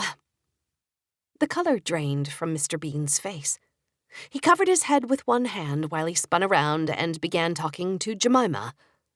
After a moment, he turned back around. "Ms. Clark does intend to pursue the civil matter." "Super," Judge Thurmond said. "We'll just handle that matter now." "Your Honor, I'm the city's lawyer. I don't represent Miss Clark." "You do now. That's not how things work, Your Honor." Judge Thurmond turned to the side and started talking to no one in particular. "There he goes again, asking me a bunch of questions." He tossed his gavel into the air and caught it after one rotation. "I wonder if I still have the magic." He leaned over and spoke to the court reporter. "Be ready to call 911 in case my gavel gets stuck again." Mr. Bean looked around the court like he didn't know what to do. I'm pretty sure he thought Judge Thurmond was crazy. And I'm certain I thought the judge was crazy. Judge Thurmond pointed at Mr. Bean with his left hand as he started to go through a throwing motion with his right arm. I really wanted to see how hard the judge could throw that gavel. But Mr. Bean spoke quickly. I guess I could represent her if you really want me to." Judge Thurmond stopped and smiled. "See, that wasn't so hard. Okay, I'm the judge, so I can do pretty much whatever I want, and I don't ever want to have to deal with this case again, so I'm going to proceed to the civil action now." "Now?" Mr. Bean squeaked. Judge Thurmond narrowed his eyes at the city lawyer. "Yes, Mr. Bean, now. But don't worry, this should be simple enough. Ms. Walker admits to what she did, so let's just throw that judgment in now. How much would Ms. Clark like for emotional damage?" I started to panic. I didn't want to go to jail, and I didn't have any money. I thought Judge Thurmond might go easy on me. Now I was worried. Mr. Bean looked at the judge uncertainly, then turned around and whispered with Jemima. After a moment, he turned back around. Miss Clark believes another $1,000 for emotional damage would be fair. And how much for the plastic surgery? I hear that can get expensive. The lawyer and Jemima conferred for a minute on this one. Then finally, 10,000, Your Honor. Sure you don't want more? 20? That sounds better, Judge Thurmond said. Now I was freaking out. My body was shaking. My chest was thumping away. Okay, the judge said. Let's wrap this up, Ms. Walker. I take it you realize the serious nature of what you have done. I was furious at myself for being so stupid. Stupid for punching Jemima, stupid and stubborn for refusing to get a lawyer. But at this point, there wasn't much I could do. I do, Your Honor. I'm glad to hear it. In considering the legal and the civil matters together, I sentence you, Hope Walker, to the following. He cleared his throat. You will serve 0 days in jail. You will pay the city $0 in fines. You will pay Ms. Clark $0 for emotional trauma. As for plastic surgery, you will buy her exactly 1 New York strip from Randy the Butcher. Those run about $8.99. I couldn't believe it. And judging by the outburst from Jemima and Mr. Bean, they couldn't either. Judge Thurmond banged his gavel to regain order. Mr. Bean, who looked like he was physically restraining Jemima from leaping from her seat, stood. Steak, Your Honor? Judge Thurmond smiled. I saw it on Leave It to Beaver. They put a stake on the beaver's black eye. Apparently it makes it better. I suggest Ms. Clark do that. Your Honor, I have to strenuously object, Mr. Bean said. The judge spoke to the court reporter. Gladys, be sure you got that correct. Mr. Bean strenuously objects. Got it, Your Honor, strenuously. Your Honor! Mr. Bean's face was turning red. This is a serious offense, and you are making a mockery of not only the law, but now of, my client. May I at least ask why? First of all, Mr. Bean, I couldn't give two craps about how you think things should be done. I have been a judge for over 30 years, and have devoted my life to the law. The only mockery here is Ms. Clark claiming that she is some kind of victim. You see, I received a call earlier today from an old and very dear friend. He told me several stories about what Ms. Clark did to his child during high school. Those stories made me sick to my stomach. I've heard from 3 more people since that call, all with similar stories. Had any one of these incidents been brought to my courtroom, I would have gladly thrown the book at Ms. Clark. Your Honor, none of that has any bearing on today's proceedings. Thank you, Mr. Bean, for once again telling me how to do my job. If you do it again, I will find you in contempt of court, and you will spend the next 24 hours in a cell thinking about how to speak to me in my courtroom. Now, there's an old legal term that I believe is quite relevant to this matter today. I don't remember the Latin, but the English is plain enough. She had it coming to her. He grabbed his gavel and raised it, but then paused. Before I bring this matter to a close, I have one more request. Sheriff Kramer, could you do me a favor? Yes, Your Honor. Please do not waste my time again. Judge Thurmond banged his gavel, and the court was adjourned.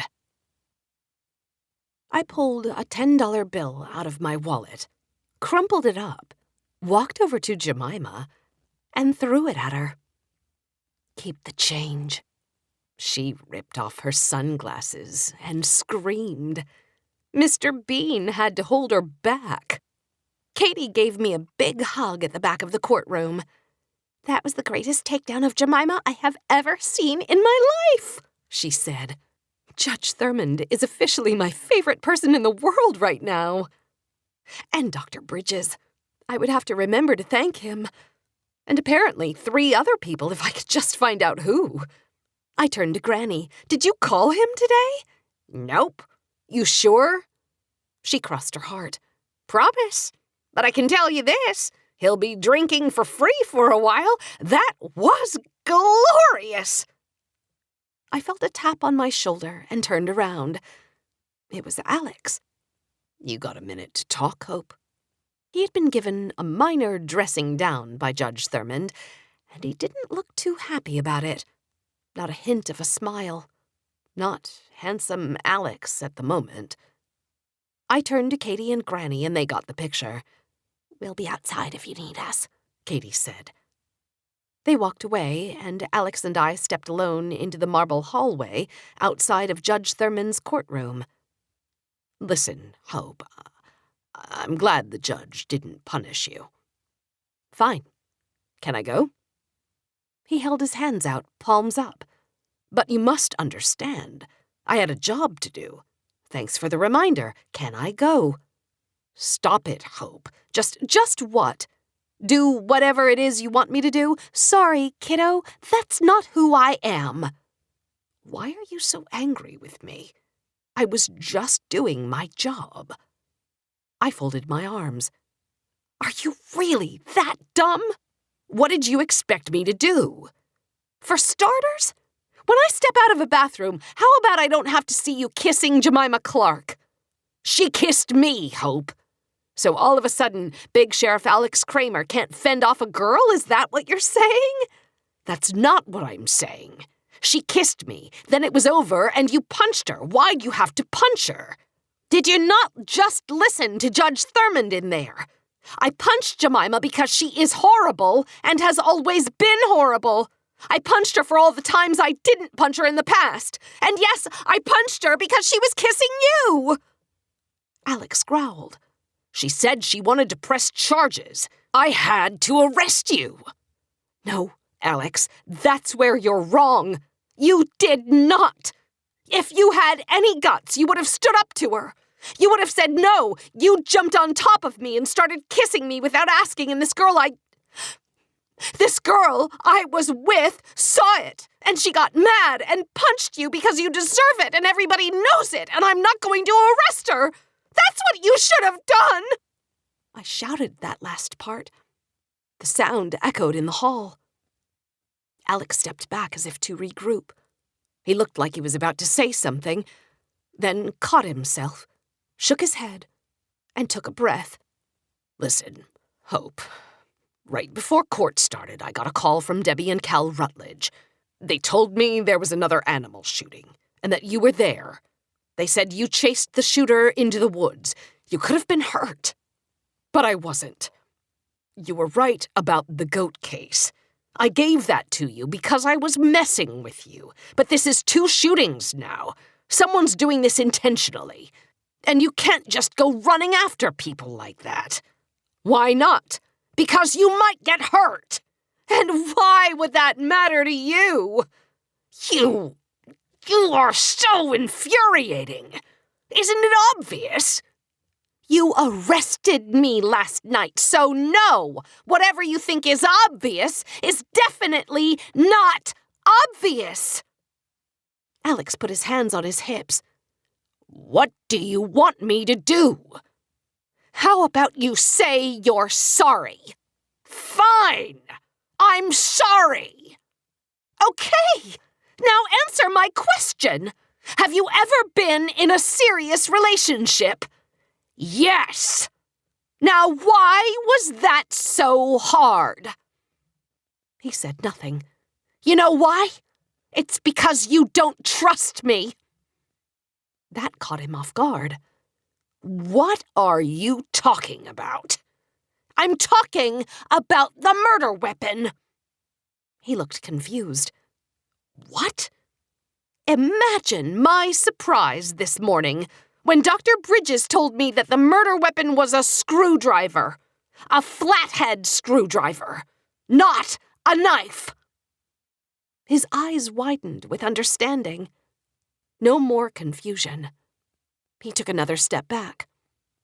Alex, you told me it was a knife. Why did you tell me it was a knife? He still said nothing.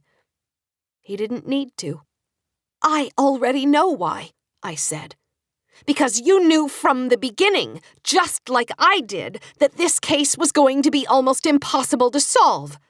Except that we have this one thing, this one piece of evidence, the murder weapon. And apart from you, Dr. Bridges, and now me, the only person who knows what the murder weapon was is the murderer. That's important. And that's why you didn't tell me. Because you didn't want that little fact getting out.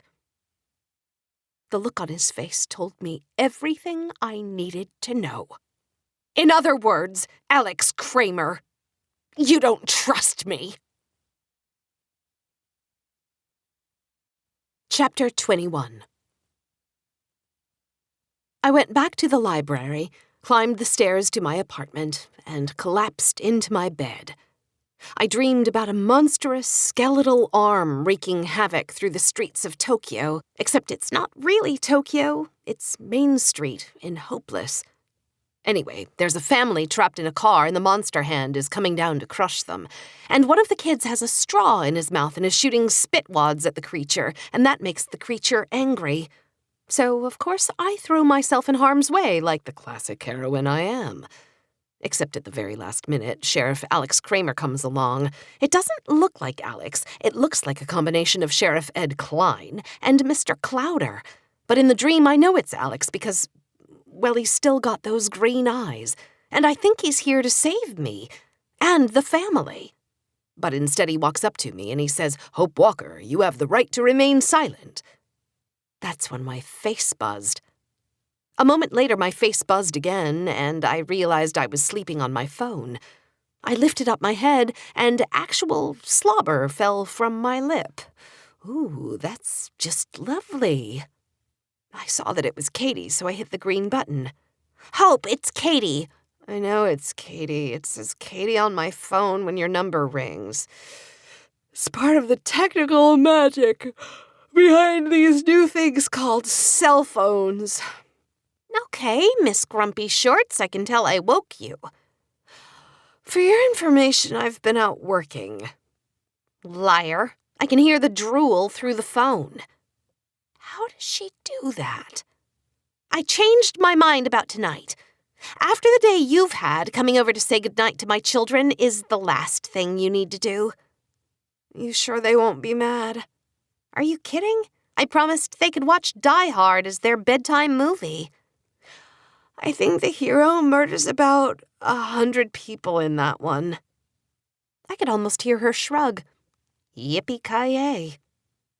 I think this is the part where I criticize your parenting techniques, and then you criticize me for being a know-it-all single person who doesn't actually have any kids. Hope, what I'm saying is tonight you need a ladies' night. That woke me up a little. That's actually a very good idea. One problem. I don't want to show my face at the taco house for a while. Are you kidding me? You're the girl who punched Jemima Clark. You're like a national treasure. If anything, you'll have to worry about signing autographs. I'm not really in the mood to sign autographs tonight. How about we just get a case of Bud and go down to the river? I can see you're in a very bad place. What? It is the king of beers. Snap out of it, Hope. Me and you. Girls' night, alcohol, unhealthy food. We talk about people behind their backs. It'll make us feel better about ourselves. Come on. I sat up and wiped the remaining slobber off my phone. I do have one idea. What are your feelings on apple donuts? Thankfully, Miss No Ifs, Ands, or Buts was not at the ticket counter, and the younger girl who was there was a lot more agreeable. When I claimed we were there on official business, Katie even showed her an ID badge she had from working at the sheriff's office. She let us in. When we passed through the haystack tunnel and the first food smells started to wash over us, I thought Katie was going to cry. She turned and gave me a hug. "I'm someplace fun, and I'm here without children, which makes it actually fun. It's been so long." I actually had fun with your kids when we were here on Saturday. That's because you were just swooping in. Swooping in is always fun. It's all the other stuff that's not fun. But isn't it all the other stuff that's supposed to make you a better person? She pointed to her face. Do I look like a better person to you? You really don't. Yeah, I didn't think so. We stopped at Popeye's Pints to grab a couple mugs of beer. Then we made a beeline down Apple Donut Lane to the main attraction. "Oh, hoochie mama," Katie said, when the attendant piled a half-dozen warm donuts into a paper basket. "Now remember," I said as I reached for my first donut, "3 of these are mine." She slapped my hand away. "Like hell they are." "Katie, step away from the donuts and no one will get hurt." Katie pointed to a sign behind the clerk. "But they are America's best donuts. A woman of my appetite cannot just have 3 of America's best donuts." "I promise we'll get more later. We need to pace ourselves." You really don't understand the concept of ladies' night, do you? Lucinda popped out from her kitchen, carrying 4 boxes of donuts. But when she saw me, she set them down and walked over. "Business or pleasure tonight, Hope?" "A little bit of both," I said. "Lucinda Meadows, this is my friend Katie Rogers." Lucinda stuck out her hand, and Katie shook it. "Rogers," Lucinda said. "Wasn't it your son who found Wanda's arm in the pumpkin patch on Saturday?" Katie smiled. "It was a really proud moment for all of us. We've been looking for dead bodies in pumpkin patches for years, and to think, we finally did it." Lucinda stared at Katie like she was crazy. Then she turned to me with a questioning look. "Yes," I said, "she's kidding." "Good. So, how's the investigation coming?" "It really just started." "Any leads?" "Honestly, not really." Katie lifted her finger while she swallowed a big hunk of donut. "I object." "Excuse me?" I said. "I think the culprit was—" She slowly pointed at Lucinda. "You." Then she broke out into a big smile. "Because, girl, you are killing me with these donuts." Lucinda and I both laughed. "In fact," Katie continued, "they're almost so good that I don't want to drink my beer." On cue, she took a big swig of beer and wiped her lips with the back of her hand. "I said almost. Seriously, Lucinda, I don't even understand how an apple donut can be this good." I leaned toward her. "You know what the secret ingredient is, don't you?" Katie leaned in as well. "Love," I said, and proceeded to give her a big kiss on the cheek. "Gross," Katie yelped. "Not cool, Hope Walker. And just for that, I'm taking one of your donuts." She grabbed a 4th donut and popped it into her mouth before I could stop her. "How about you, Lucinda?" I asked. "Any more thoughts on what might have happened?" "Plenty of thoughts. I mean, everyone is still talking about it, but no one knows anything. I don't think anybody around here could have done it. But what? Have you talked to Johnny yet?" "Just talked to him this morning. Why?" "It was something Mary said to me during lunch today about Johnny being creepy." "He is creepy. Super creepy. And I know that from only 10 minutes spent at his home. This is a surprise to you?" "I guess that's just it. I've known him so long I got used to it. I thought of Johnny as eccentric, but Mary reminded me how creepy everybody thought he was when he first started working here. You think he's creepy enough to have killed an old woman and buried her in a pumpkin patch? She hesitated, then picked up her boxes of donuts. Maybe. And then she walked away. After finishing our donuts and beer, I asked Katie if she wanted to walk around for a while. She patted her belly and burped. No, I definitely do not want to walk around for a while. I spotted the train station and had another idea. Think you can make it as far as that train? Sure, but only if you roll me. The train was driven by an old man who announced himself as Boom Boom. He said he drove the train part-time as a way to get away from his wife. Then he laughed, and that made all the men on the train laugh as well. I didn't see the women laughing very much. The train snaked its way through the park, and it really was incredible to see how large Bubba's had grown. I thought back to my conversation with Mary. It was hard to imagine that this place had ever struggled. But I remembered enough about it to know that the smaller and gentler pumpkin patch I knew in my youth probably had struggled. Most businesses failed, after all. And Bubba's was a weird kind of business. Among other amusements, we passed by a zombie-themed go-kart raceway, what might be the world's largest bouncy house, a slime house that I was thankful Dominic never found, and a gigantic brown and yellow barn that, fascinatingly enough, sold nothing but cake. Katie almost launched herself out of the train when she saw a triple fudge cake through a window. We passed Wanda's world and saw not only her old dragon, but the other fantastic beasts she had created. We passed Johnny's corner and witnessed a fairly impressive laser light show while a robot danced to the beat of Michael Jackson's Beat It. And then we approached a second train station, the one that marked the halfway point of our ride, and I noticed what stood right next to it, my old nemesis, the corn maze. Katie saw it too. Her eyes lit up, and she punched me in the shoulder. Hope, it's the haunted corn maze. We should totally do it. I stepped off the train and looked at it warily. Not a chance. Katie came up alongside me. You're not still afraid of it, are you?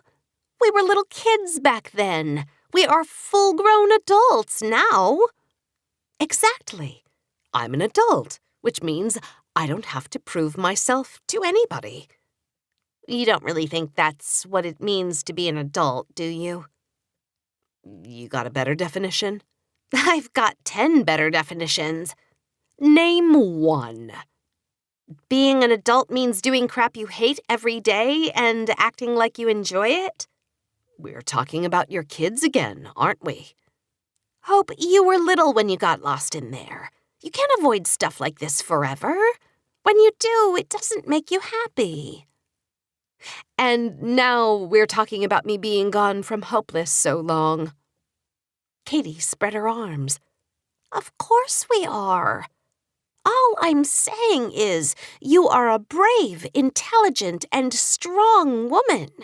If you've got any cobwebs left in that thick skull of yours, you need to face them. Clear them out. I looked at the haunted corn maze. If possible, it was even bigger and more terrifying than it was when I was a child. Then I saw a green tractor coming our way with Kip Granger behind the wheel. He was returning with a group of haystack riders. Katie smiled. So you gonna do the corn maze? Someday, I promise. But I started toward Farmer Granger. But first, I need to solve a murder. Chapter 22. Kip handed the tractor over to a young farmhand, then unscrewed the cap from an old thermos and took a swig of whatever was in there. Mr. Granger? He looked at me sideways. Mr. Granger was my dad. The name's Kip. Hi, Kip. My name is Hope Walker, and this is my friend Katie. Kip looked at us like he could not possibly care less. You need something? I want to talk to you about the death of Wanda Wegman. His face soured. Not interested. He screwed the lid back onto his thermos and began to walk away. I caught up to him immediately. I'm working with Sheriff Kramer. I think he told you I might be stopping by? He did. Still not interested. Why? Because she's dead and there's nothing any of us can do about it. But she was murdered. Which is tragic. Still nothing I can do about it. Kip, don't you know what people are saying? He stopped and narrowed his eyes at me. What are people saying? They're saying you did it. He seemed to consider that. The gravity of it. Then he spit something thick and brown onto the dirt between his feet. I didn't hurt Wanda. People are saying that since her body was found in your pumpkin patch, you're probably the one who put her there. He pulled out a pocket knife and started digging dirt from under his fingernails. That's just stupid. Stupid or not, it's what people are saying. You know what else? They're saying, how could that body be in his patch for 3 years and he never found it? I didn't hurt Wanda. I believe you, but other people don't. They think you're an old, crusty farmer who had a motive to kill her. What are you talking about? People know, Kip. He folded up his pocket knife. Know what?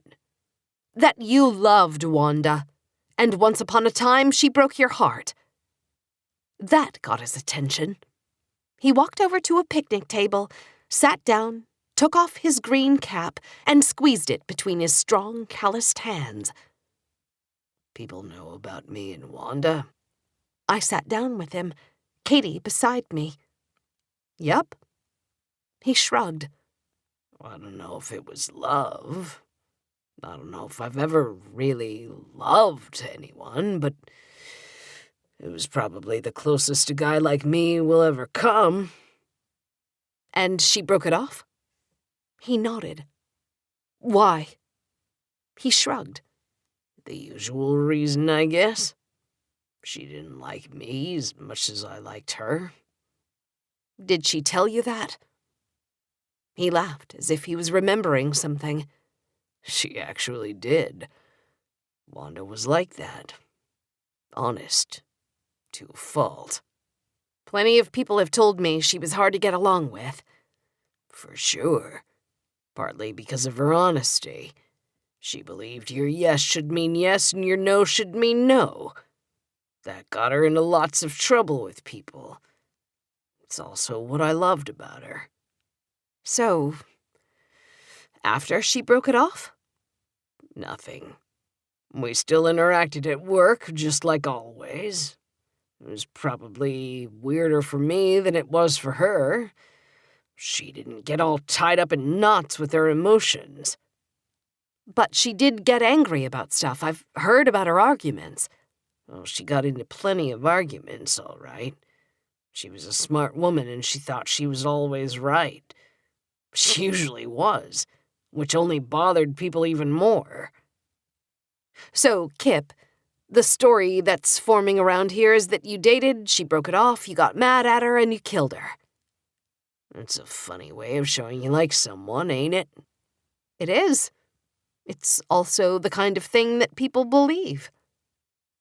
Why are you even here, Miss Walker? You're a reporter. If that's the story you're fixin' to write, I can't stop you. The only story I intend to write is the truth. Then what is it that you want exactly? Information. Do you have any insight, anything, big or small, that might help explain who did this and why? He stood up and ran his hands through his hair. Then he put his hat back on his head. I have an idea, but it doesn't make any sense to me. Wanda got into a big argument right before she went missing. And now that she's dead, I can't help but wonder if it's connected. A big argument? That sounded like just the lead we needed. Did you tell Sheriff Kramer about it? Well, no. Why not? I didn't think anybody around here was capable of hurting her. I still don't think that. Then what's changed? Why are you telling me now? Because now I've apparently become a suspect. Who was Wanda arguing with, Kip? He looked around like he wanted to make sure nobody was watching us. Then he leaned in and lowered his voice. She was arguing with Mary? I don't know what it was about, but whatever it was, Wanda was mad. She was really, really mad. I wanted to talk to Bubba about this argument his wife had with the deceased. Kip said we'd find Bubba down at the pumpkin catapult, and Katie saw that as a sign we should get snow cones. I didn't understand the logic in that. I doubted there was any logic in that. But I was all in. So we each got a mango-sized snow cone at the spooky shaved ice shop, and that instantly made me feel like a 10-year-old girl again. Hard to imagine Mary Riley killing someone, isn't it? I said. She seems so nice. You should know by now that appearances can be deceiving, Katie said. Her tongue was already turning blue from the dye. Of course, it's possible that Kip is just making this up in order to deflect attention from himself. I'd say that's a very strong possibility. There was a long pause while I dealt with a big chunk of ice that wanted to fall off the side of my cone. Katie apparently took this as some kind of opening. So where do you and Alex go from here? There is no me and Alex. Okay, maybe not at this precise moment, but it doesn't have to stay that way. I looked at her sideways. Yes, I think it does. Katie rubbed her fingers into her temples like she was having a migraine. You really can be very irritating sometimes. What's that supposed to mean? It means you would be a very bad married person. I agree. Still offended, though, I said. Good. Hope, I love you. You know I do. Can we leave it at that before you say but? No, honey, we can't, because this is a big but. And as someone with a very big butt, I'm an authority on that subject, so listen up. I rolled my eyes. Katie pointed a finger at me. Don't you dare roll your eyes at me, young lady. Now here's the deal. You would be a bad married person because marriage is hard. Married people get stressed and impatient and mad at each other all the time. And then they forgive each other and try to get a little better, and then they move on. Your point? My point is you like him, Hope. I can see it. Everyone can see it. Everyone? She nodded. Everyone. That's embarrassing. Why? I froze. Katie nodded. Ah, I see. Everyone knows you like him, and that's embarrassing to you because when something bad happens, and you always assume it will be that much harder for you to brush it off like it wasn't real because everybody knows. That punch landed squarely. Listen up, Buttercup. You like him, and trust me, he likes you. You really think so? He likes you, Hope, and the two of you were on a date. You weren't comparing notes on an investigation. It was a date. And it was going great until Lady Horrible showed up. And then she did a bad thing, and you reacted badly, and Alex reacted badly to you reacting badly. Do you know how much crap like that there is in marriage? How much? Hope, that is marriage. Does it get better? Of course it does. If you try. Do you and Chris try? Not every day, but on the whole, yes. I know I make a lot of jokes, but I am a better person today than I was 7 years ago.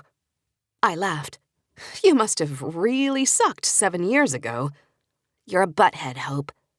But I'm your butthead, Katie. The truth is, I react badly less often than I used to. And he reacts badly to my reacting badly less often, too. It still happens, and it will always happen. But each of us is less selfish than we used to be, and we're more patient than we used to be. And you're much hotter than you used to be. Katie posed like she was a model. It's the mommy boobs and the hair that won't curl anymore and the bags under my eyes. It's the perfect combination. So what are you saying, oh wise one? Katie wrapped her free arm around my shoulder and squeezed.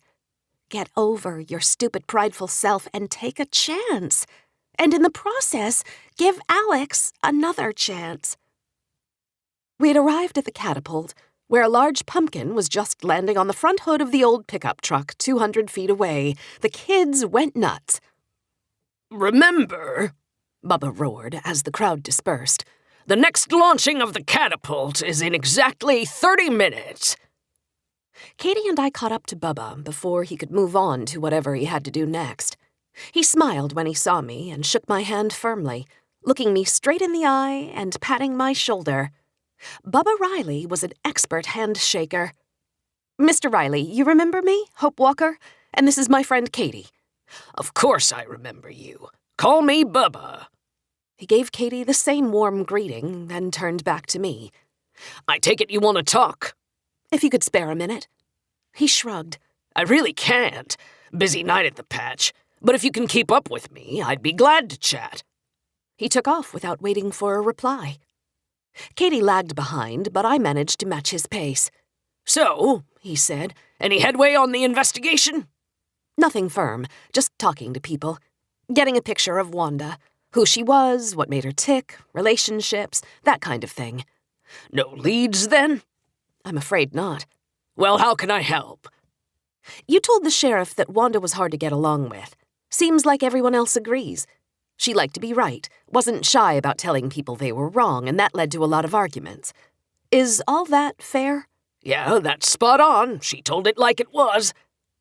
Did anything else about Wanda lead to arguments? Bubba gave me a blank look. Was she mean? Bubba considered that. She was stubborn and prideful, and some thought that was rude, but she wasn't mean, so to speak. Was she petty or vindictive? I asked. Nope and nope. Like I said, she was honest. He made a face. Let me put it like this. Me and my buddies, Earl and Buddy Ray, have a regular golfing date. I can't make it during the season, but otherwise every Monday evening, 9 holes of golf. You know what a mulligan is? It's when you get an extra shot. Yeah. You mess up, you hit the shot again. It's a mulligan. The boys and I give each other 1 mulligan a round. And you can buy an extra one if you give each guy $2. What's this have to do with Wanda? Wanda Wegman wouldn't take a mulligan in a million years. And if she knew that's how the boys and me played, she'd give me the business about it. Like I said, she was honest. We arrived in front of Wanda's world, and he looked impatient. Sorry, I'm in a bit of a time crunch. I have to go inside and run the dragon. Time to smash a pumpkin? After all these years, it's still a highlight. Was there anything else you needed? One thing. On Saturday, you mentioned that you and Wanda got into arguments from time to time, that you didn't always see eye to eye about how to run things around here.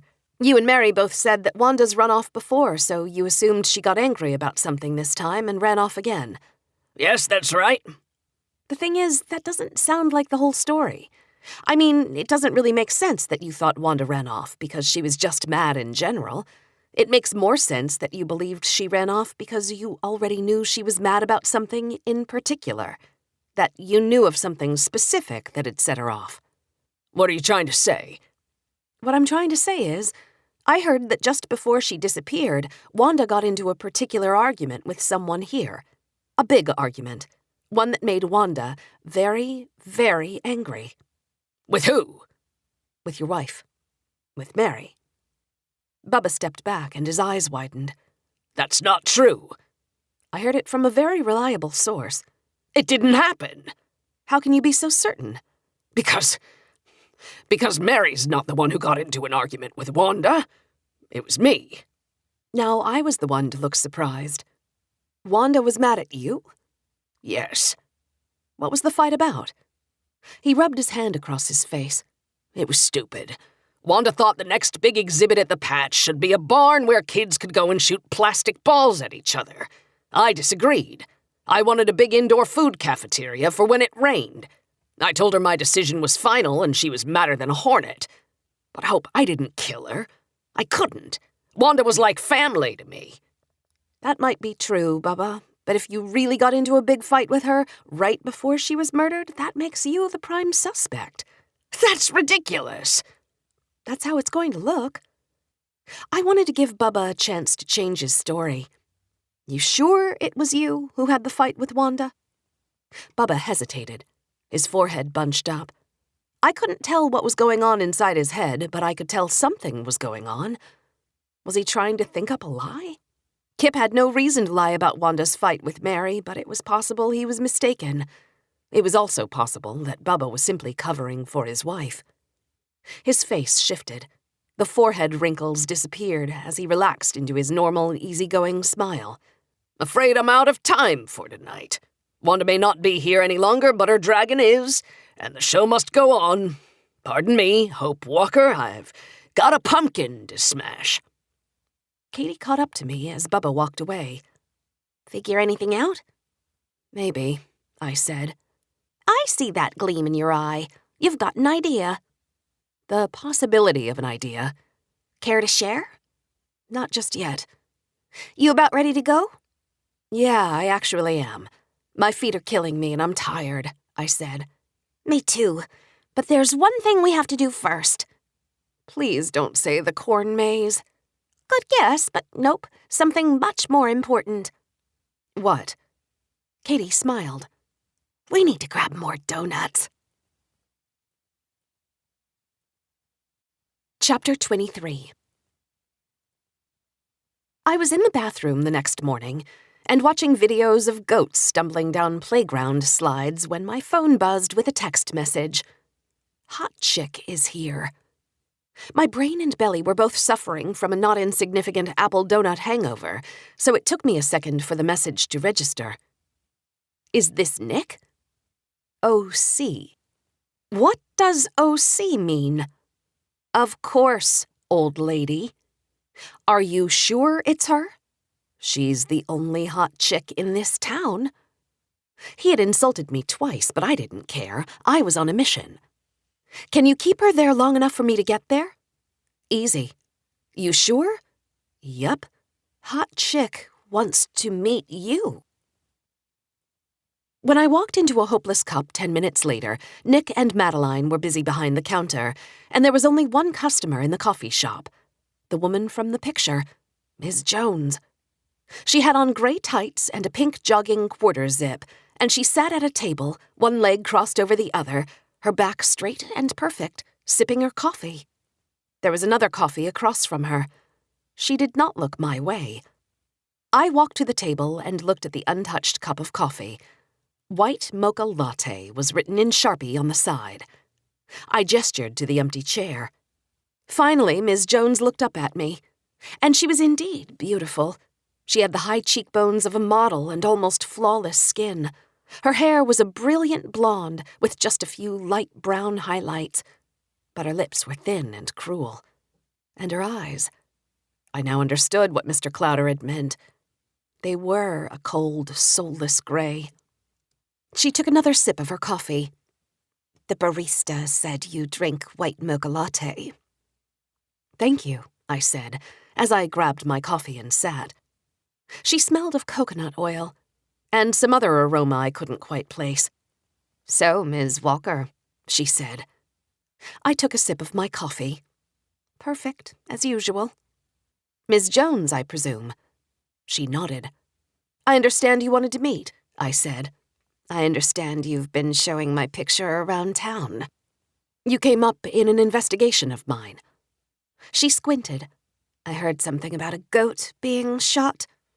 Murdered is more like it. Didn't know goats could be murdered. They can. So can cows. This is thrilling, but what does any of it have to do with me? I heard you've been visiting the people on Moose Mountain, trying to convince them to sell their cabins. Yes. I'm an independent real estate broker, and I have an investor who's interested in the properties. Who is this investor? The kind of person who prefers to remain anonymous in the early part of a project. What kind of project?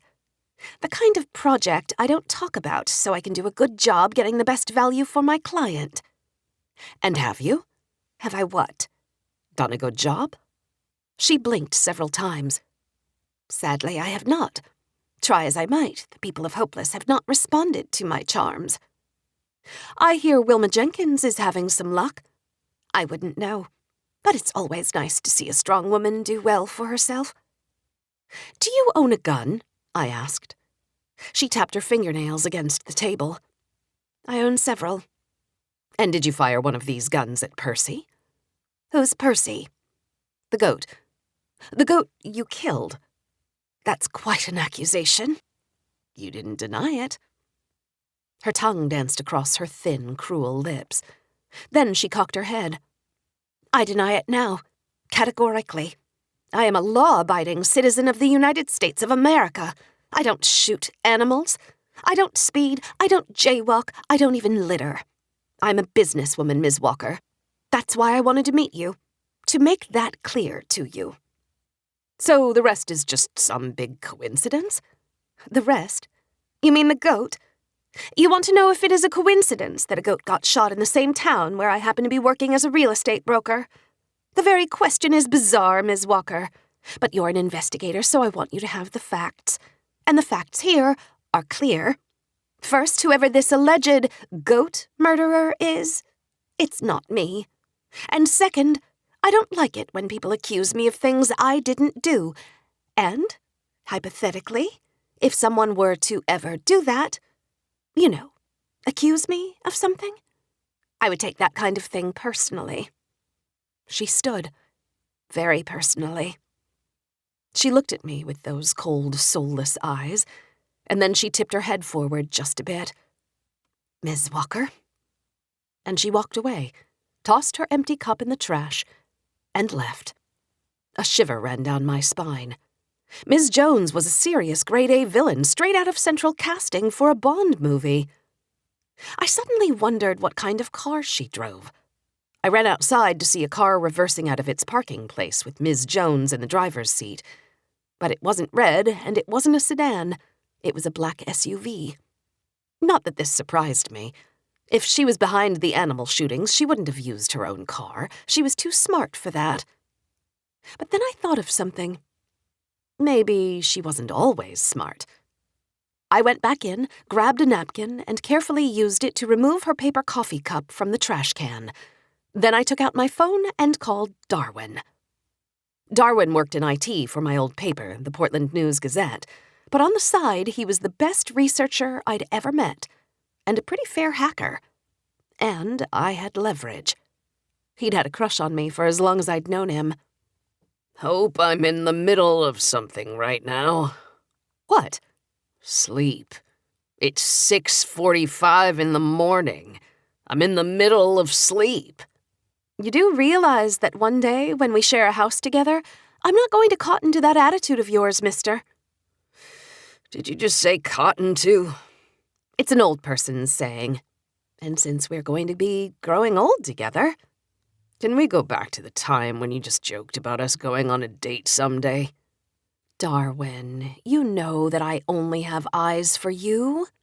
I categorically do not know that. Well, you should, after all we've been through the last few months. I haven't even seen you in a few months. But this thing you and I've got... Which is only over the phone. Exactly. This thing we have over the phone is so perfect, I don't know how you could have any doubts about us anymore. Can you just ask me for the favor? I really am tired.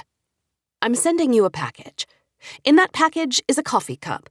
I need you to find fingerprints, DNA, the works. Tell me whatever you can about the person who used that cup. Hope I'm not a forensic scientist.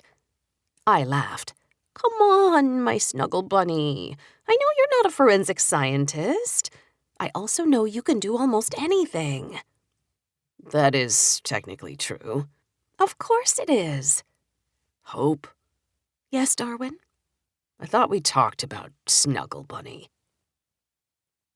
My next stop was the Hopeless News, where my boss, Earl Denton, was busy whacking away at the antique printing press with a Louisville slugger. Doing some fine-tuning, Earl? Earl let loose a torrent of near obscenities, a language almost entirely his own, made up of words that weren't obscene, but sounded like maybe they should be. Then he smashed the printing press one last time and stepped back, looking at the machine as if maybe he'd just dealt the death blow. Miraculously, the printing press roared to life. Earl raised both arms in triumph and walked right past me like some conquering hero. He reached in his desk drawer, pulled out a bottle of Jim Beam, and took a swig. Earl, isn't 7 in the morning a little early even for you? You haven't seen the things I've seen. We're talking about an old printing press, not a firefight in the Mekong Delta. Earl sat down and kicked his feet up on his desk. Update me on this murder investigation. Which one? Earl arched an eyebrow. There's more than one. You haven't heard about Mr. Clowder's goat, Percy? Percy's dead? Shot in broad daylight. Earl raised his glass in solemn fashion. To one of the best weathers I've ever seen. You know what a weather is? I asked. Who doesn't? And why didn't you tell me about Percy? I've been busy with the other murder investigation. He raised a finger off his glass. That one I did hear about, and we'll get to that, but what happened to Percy? I told him everything. About Percy, the note, the Rutledge's cow. And I told him what I thought was going on with Mayor Jenkins and the cabins, using Ms. Jones to scare people into selling their land. And I finished up with the strange Bond villain coffee shop meeting. So, he said, a little mano-a-mano. Like Al Pacino and Robert De Niro finally facing off in the movie Heat. Which one are you? I think I'm Al Pacino. Earl poured himself another glass of whiskey and took a nice long sip. Then he shook his head. That is one whale of a story. He leaned over his desk and stabbed his long, bony finger at me. But Hope, we've got to be right about this one. You've got to do the work. Really do the work. This Miss Jones, she's a brazen one. And that probably means she's smart. You're thinking it's going to be difficult to prove a connection between her and Wilma. I'm thinking it's going to be difficult to prove a lot of things. In my experience, when a great deal of money is at stake, people, bad people, work really hard to get that money, and they don't much care for nosy reporters who get in their way. Work the problem, Hope. Work the story. And then when you've got it, when you've really got it... He trailed off, his fingers tapping away at his desk. What? I asked. He leaned over the desk again, his eyes full of intensity. We nail Wilma Jenkins to the wall. He took another sip of his whiskey. Now tell me about Wanda Wegman. And so I did. I told him about Dominic finding the skeleton arm. He howled at that. I told him about finding out it was Wanda, about Dr. Bridges finding the murder weapon, about Alex withholding that piece of evidence from me, and about all the conversations I'd had with the employees at Bubba's pumpkin patch. So any ideas? I asked when I had finished. 3-year-old body, practically no physical evidence. That's a mess. The theory about the random person, the drifter, that's as good as any. But if it's not, if it really was one of the employees at Bubba's, then you've got yourself a puzzle. And when you've got a puzzle, what do? You don't try to solve it all at once. You start on the edges, or wherever's easiest, and you get something to fit. One piece. That's all you need, one piece. And then one more. You go out there and you find that piece, Hope. Put it in place. The picture will take care of itself. If anyone can do it, it's you. Chapter 24. I spent the next 2 days following Earl's advice, working the problem, not trying to solve the whole case at once, just trying to get one piece of the puzzle to fit. I chatted with every part-time employee at Bubba's and found that a lot of them had been there back in Wanda's day. I touched base with all the full-time employees again. I racked my brain trying to make connections, trying to unearth motives, trying to fit something, anything together. But come Thursday, I still was no closer to solving my puzzle. Not only had I failed to put any pieces together, but I felt like I hadn't even gotten the pieces out of the box. I needed help. I needed the whiteboard. Granny and Bess were arguing about peanuts when I dragged the whiteboard down from my apartment and set it up in the middle of the bar. Oh, Lordy! Do we have to help you solve another murder? Granny grumbled. You'd rather argue about peanuts? For your information, Bess and I have been arguing about peanuts for 30 years. Bess confirmed this with a simple nod of the head. I shrugged. I know you want me to ask you what the argument's about, but there's nothing I'm less interested in the entire world. I see what you're doing, Granny said. You're trying to trick us into being interested in your thing by showing absolutely no interest in our thing. That was precisely what I was doing. I doubled down. Honestly, if you paid me to sit around for a week and think of the least interesting topic on Earth, I would probably come up with Granny and Bess's argument about peanuts. Fine, Granny said, throwing up her hands. We'll help you. The door burst open, and Katie came flying through. I'll help you too. You look like you're fleeing the authorities. Worse, Chris's mother stopped by this morning. Then what are you doing here? I told her I had to run an errand. You're terrible. She's terrible. That woman is blowing up my phone with her texts. Someone should tell her that all caps is not a thing anymore. Do you really think it's a good idea to make your mother-in-law angry? Are you kidding me? This is the good swift kick in the butt that woman needs to finally become the grandmother I know she can become. You mean the kind of grandmother who comes by and watches your children for you? Exactly. Katie rubbed her hands together. Okay, let's solve a murder. I started by writing Wanda's name in the middle of the whiteboard and then drawing a circle around it.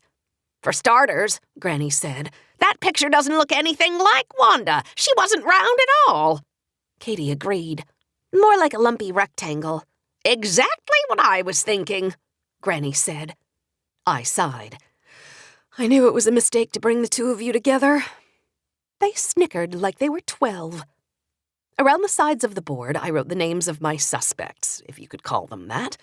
Kip Granger, Lucinda Meadows, Johnny Driscoll, Mary Riley, Bubba Riley, and then I wrote the word other. I drew lines from Wanda to each one of the names. Then I turned around. The problem with this murder is simple, I said. It took place 3 years ago. We will never know when exactly. We don't know who might or might not have an alibi. And after 3 years in the pumpkin patch, all that's left of Wanda is a skeleton. Katie raised her hand. You think I could get a bumper sticker that says, I don't care if your child's an honor student, my kid found some dead lady's arm in a pumpkin patch? It's a little wordy, Granny said, but I like the direction you're going. I ignored them and continued. The one piece of physical evidence we have is the murder weapon. Wanda was stabbed between the ribs, and the end of the weapon broke off. Unfortunately, not all of it is there, and after this much time, we don't expect there to be fingerprints or DNA evidence. What kind of knife was it? Granny asked. That's the interesting part. Initially, Sheriff Kramer told me Wanda was stabbed with a knife, but Dr. Bridges told me that isn't correct. Wanda was stabbed with a flathead screwdriver. Then why'd Alex tell you it was a knife? Granny asked. Because he doesn't trust me. That can't be it, Katie said. It is. He knows that's the one detail of the death that only us and the killer know. That secret is leverage against the killer, a way of proving he or she really did do it. Maybe someone slips up and mentions it and we've got him. And Alex thought I'd accidentally leak the information. Like you're doing right now, Granny said. This is no accident. I'm telling you on purpose. Which is totally different, Katie said in her most smart-alecky voice. I ignored her and pointed at the names on the board. These names represent our prime suspects, the full-time employees at Bubba's. It could well have been some other person, but Wanda's life was all about the pumpkin patch. That's where she worked, that's where she lived, and she rarely came into town. So I've been focusing on the people she knew best, these 5 people. Unfortunately, although I've spoken with them all, and I at least feel like I now know Wanda, I don't feel any closer to finding the murderer than when I started. I don't even have a motive. It's still one big puzzle. And Earl Denton gave me some advice. Don't worry about putting together the whole puzzle, he said. Just start by getting one piece to fit. And that's what I need your help with today. Katie bounced up and down. Can we start with the really creepy guy? I pointed to the lower right-hand corner of the whiteboard. Katie's talking about Johnny Driscoll. He's in his late 20s, has been with Bubba's for 7 years. He's some kind of computer genius. And in addition to helping out with the computer systems at Bubba's, he runs an exhibit called Johnny's Corner. Computerized light shows, robots, that kind of thing. And what do you think of him? Granny asked. For about a minute there in his garage, when I thought his robot might attack me, I thought he might be our guy. He and Wanda had a big rivalry. He thought our old scrap metal creatures were too old school. To Johnny Driscoll, they might as well be Muppets. He's into the newest, the sleekest, the high-tech. Wanda didn't share his vision. So a good old-fashioned rivalry, Granny said. Yep. People have killed because of rivalry, Katie added. They have. But you don't think he did it, Granny said. No. Katie frowned. You haven't ruled him out either. No, I haven't. How about Lucinda, the donut lady? What's her story? Granny asked. You just said it.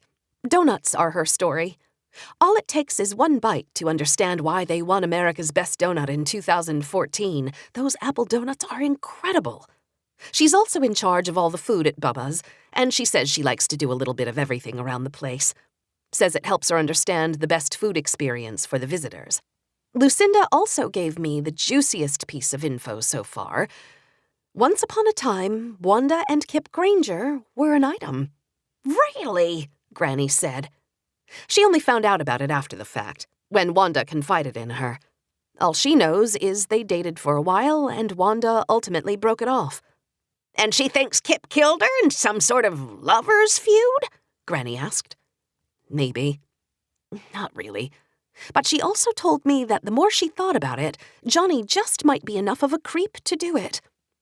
So Lucinda's basically narrowing it down to Johnny or Kip, Katie said. Which is exactly what Mary Riley did as well. She thinks that of all the people Wanda argued with, her arguments with Johnny and Kip were the most heated. Okay, let's talk about Mary next, Katie said. What's her story? She is the one who told me all about Bubba's.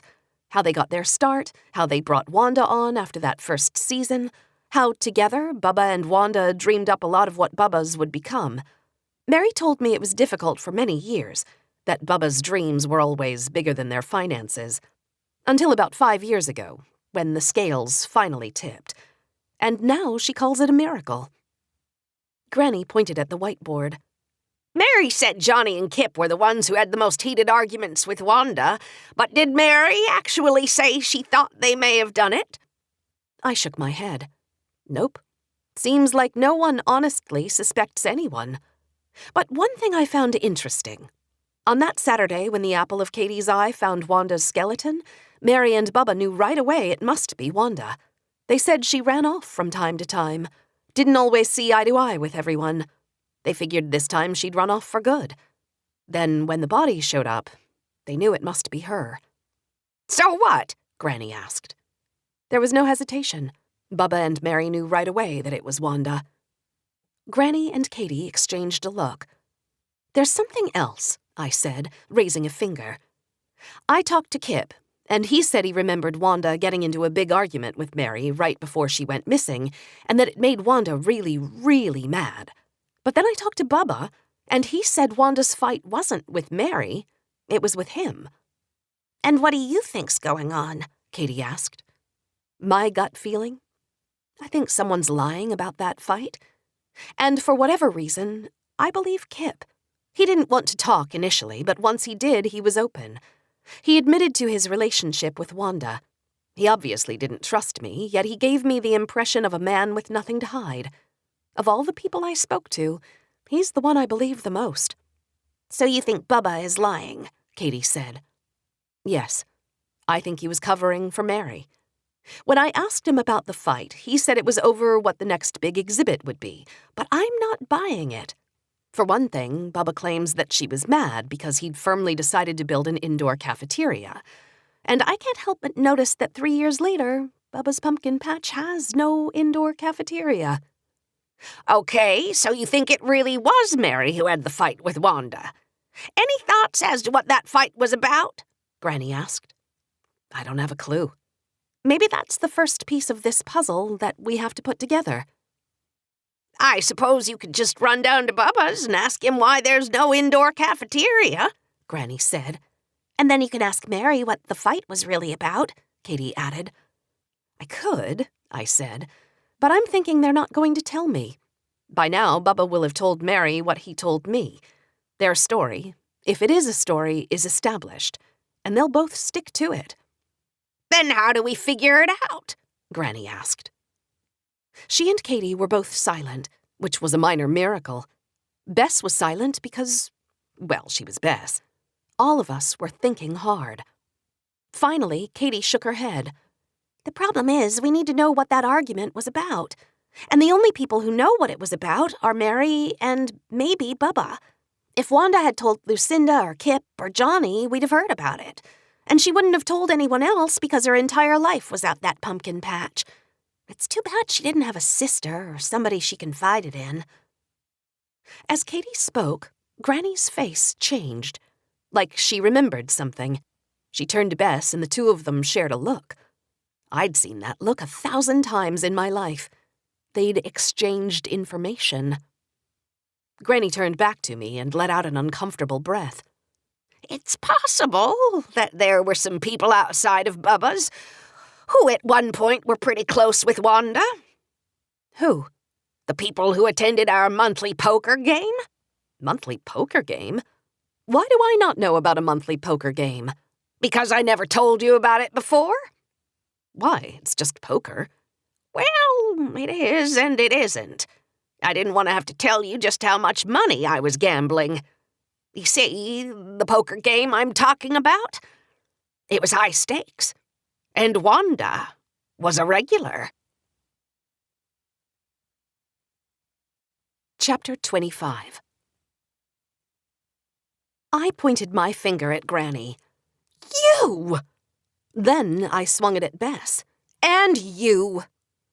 Both of them looked down at the floor. I can't believe this! I shouted. You knew Wanda! She was in your regular poker game. And you didn't think of telling me this on Sunday when we talked about the case at Buck's? Granny raised her hands. No, I did think about it. I just didn't do it. And there's a reason for that. This better be good. Trust me, it is. Remember that fighting movie with Brad Pitt? What? You know, Brad Pitt? That sexy guy who was married to the skinny chick with the big lips? I know who Brad Pitt is, Granny. He's got that movie about men beating the crap out of each other. Fight Club? That's the one. Well, we didn't know how they did it, but we're pretty sure Fight Club did some serious copyright infringement when they made that movie. I am so confused. Do you know what the first rule of poker night is? You guessed it. The first rule of poker night is that you do not talk about poker night. It's one of those ironclad kind of rules.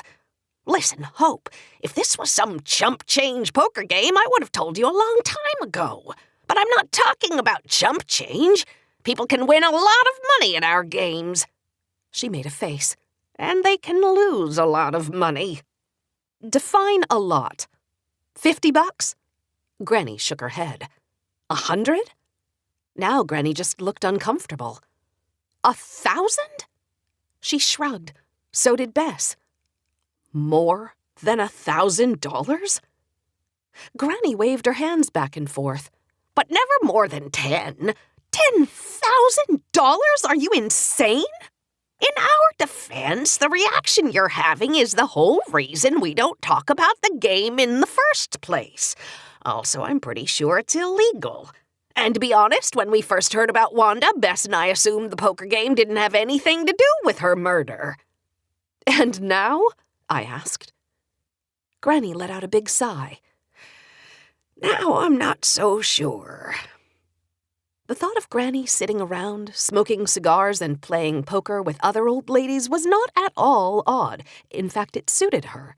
But the thought of her playing poker for thousands of dollars, that blew my mind. Why do you play for so much money? Katie asked. It didn't start out that way, but over time the stakes just grew. I don't know. When you're old and your joints don't work, there's only so much you can do to feel alive and on the edge. She shrugged. This is one way to live on the edge. But what if you lose big? I asked. Couldn't you go broke? It doesn't happen. We're all fairly equal players, so over time the winning and losing balances out. But it could happen, Katie said. Sure, but we're big girls. We know what we're getting into. I couldn't believe this. My own grandmother was a regular participant in a crazy high-stakes poker game. Not to mention Bess.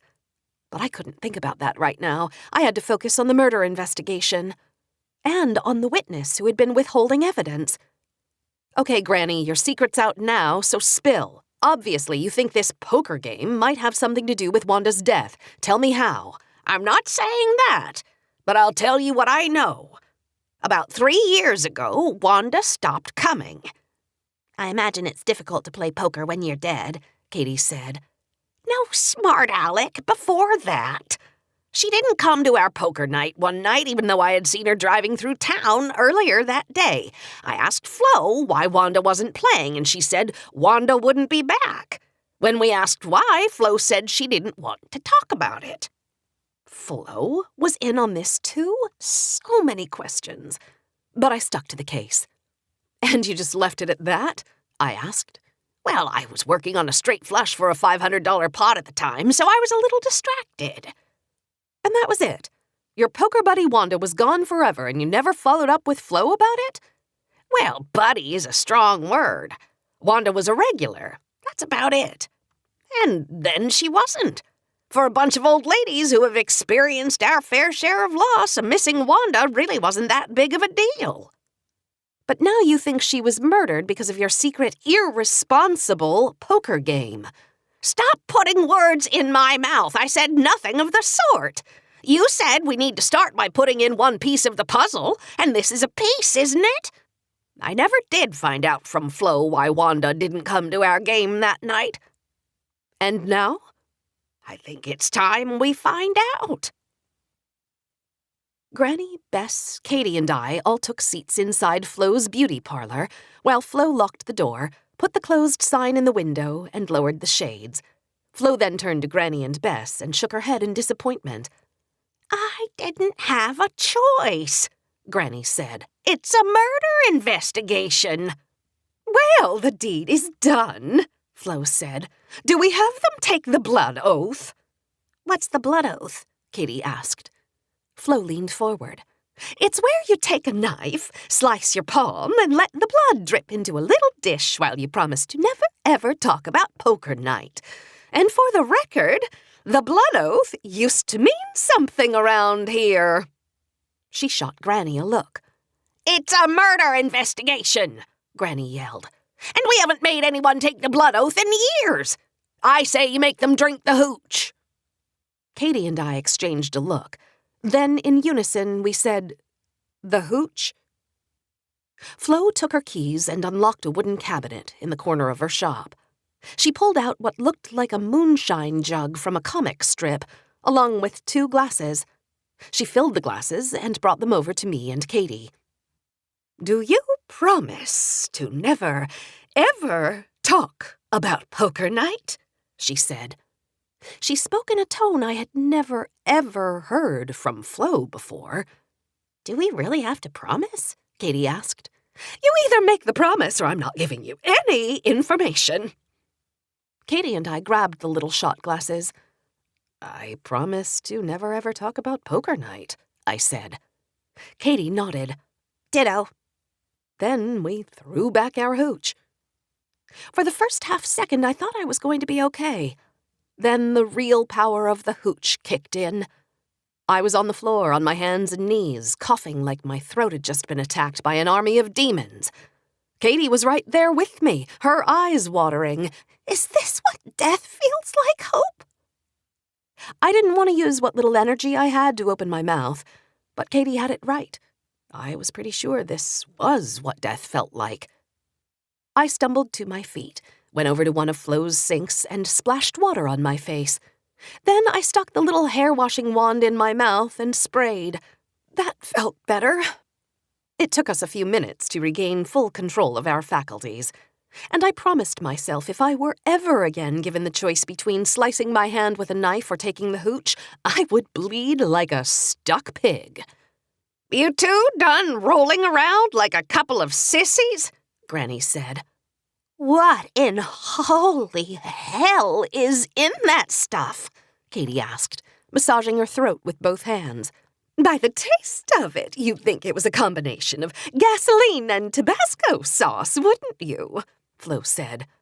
Please tell me it's not actually a combination of gasoline and Tabasco sauce, I said. Flo winked. Okay, it's not actually a combination of gasoline and Tabasco sauce. Katie dug her fingernails into my forearm. Oh, dear God, we're gonna die. Flo sat down in her beauty chair and folded her hands in her lap, the tips of her fingers tapping against each other.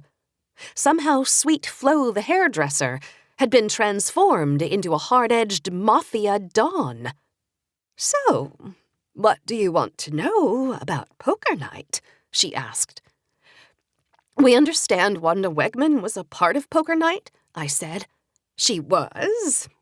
And that around 3 years ago, shortly before we think she was murdered, she stopped coming to poker night? That's right. Granny leaned forward. Flo, what we want to know is why did Wanda stop coming? I never asked you at the time, but I'm asking you now. Flo's eyes widened.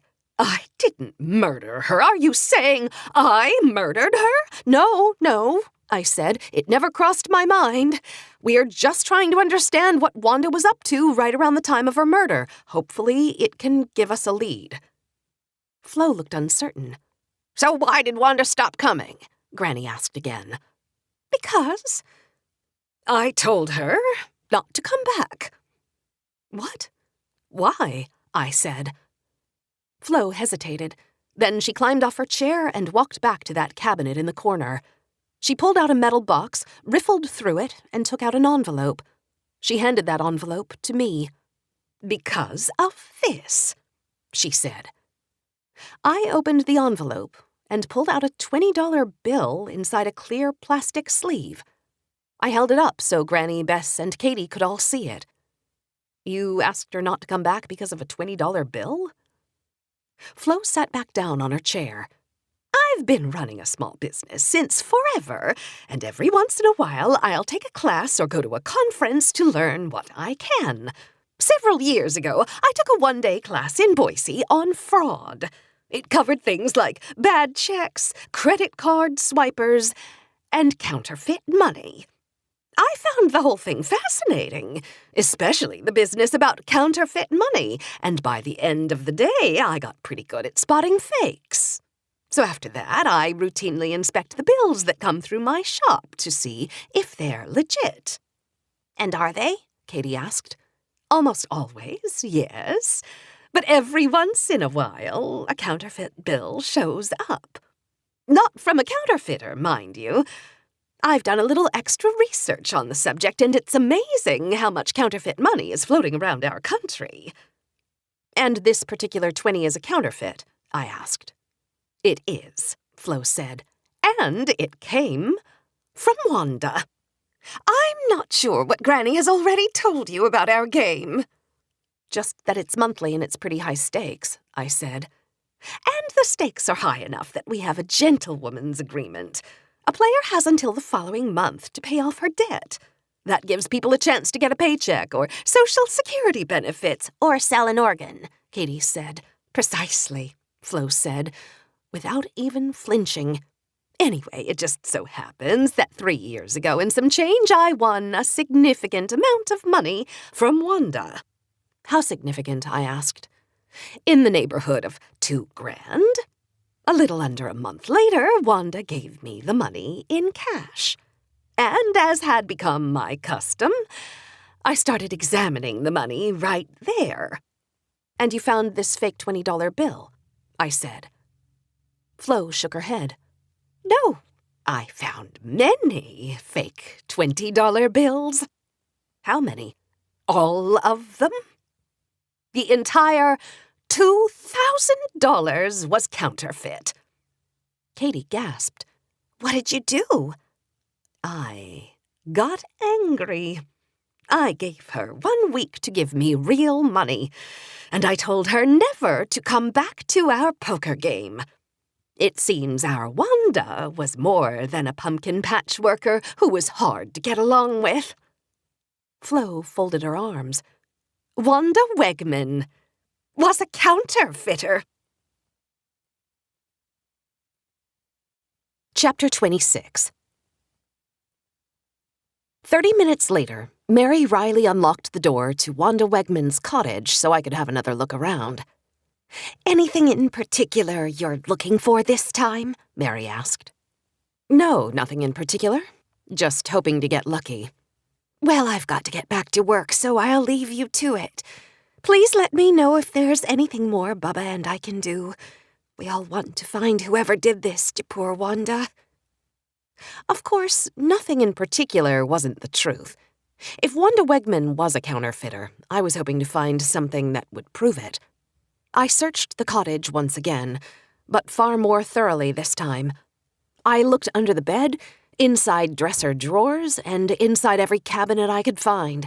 I even poked my head up into the attic, using my phone as a flashlight. There was nothing out of the ordinary, nothing to suggest that Wanda Wegman was printing fake money. Then I stopped and looked at the computer on her desk in her room, and I wondered, how exactly does one learn how to make counterfeit money? How does one learn to do anything these days? The internet. I made sure the cord was plugged in, then turned on the computer. As it started going through its boot-up procedure, I decided this would be easier with a little help. I placed a call. Hey, big sexy, I said, with as much enthusiasm as I could muster. Big sexy? Darwin replied in his usual boring drawl. Would you prefer little sexy? What do you want, Hope? I take it you don't have any results for me on the package I sent you? I told you I'd never done that before. Which is not the same as you not being able to do it, so were you able to do it? Well, yes, but that's not the point. What is the point, darling? That you just expect me to move heaven and earth for you at the drop of a hat? I feel underappreciated. I called you big sexy and darling, and you feel underappreciated? I feel like you're teasing me. Darwin, I'm going to make you a deal. You drive to Hopeless, Idaho, and I will take you out to dinner at this great place I know that serves free peanuts. And if you play your cards right, at the end of our date, I'll even kiss you goodnight. There was silence on the other end of the line. A long, uncomfortable silence. Darwin? Are you okay? You're not still teasing, are you? Nope. You show up in Hopeless, and it's a date. I'll wear clean underwear, put on deodorant, the works. Okay, he finally said. It's a date. Great. Now, what exactly is your update on the package? Well, I was actually going to call you later. I wanted to check my results again. You never struck me as a check your results kind of guy. I'm not, usually, but this time I feel like something must be wrong. Why? The fingerprints you found have no match, but the DNA does. The DNA belongs to a woman named Samantha Jones. So Ms. Jones really is her real name? Well, just wait. The only thing I could find about Samantha Jones was that she's the owner of an independent real estate consultant business called Happy Farms Real Estate. It's owned by another business, an LLC called Portland Sunrise LLC. And Hope, I don't think these are real companies. They're clearly shells. And what's behind these shells? This is the part you're not going to believe. Try me. According to the records I found, these companies are owned entirely by another company, and its name is Hope Walker Enterprises. My jaw dropped. Is this some kind of a joke? Not by me, but somebody went to a lot of trouble to do this. Which means someone is messing with you. That much was clear. Somebody knew I would look into Ms. Jones, and this was their message. A message meant for me. The message was simple. I'm smarter than you. And at least for the moment, they were right. Wanda's computer brought up the desktop, and I was reminded why I called Darwin in the first place. Okay, Darwin, I have another request for you, a much easier one. I need help accessing some information on a computer. That seems like the kind of thing you could handle yourself, Hope. But you can handle it so much better. I just turned this computer on for the first time in 3 years. It belonged to a woman named Wanda Wegman, and I'm investigating her death. I want her search histories, especially the last couple months of her life. I want access to her emails, anything. You have the computer? It's right in front of me. Can you get on the internet? Let me see. I searched for Wi-Fi networks, found one called Bubba's Patch Public, and logged on. Okay, I'm on. I need you to type remotedarwin.com into the search bar. Give me a second. I opened up Chrome, typed in the domain name, and clicked. A site popped up with a square in the middle. Now type the following password into the box. Darwin gave me a series of 9 letters and numbers, which I dutifully entered. Okay, Darwin said. I'm in. You mean you're in this computer? Yep, I've got total control. Sweet. How long will it take you to get what I need? I already have it. You should see an archived history of her internet searches on your screen. Told you could do this, Hope. There's nothing tricky about pulling up a search history. Yes, but I like it better when you do it. Darwin sighed. Do you need anything else? I might, but this is good for now. Thanks, Darwin. I got off the phone and checked Wanda's history. Her last search was just over 3 years ago, once again confirming the time of her disappearance. I wrote down the date on a pad of paper, then I started perusing the types of things Wanda had been looking at. Most of it was ordinary stuff, or at least ordinary stuff for someone like Wanda. Baking websites, recipes, mechanical sites, something about welding, websites for a couple of other pumpkin patches. But sprinkled throughout all of this was something else. Searches about counterfeiting. Bingo. I opened all the searches in different tabs and started skimming to see what Wanda was learning about. Taken together, the dozen or so pages I read through were like a crash course on how to make fake money. The type of paper to use, the type of ink and where to get it, the types of color laser printers that worked best, and on and on and on. After reading all of it, I was actually thinking about counterfeiting money myself. It truly was extraordinary what you could learn on the internet. But though the knowledge gathering was easy, the actual doing of it did not seem easy at all. You had to find and buy just the right paper, the right ink, the right machines, and you had to develop the artistry to actually do it. Learnable, yes. Easy? Not a chance. And that's when something struck me. The searches about counterfeiting were all in the last 2 weeks of her search history. I double-checked, went back farther in time and worked my way back up to her most recent internet usage. There was no doubt about it. There was not a single search on any counterfeiting topics until the final 2 weeks of her search history. Presumably, the last 2 weeks of her life. Hard to believe that Wanda learned how to print fake money and then successfully printed a huge batch of it, all in the course of 2 weeks. Which meant Flo was wrong. Wanda wasn't a counterfeiter, but somebody else was. And Wanda had been trying to figure it out. Chapter 27. One of the searches in Wanda's history was for the Secret Service. I always thought of the Secret Service as being the people who protect the president and other dignitaries, but it turns out they also have a huge role in combating fraud, including the counterfeiting of money.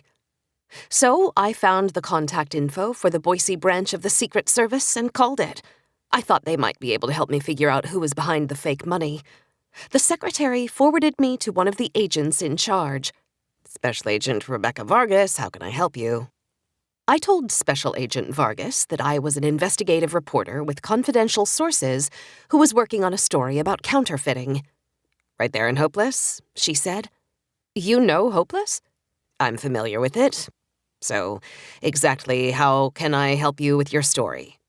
"Well, basically, I was shown a $20 bill and it was counterfeit. My source said this particular 20 was part of $2,000 in counterfeit bills that was handed to her a few years back as payment for a debt." "And I suppose you're not going to tell me where it came from?" "No, I'm not going to tell you my source, but if I can figure out where the counterfeit bills came from, I will tell you that." She paused, then finally let out a breath. "Okay, I'm intrigued. What more can you share?" I started at the beginning. From finding Wanda's body to looking at Wanda's search history, I told Agent Vargas everything I could, except for the part about the illegal high-stakes poker game and a certain hairdresser and bar owner who played in it. When I was done, I asked for her opinion. "First, I think you're right about Wanda. She's not your girl. The internet can teach you about counterfeiting, but doing it is a whole nother thing. Sounds to me like she discovered some counterfeit money and decided to investigate it herself." "Okay, then help me out. She comes into $2,000 that she uses to pay off a debt, and then she's surprised to learn that the money is fake. My question is, where would $2,000 in cash come from? Could it be from a bank withdrawal?" "Doubtful. Most banks, even small-town banks, have electronic cash counters for bigger stacks of money. These counters also have scanners that check for bad bills. Counterfeit money rarely shows up in banks because they catch it either on the deposit or the withdrawal." "What are the other options?" I asked. "She could have been given a gift, or there's one other possibility that comes to mind. I don't see it that often, but it would explain the large amount of money." Special Agent Vargas explained to me what she was thinking. "Any thoughts on how I might confirm that?" I asked. "I think you need to ask those employees one more question." Then, to my surprise, Special Agent Vargas offered to come to Hopeless and take a look into this if I wanted. Murder, counterfeit money, an old lady, and a crazy pumpkin patch? Ms. Walker, this sounds way more interesting than most of the things I usually get to deal with. So if you need me, just call. I can be there within the hour. "Thank you, Agent Vargas. I will definitely keep that offer in mind." I visited Johnny's corner first. Johnny was just finishing up a dazzling display with his robot, and it was clear that the kids absolutely loved it. Even I had to admit that although there were no flying chunks of pumpkin to avoid, it was still extremely cool. Next, I talked to Kip Granger down at the corn maze. He had just finished sending a group of kids screaming into the maze, better them than me, and was happy to give me a moment of his time. I found Lucinda Meadows working the counter at Lucinda's famous apple donuts. I bought 3 more warm donuts while I was there. And at each stop, I asked the same 2 questions. Do you think Wanda might have been printing fake money? And does Bubba ever pay you in cash? For the first question, they all had the same answer. No way. When it came to Wanda Wegman, the one thing everyone agreed on, besides that she was difficult, was that she was honest. In fact, those 2 personality traits were closely intertwined. Wanda was no cheat. She was not our counterfeiter. The second question caught them off guard, but again, their answers were largely the same. Yes. Johnny said he'd been paid in cash several times, but not for a while. Kip agreed. said it had been maybe 3 years. Lucinda didn't need to guess when it happened last. She said she'd look at her records. You kept records of how you were paid? She sat down at her computer in a cramped office at the back of her kitchen. Not as such, but I have a record of all my bank deposits. And any time I was paid cash, I didn't deposit it. Why not? Isn't it obvious? If I don't deposit it, I don't have to claim it as income, and I don't have to pay taxes on it. I hate taxes. She looked through her records. Okay, looks like the last time we were paid cash was a little over 3 years ago, I said. She smiled. Yeah, how did you know? On my way out, I grabbed another warm apple donut.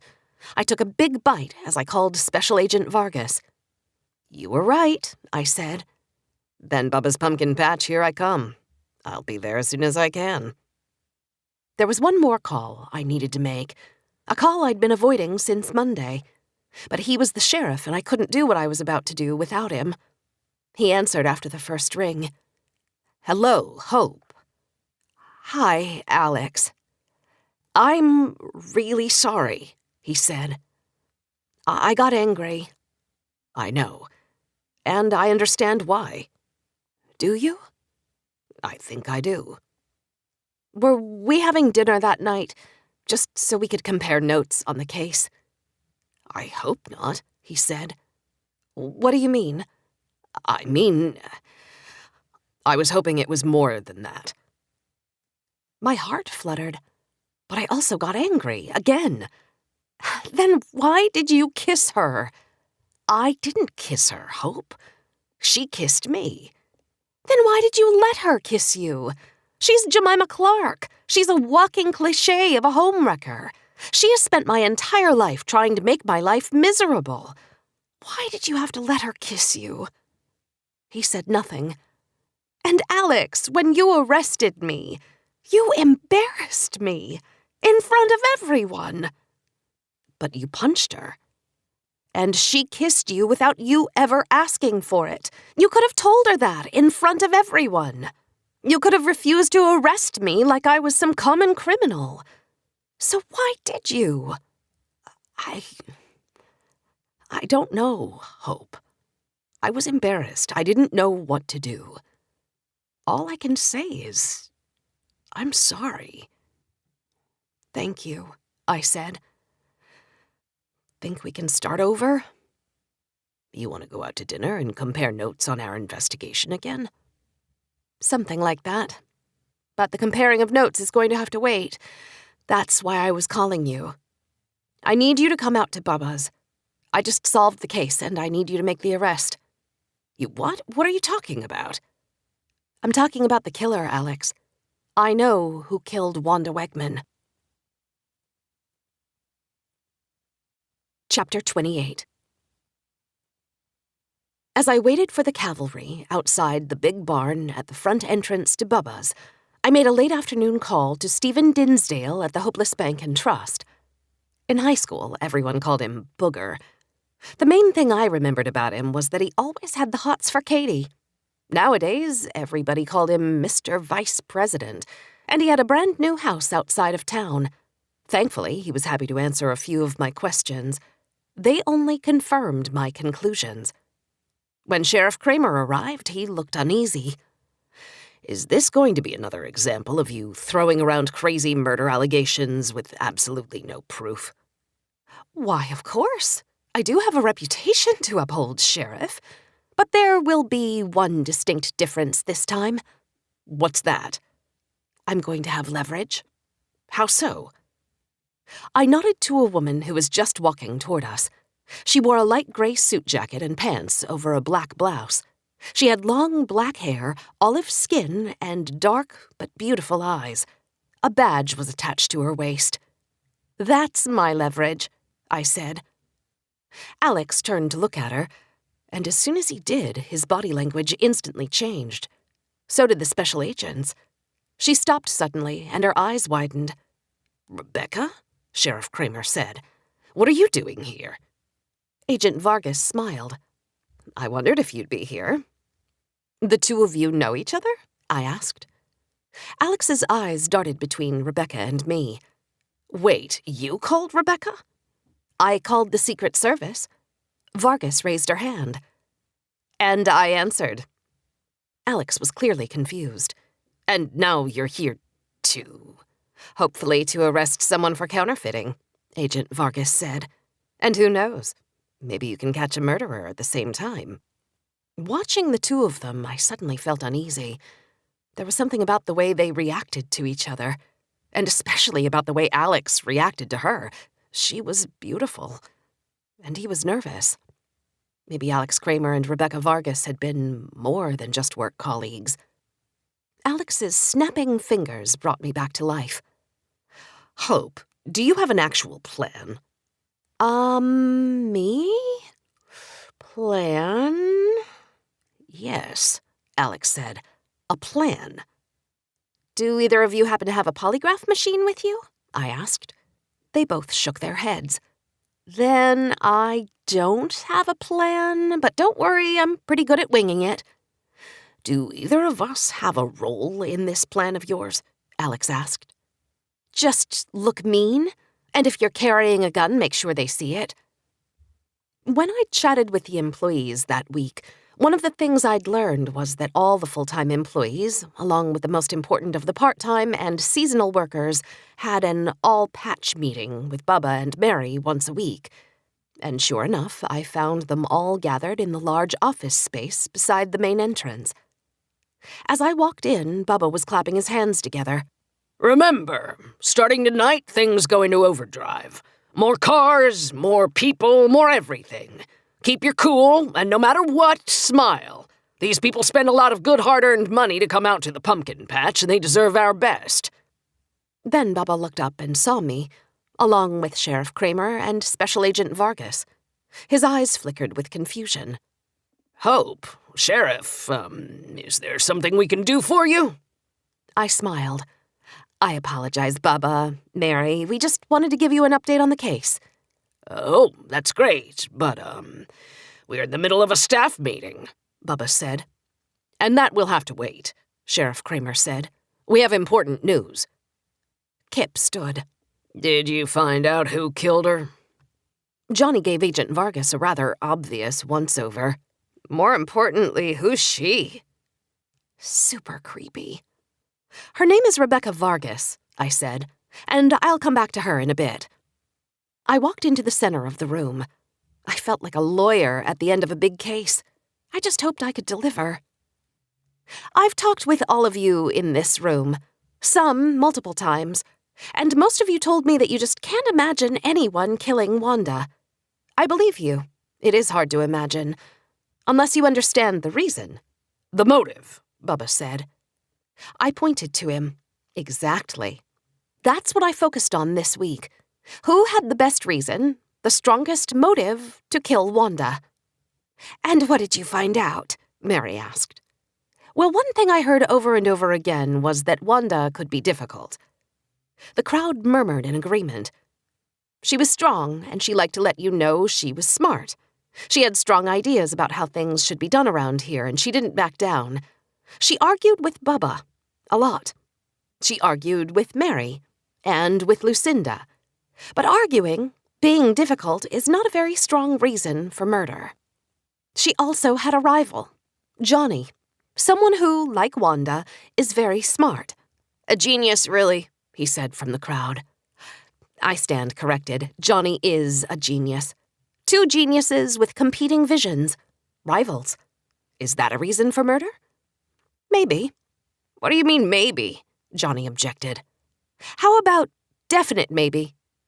Johnny nodded as if this was more acceptable. What other motives are there for murder? How about a broken heart? I turned to Kip Granger. Kip had no particular grievance with Wanda. In fact, at one time, Kip and Wanda were an item until Wanda dumped him.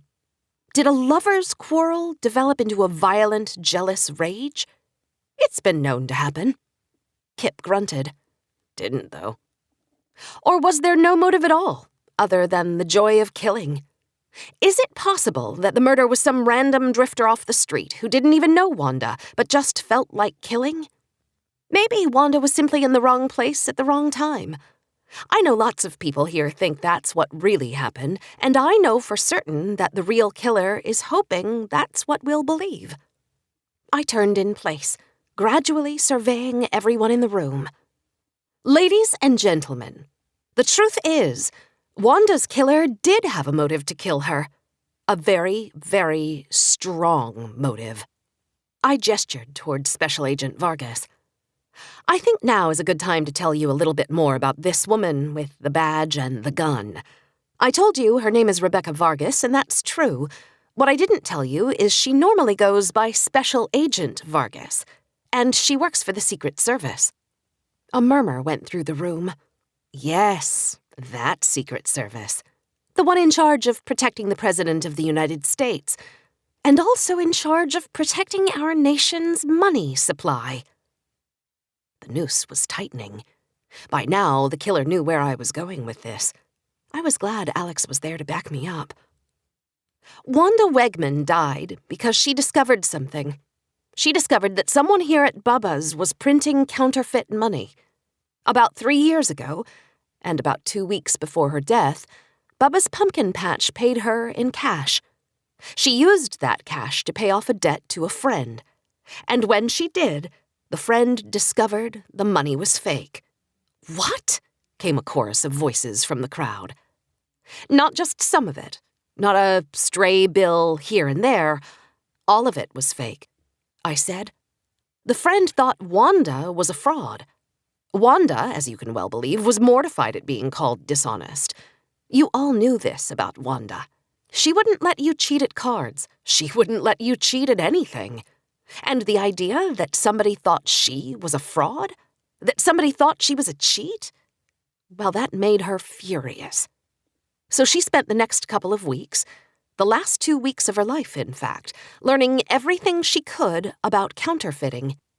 And then Wanda, honest, difficult Wanda, went to confront the person who gave her the counterfeit money in the first place.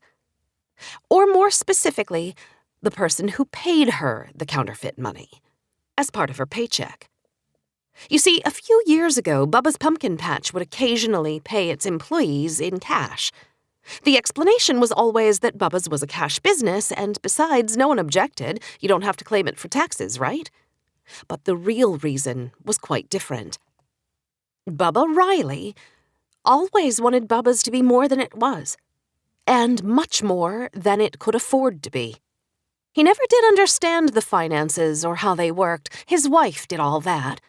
It was Mary who was always working hard to keep them and this place and all of you above water. But no matter how tight the money was, all Bubba wanted to do was grow, be bigger, be better. And then one day, maybe 4 or 5 years ago, Mary came upon a solution. Counterfeit money. I turned to Mary. I'm guessing you realized that a place like Bubba's was the perfect spot to use counterfeit money. You deal with enormous amounts of cash, and it's dispersed broadly among many thousands of people. You probably realized that large amounts of fake money are relatively easy to spot, but an extra 20 here or there? Not so much. And maybe it never would have been spotted if you hadn't occasionally used it to pay your employees. My guess is you didn't want to do that. My guess is you did that only when times were especially tight. But it cost you because one day, one of those employees discovered the truth. What are you saying? Bubba asked. I'm saying that Wanda Wegman confronted your wife, Bubba. Wanda had discovered that Mary was a counterfeiter, and Wanda was going to turn her in. Mary was going to go to jail, unless she could stop Wanda. Somehow. And that brings us to our final motive, avoiding prison. I'd say that's about as strong a motive as you'll ever find. And that's exactly why Mary Riley killed Wanda. That's insane, Bubba said. But Mary's face, a twisted wreck of a face, said something different. You've got no proof, she said. That's where Special Agent Vargas comes in. Vargas stepped into the middle of the room. She looked mean. She made sure people saw her gun. She focused her eyes on Mary. Ma'am, I've already examined the $20 bill that came from you. It's a fake, and a pretty good one at that. Based on that and the story I've heard, I have the authority to shut Bubba's down immediately, pending an investigation of the cash currency on hand, right now. Mary and Bubba Riley, I'm going to go through every inch of your life, and I promise you, I will find out every single thing there is to this story. And the more I find, the longer your prison sentence will be. She paused. Or, Mary said, or you cooperate. You may have funneled a lot of counterfeit currency through this place, but I'm guessing you didn't print it yourself. I think there's a bigger fish out there, and if you lead me to them, maybe I can make a deal. You'd make a deal for murder? Kip said. I'm just interested in the counterfeiting. You'll have to talk to the sheriff about the murder. Bubba's eyes shifted to Sheriff Kramer. I can't make deals on murder, the sheriff said. But if Mary cooperates, if she admits what she did, and if the judge is convinced it was a tragic mistake and not premeditated, that will likely be reflected in a reduced sentence. And maybe one day, in 15 or 20 years, Mary can get a second chance. Bubba looked at his wife. What do you think, Mary? What do I think? What do I think? Bubba, I made some mistakes, I admit that, but I did not kill Wanda Wegman. Alex looked at me and shook his head. Why is it they rarely come quietly? Special Agent Vargas walked up to Mary and pulled out her handcuffs. Mary Riley, you're under arrest. And all 5'2" of Mary Riley screamed. Chapter 29. Mary and Bubba Riley were escorted to the Hopeless Jail by Sheriff Alex Kramer and Special Agent Rebecca Vargas. Bubba was put into a quiet room in the back while the sheriff and the special agent led the interrogation of the prime suspect. I was lucky enough to be an interested bystander. Now that she was off her home turf, Mary completely broke down. She confessed to the charge of counterfeiting. She explained that 5 years ago things were bad at Bubba's. Really bad. Business had picked up, but Bubba's dreams were expensive. They were always eating away their profits, and more. A part-time worker named Alice was helping Mary in the office that season, and Alice mentioned she might know someone who could help out. That led to a contact with a man named Derby Sledge. Mary would contact Derby through a simple text message. Derby would meet her, sell her a bag of counterfeit money for 10 cents on the dollar, and Mary would take it back to Bubba's. She started off by adding it to the money supply at Bubba's gradually, so as not to cause suspicion. But there were times when things were particularly bad, when she would use the cash to meet payroll. In the end, Mary shared every detail of the operation, and she promised to help them nail Derby to the wall. And finally, that brought them to the untimely death of Wanda Wegman. Did Wanda confront you? The sheriff asked. Yes. Was she angry? Of course. Did she threaten to turn you in? Absolutely. And that's when you killed her? No! Mary was defiant. I didn't kill her. Then what happened? She demanded that I pay her with genuine cash immediately, and she made me promise never ever to use counterfeit money again. Or else? Or else she would turn me into the sheriff. And that's when you killed her? Alex asked again. I told you! I didn't kill her! So who did kill her? I have no idea! Mary exclaimed. And it went on like this for the next hour. When Alex and Rebecca finished, the three of us chatted. She's lying, right? Probably, Alex said. Doing time for counterfeiting is much better than doing time for murder. And she's got no incentive to tell us the truth, Rebecca added. What are you getting at? Maybe we should give her one. The three of us joined Bubba in an interview room. I stood against the wall while the sheriff and the special agent sat at a wooden table with Bubba. They calmly but firmly laid out the entire case against Mary and told him what she had admitted to. He was absolutely heartbroken. But, Alex said, she's denying having anything to do with the murder of Wanda. Of course she is. Mary could never murder anyone. Agent Vargas raised an eyebrow. And earlier today, you probably didn't think your wife could deal in counterfeit money. People can surprise you. Mary could never hurt anyone. I don't think a jury is going to see it that way, Alex said. The jury will learn that Mary was involved in a crooked counterfeiting operation and that Wanda discovered Mary's secret. We don't have to prove that, Mr. Riley. Mary has already confessed to all of it.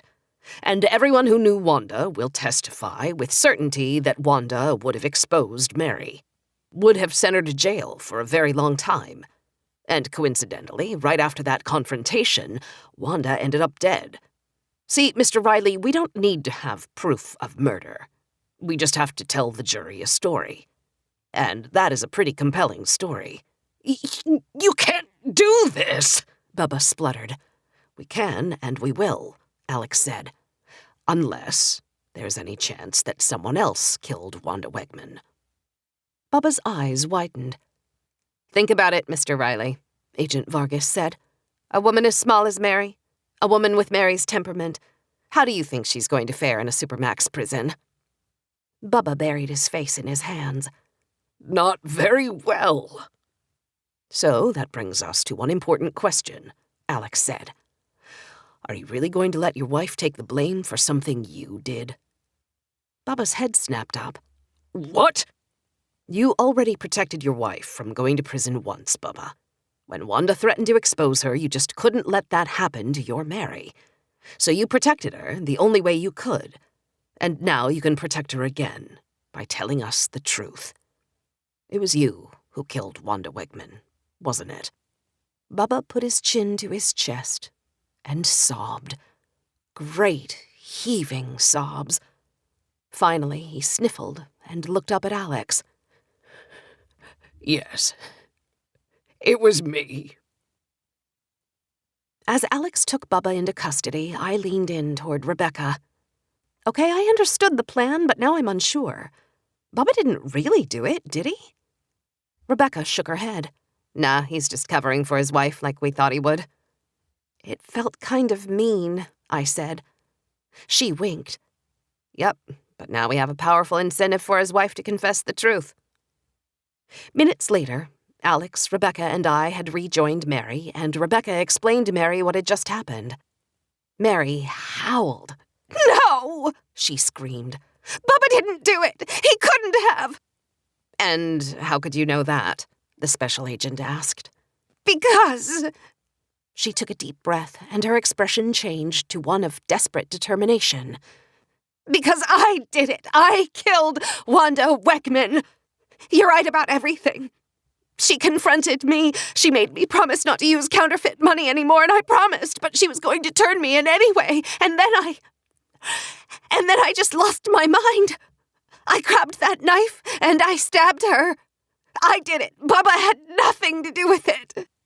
Special Agent Vargas smiled, first at Alex and then at me. Looks like you just solved your murder case. But I wasn't so sure. I stepped forward. Tell me again, Mary, what you did. How exactly did you kill Wanda? I know this is hard, but we need details. Well, I was mad. So mad and scared. And the knife was there, and I grabbed it, and I stabbed her with it, and then I buried her in the pumpkin patch. Just like that, Alex said. She nodded. Just like that. Special Agent Vargas smiled at us again. Seems pretty clear-cut to me. Alex shook his head. Then he motioned for Agent Vargas and me to follow him out of the room and down the hall. Then he turned to us both and said, "We have a problem." I picked up on that, Rebecca said. What is it? Wanda Wegman was stabbed, but not with a knife, Alex said. She was stabbed with a screwdriver, I added, which means Mary Riley might be a counterfeiter, but she did not kill Wanda Wegman. Sheriff Kramer and Special Agent Vargas spent the next half hour going over the account of the murder with both Mary and Bubba. It was clear that neither of them knew the murder weapon was a flathead screwdriver. Mary didn't even know what a flathead screwdriver was, and had almost certainly never picked one up in her entire life. When they had reached an impasse, the three of us met once again. Neither of them is Wanda's killer, Alex said. Rebecca sighed. What do you want to do now? Alex pulled out his wallet. We get something to eat. The Hopeless Sheriff Department is paying. Hope, you think you could grab something from Bess and bring it over? Sure. Rebecca flashed a smile. Mind if I join you, Hope? Perfect. You can help me carry back all the grease. As the two of us walked to the library, I gave Rebecca the quick and dirty history of how Granny and Bess came to run a bar.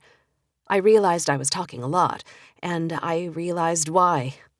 There was something I wanted to ask her, and at the same time, didn't want to ask her. But after we'd ordered cheeseburgers and fries from Bess and had taken seats at the bar to wait for our food, I hesitantly steered the conversation toward the uncomfortable subject of her and Alex.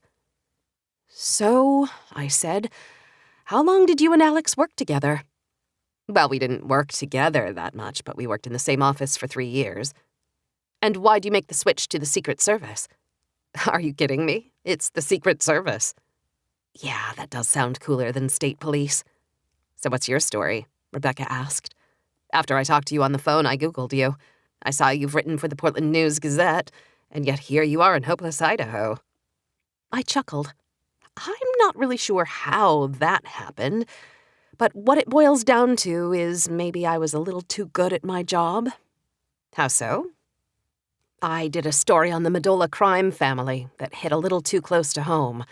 They didn't want it to go to print. I was fired, and the story didn't run. The Medolas are a nasty bunch. You know them? They've come on our radar for fraud. Haven't been able to get anything to stick. We sipped on our Diet Cokes for a little while longer. I hadn't gotten anywhere in learning if there was a history between her and Alex. Maybe that was for the best. But to my surprise, it was Rebecca who brought him up. If you don't mind me asking, I saw the way you were looking at Alex. Is there something going on between the two of you? I shook my head. In all honesty, I have no idea. How could you not know? I laughed. Because I'm the world's dumbest female when it comes to these things. I thought maybe there was something going on, but now... But now? I shrugged. Now I think murder investigations are easier to figure out than men. She laughed. Truer words. Bess brought us a paper bag full of burgers and fries, then leaned over and kissed me on the forehead. Rebecca and I left the bar and started walking back. But then Rebecca stopped. Did, I take it Alex told you about us? And there it was. There wasn't us. I tried to act casual. About? The two of us. We dated. Pretty seriously. Heck, I thought we might even end up getting married. Then the opportunity opened up for me at the Secret Service, and I don't know what happened. I didn't know what to say. And you're telling me this, why? Because I know Alex, okay? She let out a breath. I know him really, really well. And I saw the way he was looking at me tonight. Between us girls, I just don't think he's over me. And I think the two of us deserve another chance. She grabbed the bag out of my hand. I guess what I'm saying is, I think Alex and I can handle it from here. Chapter 30. Katie answered her phone after 2 rings. Heard you guys made a big arrest. It's all anybody here at the pumpkin patch is talking about. Why are you at the pumpkin patch again? Because my idiot husband invited a couple of guys over to our house to help him set up his beer-making equipment. Wait, what? Chris is going to start brewing his own beer? Hope, don't get me wrong, I love my husband, and I really love beer. I just don't love the idea of my husband making beer. I explained to him that I could go down to the gas station and get a case of Coors Light for under $30, or he could spend $1,000 and spend a month making a liter of crappy beer. Coors Light is crappy beer. That was kind of my point. I assume that went over well? He whined about needing something to do other than work and children.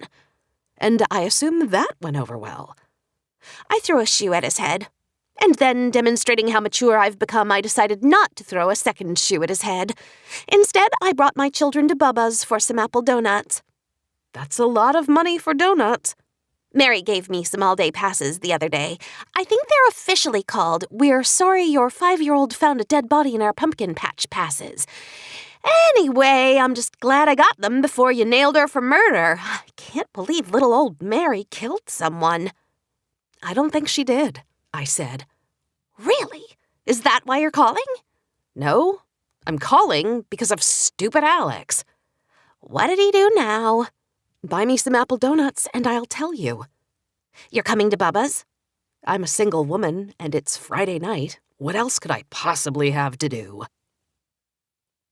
I met up with Katie outside the haunted house. She had a stroller full of donuts in front of her, leaving no room for baby Celia, who was in her mama's arms instead. A donut stroller? I said. Gotta keep precious cargo somewhere. Here, Celia needs some Aunt Hope time. Without asking, she handed the smiling blob of fat rolls and chubby cheeks to me. Celia giggled at once. Katie handed me a donut. She likes you. I kissed Celia's big fat cheek and gave her a hug. If I was being honest, I liked her too. I liked all of Katie's kids, despite them being little animals at times. And I sort of missed being around them that week, but I wasn't about to tell Katie that. Katie raised an eyebrow. So, stupid Alex? I nodded. Stupid Alex. Katie laughed. You know, I remember someone else you used to call stupid. She smiled. Jimmy. Don't even. I'm just saying, what did stupid Alex do this time? First, I told her about the question I'd asked Alex while having chocolate cake on her couch. The one about whether or not he'd ever been in a serious relationship. I told her how he dodged the question at first, then finally told me when I pressed him the next day. That explains the 2 wine glasses, she said. I figured you were just double-fisting it that night. Then I told her about Special Agent Rebecca Vargas. Geez, Hope. How does something like that even happen? You randomly call the Secret Service and you get put through to Alex's ex? And then you just happen to invite to Hopeless the one person in the world you least want to come to Hopeless? Only I could be this lucky. Wow. And she really told you that Alex wasn't over her just like that? I nodded. It was cold. No, it was evil. That's something Jemima would do. And she seemed so nice before that. You know, while we were just arresting people for murder and counterfeiting. So what are you going to do? I guess what I usually do. Push down all semblance of authentic human emotions for the next 12 years until you're interested in another guy? Harsh. Katie grabbed another donut and took a bite. But true. Hope, if Alex really is interested in this girl, what can you do? Move on. And if he's not interested in this girl, it'll work itself out. That's a pretty balanced and mature view for a woman who threw a shoe at her husband's head tonight. Married women with 3 children are allowed some inconsistencies. You, my friend, are not. You are Hope Walker. You are single, you are beautiful, and you have a heart that's bigger than you could possibly know. And you deserve to love and be loved. So whatever you do, don't hide that heart. Don't act like it doesn't exist. And don't act like you don't deserve to be happy. I don't know if you and Alex Kramer are any good for each other, but I've seen the way he looks at you. I remember how Jimmy looked at you. And I know how my kids have talked about you this week. Katie's eyes got a little wet, and that caused my throat to tighten. I closed my eyes and tried to control my breathing. Then the screams of children brought me back to the moment. I opened my eyes to see Lucy and Dominic running out of the haunted house. "Aunt Hope!" they shouted. I knelt down, and they both ran and gave me and Celia a big hug. I had to admit, it felt really, really good. Katie looked at us and wiped a tear from her cheek. I stood up and took a deep breath, then handed Celia back to her. "So, Hope, what are you going to do?" "Can we go to the haunted corn maze?" Lucy asked. "Can we find another dead body?" Dominic asked. I laughed. Those sound like fun ideas for you guys. As for me, I know what I have to do." Katie cocked an eyebrow. Be a real human being with the full spectrum of emotions? Tell Alex how you feel and lay your heart on the line? I smiled. "I think you know me better than that." I was afraid of that. "You see, Mrs. Rogers, I'm an investigative reporter. And though Mary Riley was doing some crooked stuff, I mean, she was up to her eyeballs in counterfeit money, you were right about her." I was? Mary Riley is not a murderer. Somebody else killed Wanda Wegman, and I'm going to find out who. I said goodbye to Katie and the children. Dominic seemed especially upset that we wouldn't be looking for another dead body together. He gave me a long hug goodbye. He was an odd boy, equal parts dangerous and strange. But he was also special and sweet, in his own way. I walked back down Apple Donut Lane to Lucinda's famous apple donuts. Lucinda was working the front counter, and when she saw me coming, she had someone take her place and stepped out to meet me. "How's everything going with Mary and Bubba?" she asked with concern. "She's admitted to the whole counterfeit operation." "Wow, it's unreal. Everyone around here is in shock." "And you?" "Especially me. I never saw it coming." "And you know this place pretty well?" "I thought I did. Like I told you, I like to know a little bit about every part of this pumpkin patch." "But you never suspected anything like this?" "Never in a million years. I especially never would have thought her capable of killing poor Wanda." "You haven't heard?" I said. "Heard what?" "Mary didn't kill Wanda."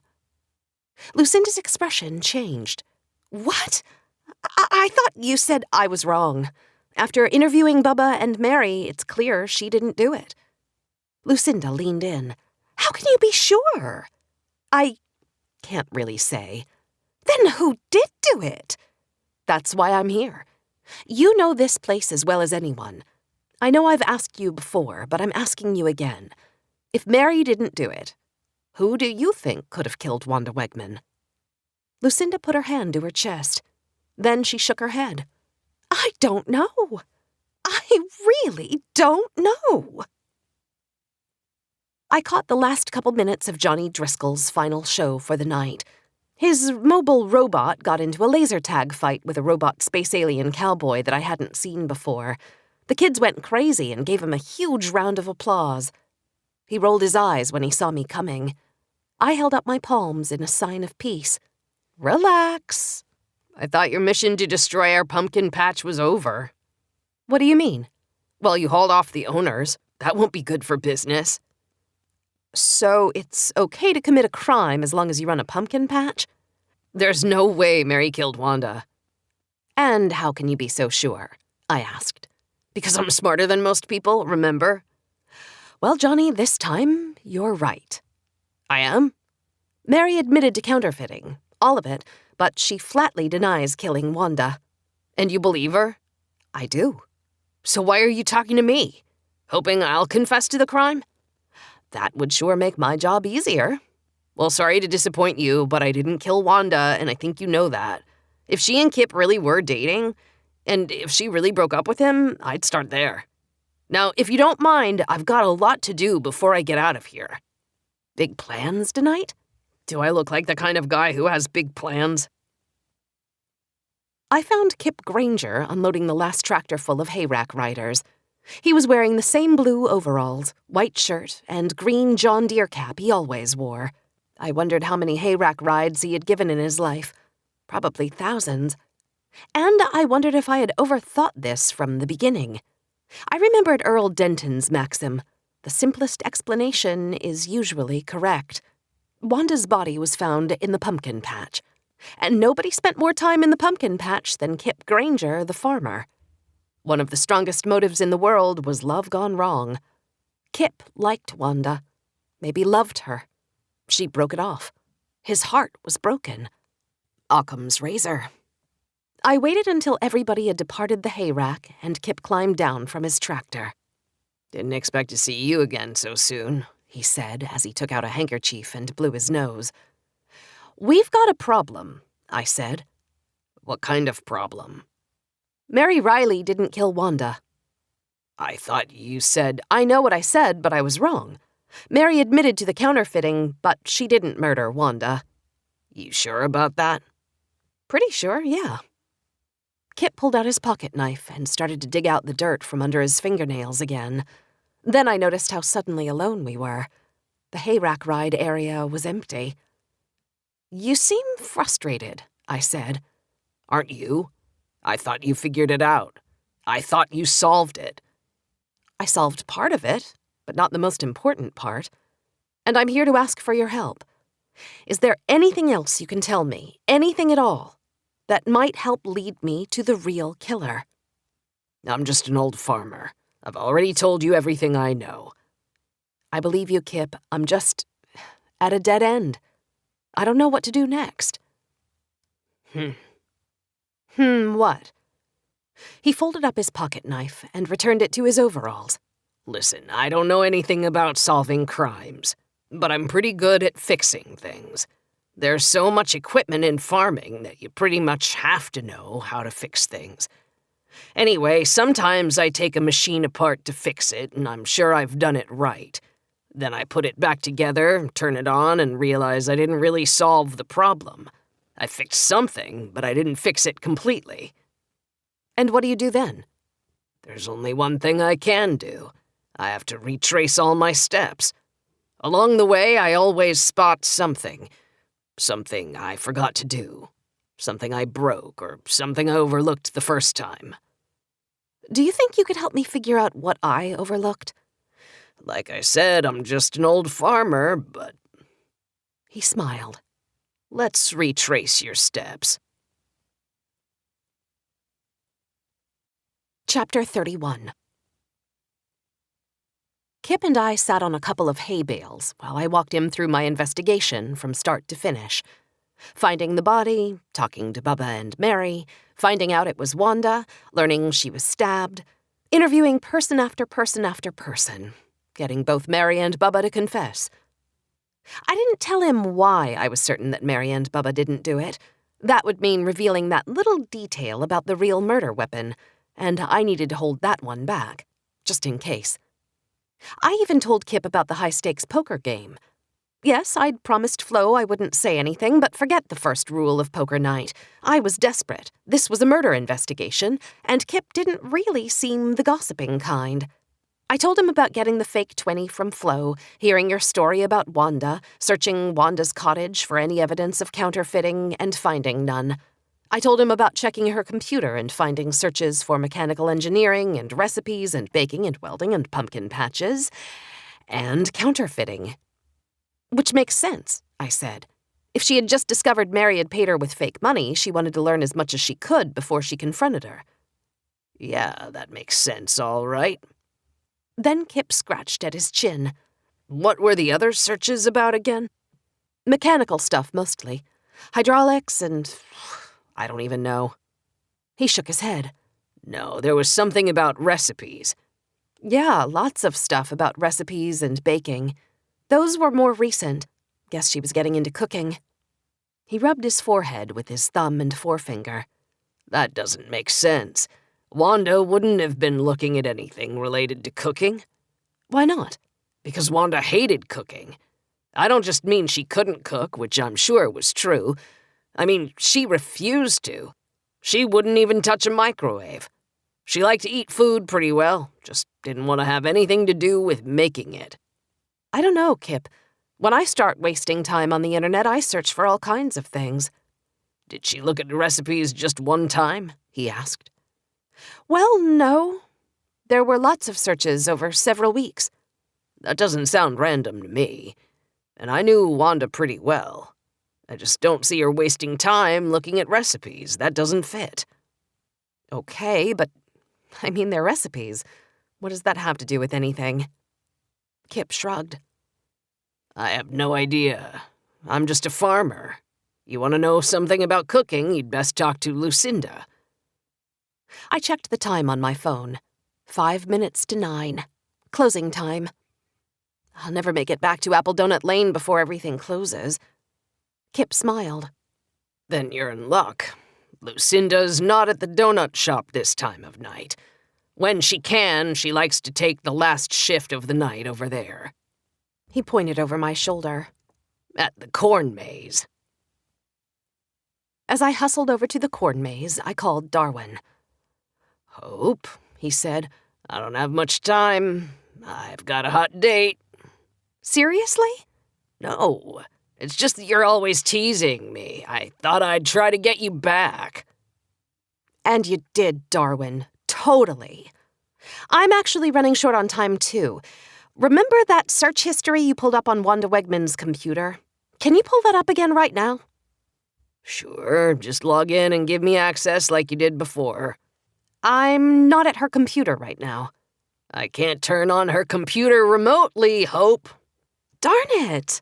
I thought you'd be able to help. Oh, I didn't say I couldn't help. As it turns out, I had a feeling you weren't done with this yet, so when you logged me in last time, I copied a bunch of stuff over, including her entire search history. Darwin, you are the best boyfriend ever. Stop that right now. What do you need to know? There were some searches for recipes and baking stuff. I didn't look at them carefully. Could you skim through them and give me an idea what they were about? Let's see. He paused. Mostly it's stuff about donuts. Recipes for donuts. What kind of donuts? Looks like apple donuts. You're sure? It's right in front of me, and believe it or not, I am capable of reading words, so yeah, I'm pretty sure. Anything else about baking or recipes or donuts? Well... Another pause. Okay, here's one for a pumpkin patch near Omaha. The landing page is for Annie's Apple Donuts.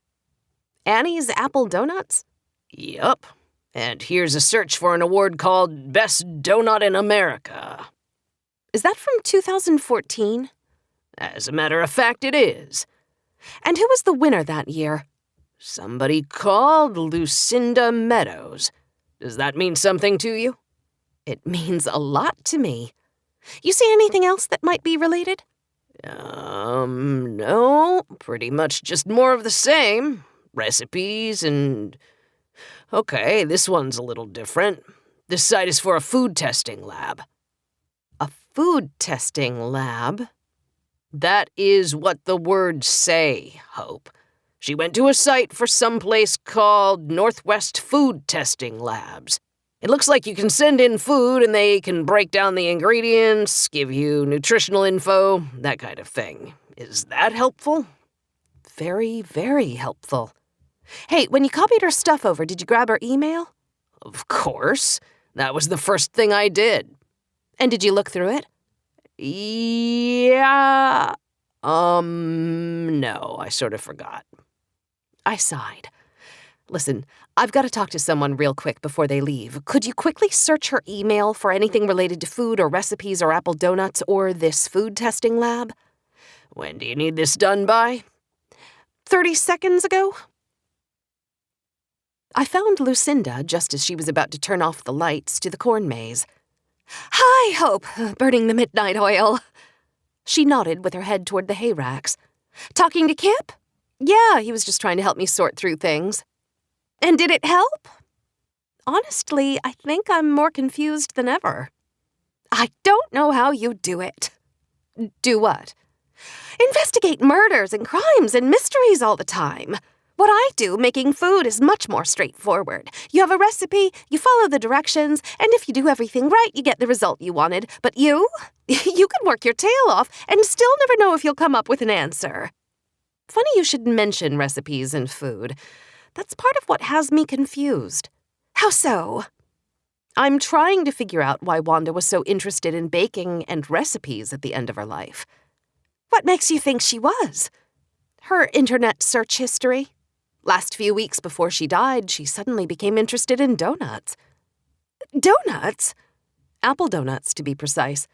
And since you're the donut queen, I thought I'd ask you why. Lucinda shrugged. Wanda was pretty handy. Maybe she wanted to make donuts. But apple donuts? You already make apple donuts. America's best donut in 2014, if I'm not mistaken.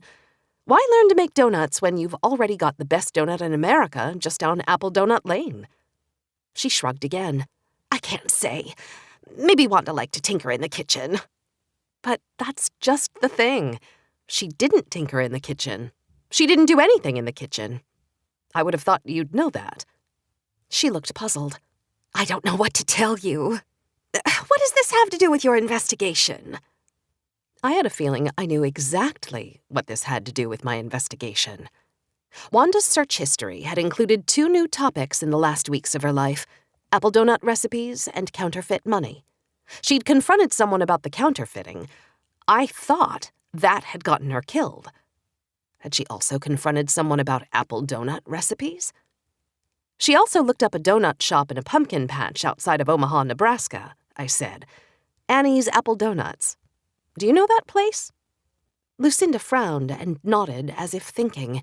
Yeah, I think I have. You know, Bubba and Wanda have visited a lot of pumpkin patches through the years. They've probably been there. That's interesting. I'll talk to them about it. I paused, then added, Oh, and there's one more thing that's the hardest to figure of all. What's that? You ever heard of a place called Northwest Food Testing Labs? Her face twitched.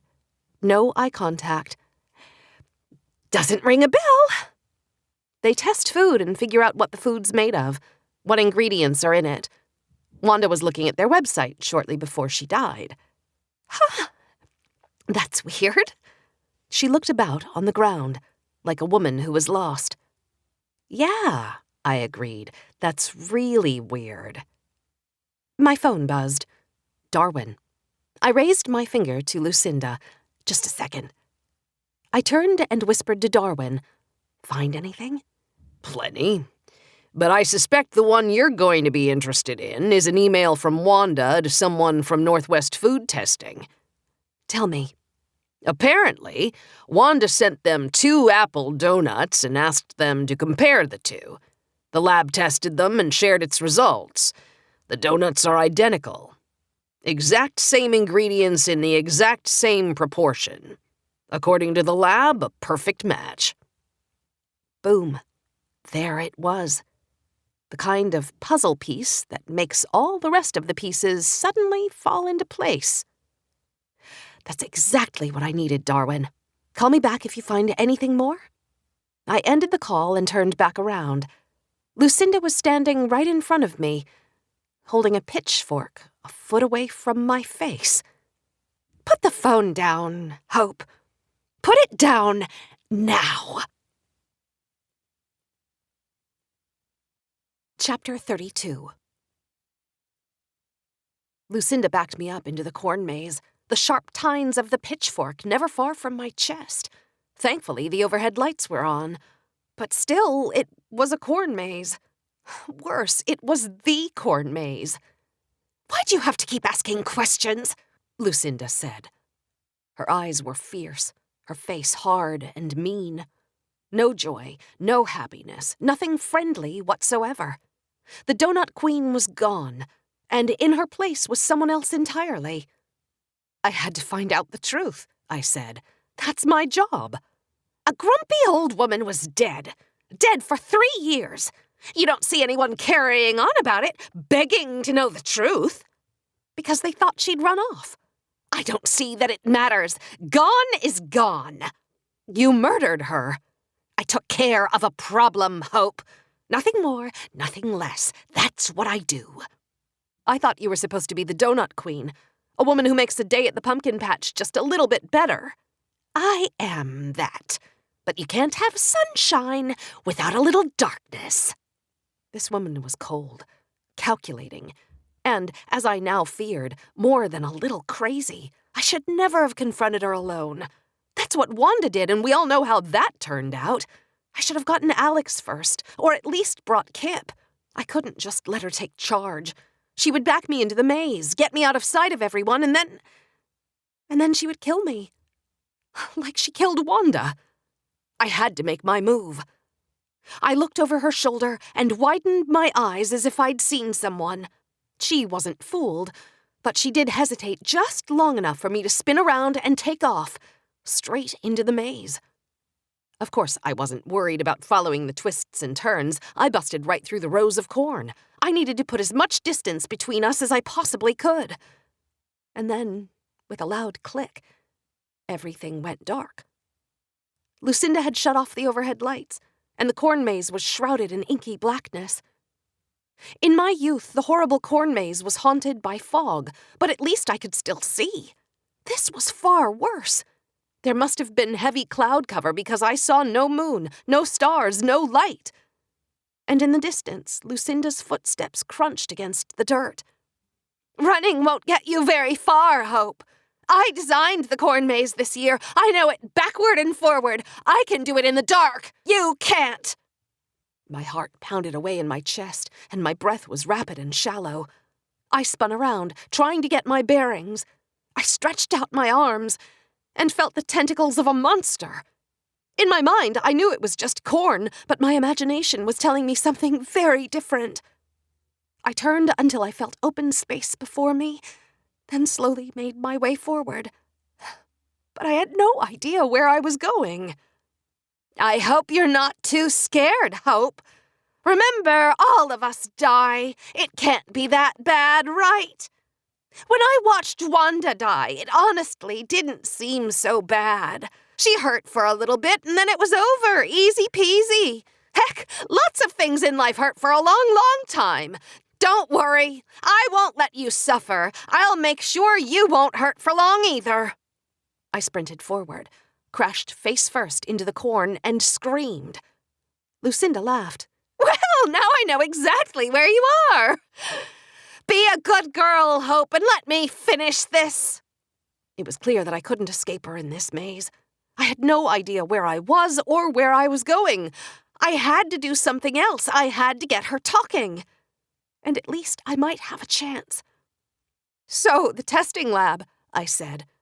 My voice shook. "Wanda told you about it? Can you believe the nerve of that nosy old hag? Testing my donuts behind my back." "She tested your donut against one from Annie's Apple Donuts, didn't she? The place in Omaha. And the lab told her they were identical. Mine are better." "If they're identical, how could yours be better?" Lucinda laughed. "Simple! Because mine are made with love." "You're a psychopath, Lucinda. Your donuts were never made with love. In fact, they're the most calculated donuts in history because you stole the recipe, didn't you? It's only stealing if you get caught. And even then it's not stealing if the person who catches you gets a screwdriver stuck in the belly. Or something like that." She laughed. "I forget the saying exactly." "You must have been on one of those trips years ago to visit other pumpkin patches. Bubba said it was a great way to learn. You ate some apple donuts in Omaha." "They were the best donuts I'd ever had," Lucinda said. Her footsteps crunched relentlessly toward me. "And you didn't forget about them," I said. "How could you? They're delicious. And then one day, you got the idea to compete in the Best Donut of America competition. So you stole Annie's recipe." "Well, not so fast, Hope. I tried my own recipe, many versions of it. But I never could recapture the taste of Annie's donut. And why would I settle for second best? So I found a woman who worked at Annie's, and she was willing to part with the exact recipe for a few $100s. It was really quite easy." "And then you submitted the donuts to the contest, claiming the recipe is your own." "Well, it is my own now, isn't it? I bought it, didn't I? It's amazing how easy it is to cheat." "That's it. Wanda hated cheaters. I bet she visited that same pumpkin patch in Omaha. Ate those same apple donuts. The woman couldn't cook, but she liked food. I'm guessing she noticed right away that your donuts were awfully similar to Annie's donuts, maybe even the same. But she probably thought that was coincidence.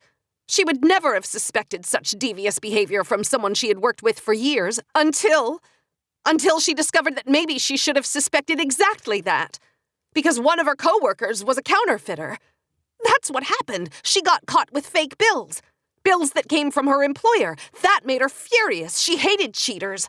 And she was no longer willing to give anyone the benefit of the doubt, so she went home and she did some digging. Not just into Mary Riley, the counterfeiter, but into someone else. Lucinda Meadows, the recipe stealer. And she caught you both. Dead to rights. She confronted Mary, told her to stop counterfeiting immediately, and Mary agreed. But when Wanda confronted you, the meeting had a very different outcome. Suddenly, Lucinda emerged from the darkness before me. I couldn't see much, but I made out her shape, the pitchfork that was aimed at my heart, and the whites of her teeth as she smiled. "I'm surprised Mary had the guts for a counterfeit scheme," she said. "I've gained respect for her. I always thought of her as a bit of a pushover. I, however, am not a pushover. I wasn't about to let old Wanda Wegman threaten me. Yes, she confronted me. I couldn't believe she'd put it all together. But I also knew what I had to do. I didn't panic, didn't sob like some fool. I had a problem, so I fixed the problem. I'd been fixing some kitchen equipment and had a screwdriver nearby. I grabbed it, stabbed her, and dragged her body over to the train. I loaded her on the train, drove her over to the pumpkin patch, and buried her body. If I made a mistake, it was only that I didn't bury it deep enough. Now..." Her teeth glinted in the darkness once more. "I'm sorry, Hope, but that is the end of our little story.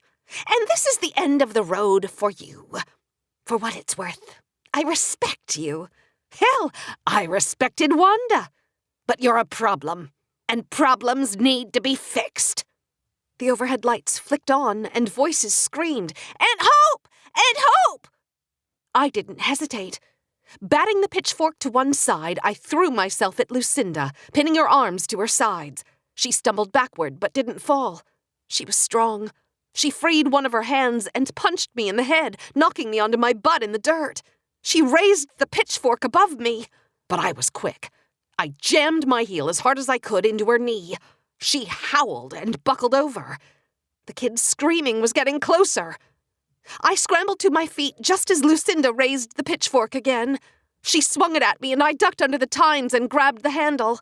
We were face to face, both of us trying to gain control of that pitchfork. I needed to get it away from her. And then she head-butted me right in the nose. I fell to the ground, my head spinning. Lucinda raised the pitchfork once more. I saw Lucy and Dominic crashing through the corn on my right. Lucinda saw them too. What she didn't see was the person flying in from my left. Katie.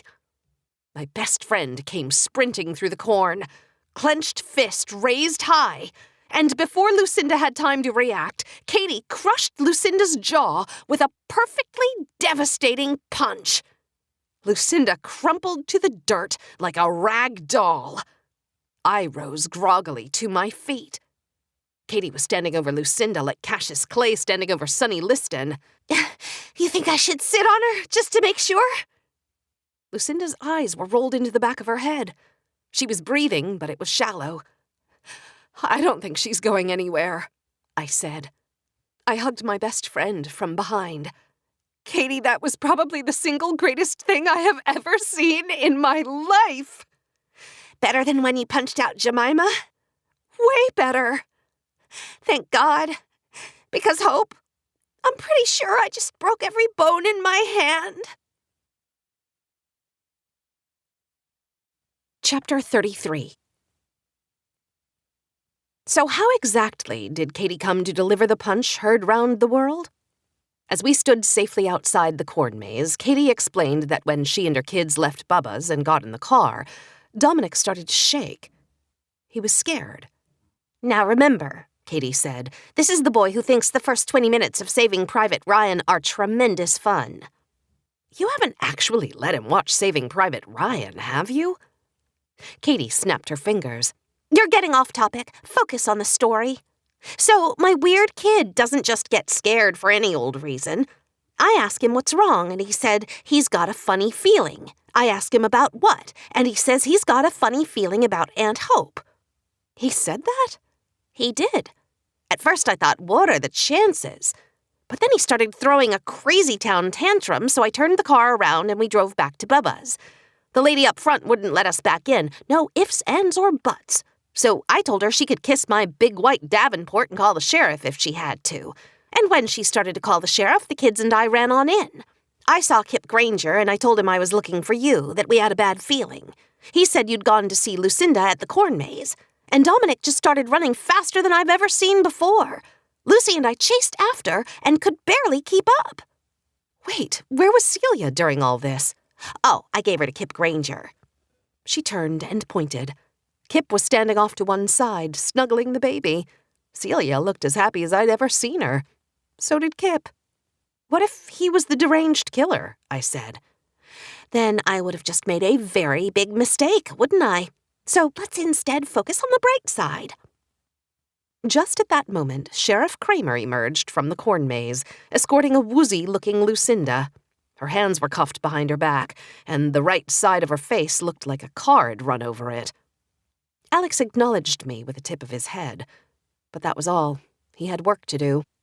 And when that work was done, who knows? I was confused. I think Alex was too. Katie continued. So we get down to the corn maze and all the lights are off, but I see the faint reflection of a phone on the ground. Your phone. Then I heard voices from inside the corn maze. I flip those lights on and the kids and I go crazy. I figure whatever's going on in there cannot be good. And then? The rest is a blur. The kids took off through the corn maze, screaming their brains out, and I just started running straight through corn like Bugs Bunny running through walls. I heard the sound of a struggle and, what can I say? Dominic's funny feeling became my funny feeling. And then you punched Lucinda like Ivan Drago in Rocky IV. Katie did her best Drago impression. I must break you. Katie Rogers, I'm really sorry your hand is going to hurt for a while, because you are my hero. Not just me. Katie nodded down to her two older children, who were waiting patiently, for once in their lives.